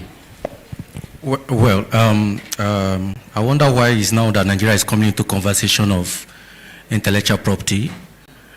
In the West, this is a gold mine. It's a $1 trillion industry that you see. Most of you here when Rihanna sued a company for using her logo or face. She was asking about $5 billion. That's how much the intellectual property could worth. And I walked in when Prof was talking about he had some invention and he was smart enough to get a patent right for it. So these are the things. If you are a fashion designer here, if you are a photographer here, if you're a content creator, in your little tailoring room, there's what they call intellectual protection for your fashion designs. You have a right to trademark your logo. You have a right to trademark, to copyright your designs. If you have any, and these are the things that investors look at. If you are going for funding, I escorted a client on Tuesday to Bank of Industry for a loan. And most of you, there are monies, there are government agencies, there are institutions that are ready for those of you that have been asking for money for scaling up. And I found out that there are agencies, there are government agencies, there are NGOs that are ready to fund people, creatives. I think they were talking about telling the creator, he's a popular content creator, that they are ready to give him as much as 500 million naira loan to pay back in the period of 5 years, I think on interest rate of 5%. And that opened my eyes. But other conversations pop up like, do you have a company? This is your social slogan. Do you have a right to it? We know that it's popular. Have you trademarked it? Have you done this? Have you done that? Now, that is to open up the conversation to you, even those you as a photographer. The law have said, there are decisions of the court that have said that if you take a picture of a person, even if you snap me, I am not the one that owns the right to that picture. It is you, the photographer. So you have a right to use it for anything unless or until you sign a release clause to me. So you as a photographer, if you have a this thing, we saw a trend that the photographer of Mr. Easy's wedding was charged about $5,000 or so, more than per session or so. That is how much, and you can see that all of it are trademarked. So we have laws in Nigeria that have been made. There is the Copyright Act, there is the Trademark Act, there is that have been made or tailored to protect your rights and do this thing that you have. If anybody uses your design, our fashions have gone across countries. My colleague here was mentioning Shei Vodi. Those are the things that are internationally recognized. And I understand that Shei Vodi used the V logo. And I understand that he has trademarked that. So if you're a fashion designer, you try to use a V logo, he can sue you and enforce his right. That is how deep it is. He can even ask, I remember I represented a popular content creator about 4 years ago, Sabinus, when he popularized a slogan, something huge. I represented him, I think, Picnic and Gala used his picture and used that slogan, something huge. And we took them to court. People, that is when content creators know that when you have a slogan, it is your intellectual property and it's protected. And for anybody to use it, they have to pay you, they have to seek your consent. I think Gala, they reached out to us to say, okay, let's not go to court, let's do out of court settlement. And they paid us millions of naira. That is how much intellectual properties have been recognized. In fact, even you as an author, I think after you've died, your work is covered about 50 or 70 years, that you can even assign it or will it to your children, to your estate, and it stands as your legacy. So those are the laws. It cut across both content creation, content creator, it cut across fashion, it cut across photography, it cut across every basic that you as a cobbler, it covers you. So you should be looking at this thing. And for you that are be thinking that there's no money to scale, just like I mentioned, I understand, I know from the best of my knowledge, the Bank of Industry, they have been empowered to give loans to creative. I was in a meeting with them and they said that they can give up even up to a tune of 1 billion in as much as you have something to show, in as much as you have the paperwork, in as much as you have everything and everything is well covered. Thank you. Wow. Please can we give them a round of applause? You will agree that this is our panelists.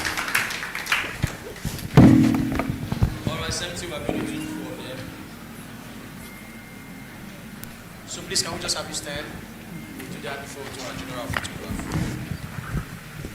Please can we give our panelists a resounding round of applause?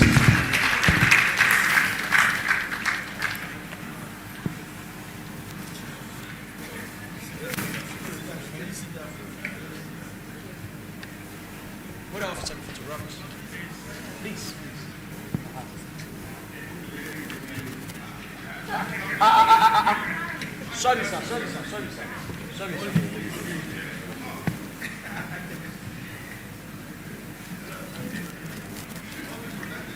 All right, thank you.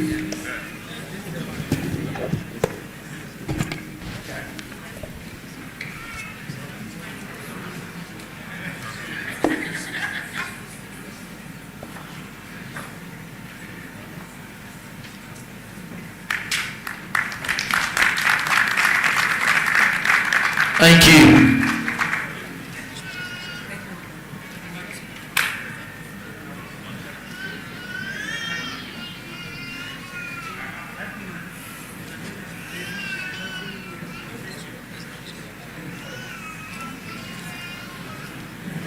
All right, we want to go straight to presentation of plaques and awards for very deserving patriots here with us.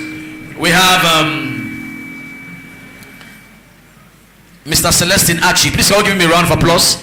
AI, as he comes up, or come and present the award. General, sir, our chairman, will be the one presenting the awards. So, General, you are going to come to the middle of the...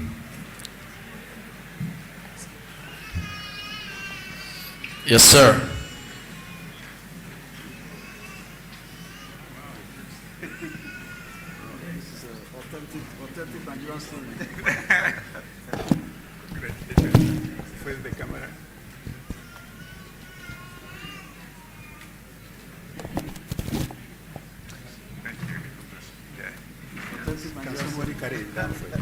All right, please can we give a round of applause? Thank you. The DG of National Orientation ANC. Please can we give a big round of applause for the DG?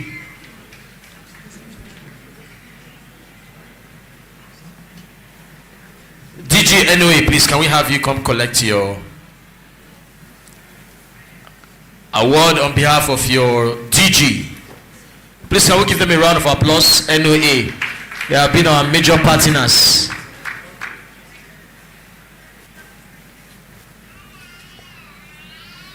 Yes, just go and meet the general. You receive a general handshake and the plaque to go with it. Well, congratulations. Congratulations.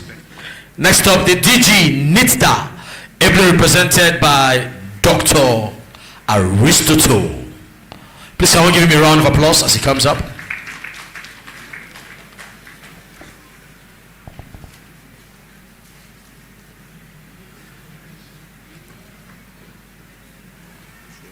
You're welcome, Doctor.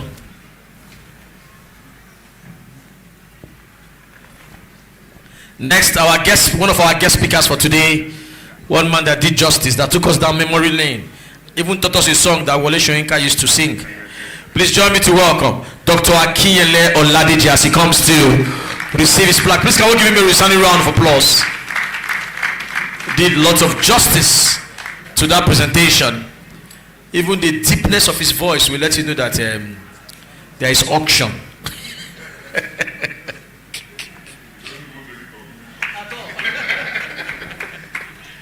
Congratulations, sir. Now the last but not the least,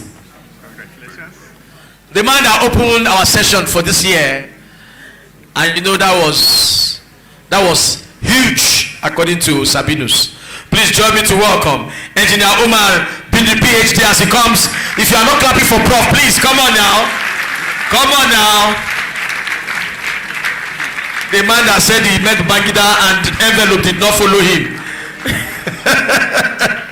Don't worry, this time around you met Unveiling Nigeria, something followed you. Aha. Ewa. For Patriotic Service Award goes to, and the first board of trustee of the Unveiling Repenting Nigeria Initiative, the former director of the Department of State Service, Barrister Mike Ejiofor, ably represented by Abdulsalam Ismail. This guy will have you. Doctor, you are going to wait here. We are going to do the photograph with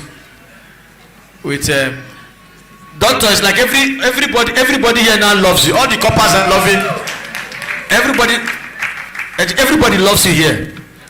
I'm telling you, everybody loves you.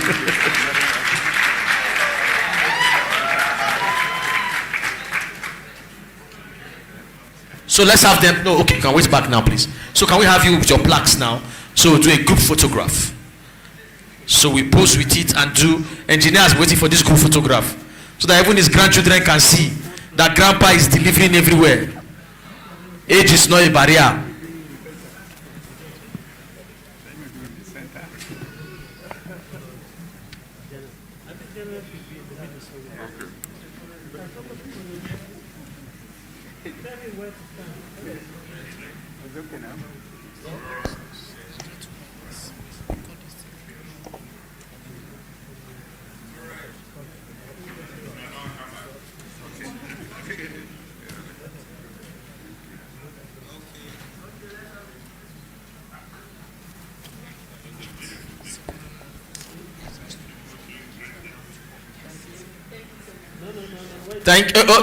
Engineer say we should wait.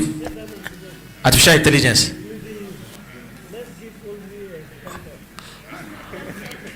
Okay, yes, so he said we should give unveiling and representing Nigeria thumbs up.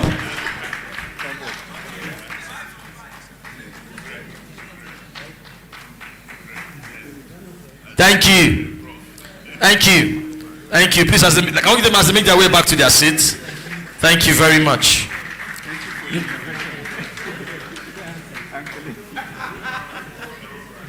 All right. Your Excellencies. Oh, please, by all means. Did you just hear that? He said he wants to snap with the MC with his picture. Let me. Yeah.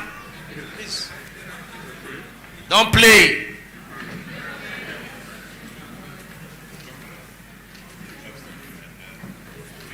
Thank you, sir. Thank you, sir. So, in the course of the year, thank you. You're welcome, sir. We organized, Unveiling and Representing Nigeria Initiative, organized a photograph competition, a photography competition contest, Nigeria Through My Lens. And we had lots of contestants that came for that. To present this set of award is the Vice Chairman Advisory Committee, Mr. Nura Miko. Please can we invite him as he comes on stage to present the next set of award. A very perfect gentleman, a man that does not like crowd, but this afternoon he does not have a choice. He has to be here with us. Third position.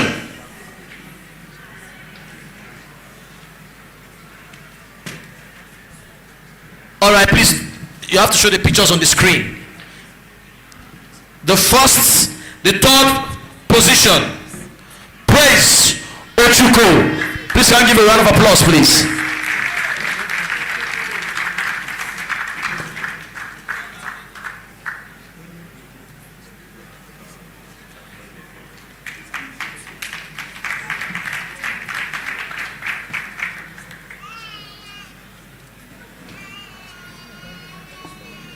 So those are the works he produced.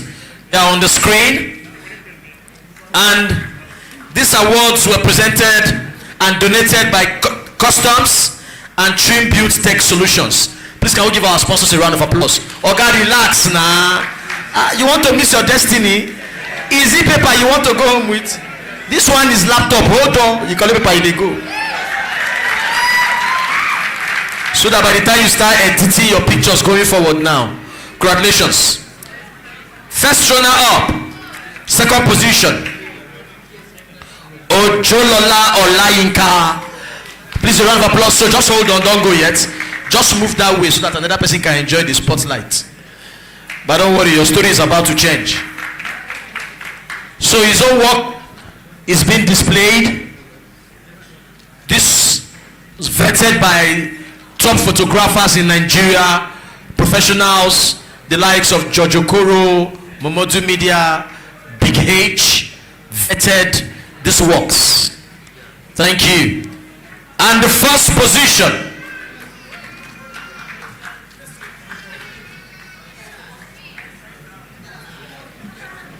Well, Mr. Chairman, it will interest you to know that Momodu Media is giving the three of you free internship photography journey. Please, can we go from Momodu Media? First position, Awal Saleh, the winner of Nigerian Through My Lens, a photography contest. Oh, he did Arewa, he did agriculture and did congratulations. Oh, lovely. Congratulations. So that's also your laptop. Sponsored by Customs, Trin Build Tech Solutions. Congratulations. So can we have the three of you come and take picture now with our Vice Chairman Advisory? Where's Mr. Abdul? Can you come up stage, please? Mr. Abdul, let's do this photograph session first. Mr. Chairman, sir. Chairman, I don't know, can we still bring you up? If you can, sir. Mr. Abdul, please, can you come on stage? Just hold on, our chairman has to come and join. Chairman BOT has to come and join. Abdul, you join this photograph. Yeah, put our chairman. Aha. No, Abdul. Stay in the middle with the chairman. It's okay like that. All right. Good. Can we see your smile? Let's see your smile. Let's see your smile. So you'll be on the lookout for the next contests. You might just win yourself something extraordinary, something huge. Thank you very much, sir. Thank you very much, Mr. Vice Chairman. Thank you. Thank you very much, Mr. Chairman. To give the closing remarks at this year's conference, Mrs. Obiagiri Ndulwe, the lead strategist unveiling and rebuilding Nigeria initiative. Please, can we give her a round of applause?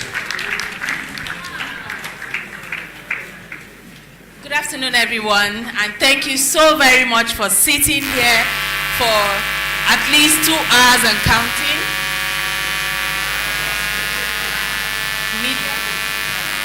We want to specifically thank everyone who has come here and standing on all existing protocol.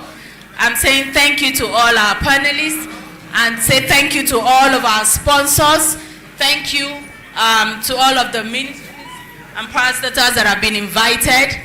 We want to specifically thank Wema Bank, very instrumental to the success of this event. We also want to specifically thank Customs. They have been supporting us from inception. And we also have diverse sponsors, their names. Can we have the sponsors and partners on the screen? For us, these are patriotic Nigerians that have stood by us even when we didn't know what we were doing. But today is looking colorful. So this is me saying to you, that one dream that you have, nobody needs to know that dream with you. It's in your heart, you slept over it, just keep pursuing it. When we started, it felt like nobody would know of us. But today, see how we are having and holding conferences in a big place like the Yaradua Center. I remember when we were trekking the streets of Abuja and trekking from Durumi to Asokoro. You know what that means. But we kept our hope alive, and today we're looking colorful. We are now that kind of unit that people will listen to. And we're not stopping here. We have 20 years, 50 years ahead of us. And we know that even when we move from here, you would be handed over the baton to do this thing that we're doing bigger than us right now. So specific thanks you to Triumph Build Group, the National Reputation Agency, Modern Shelter, even when they didn't hear too much about us because our media handle wasn't really up there, they still believed in what we were saying and they've been supporting us. The Nigerian Diaspora Commission, we want to say specific thank you to you. The Nigerian Customs Service, I already have mentioned that. Again, I want to please say thank you. Please come put our hands to Wema Bank. You know when you are thanking you should know what we are talking about. We are really so appreciative. We want to also say thank you to Ignite Logistics Services and Nigerian Bottling Company. If you've received your packs, you will see some very nice, colorful drinks in your pack. They were well sponsored by the Nigerian Bottling Company, what we well know as Coca-Cola. They are partnering with us and we're here to say thank you to them. We want to also say thank you to the Office of the Secretary of the Government of the Federation. They've been a pillar to us and say thank you. A special thank you to Didi of the Borg Realty. We want to say thank you to Sapphire Sense. They've been supporting us all through. And Momodu Studios. Momodu Studios, the CEO, was one of the judges of the Nigeria Through My Lens project. And after that project, he decided to give free internship to the top 3 winners. And for us, that is the height of patriotism. If one person within your space can continue to lift another person, by doing that, we believe everybody will be built. We want to also say thank you to Reach Out Multi-Services Limited. We want to say a special thank you to KC Bombay Collection and Friends of Nigeria. Friends of Nigeria, they are in Paris and they are supporting us since we started. Friends of Nigeria just recently donated to us 30 laptops to show that they are keen with us. They want to build Nigerians in computer literacy projects. And we're saying thank you to them. I know you're listening to me online. We also want to say thank you to Ahamo Nigeria Limited, Campus Group, Brim Water. They also supported us with the very drinkable water that we have. City Gate Sports Club. These people are home. When we call them, we feel relaxed. They were supporting us not just financially, but also with human resource. Thank you so very much, City Gate Sport Club. Thank you so much, Makaya Global. Housing vendors want to say thank you. The All Stars International FC Abuja. This is a club that has all of the stars that you know. The likes of Siasia, the likes of Kanu, they are all in one club called the All Stars. And just recently, 1st of October, we played a match with them, something we call novelty match. It's a free will match, and that match was played, well, you guess who won? I'm sure we don't want to call the scores here. But we want to say that that partnership will continue with the All Stars, and we're really appreciative.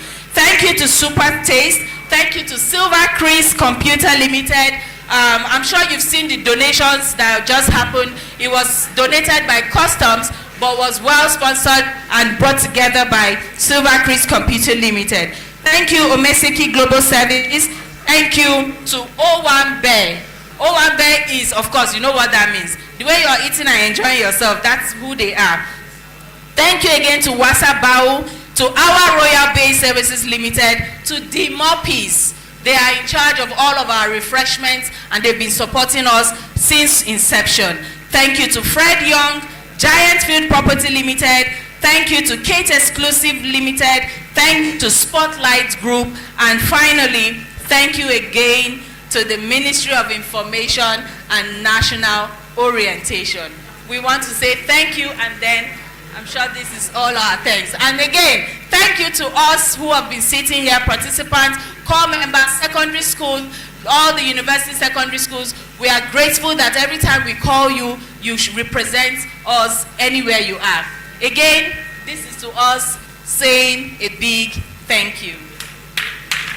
Thank you. All right. With that, please, can we rise up for the Nigerian National Pledge?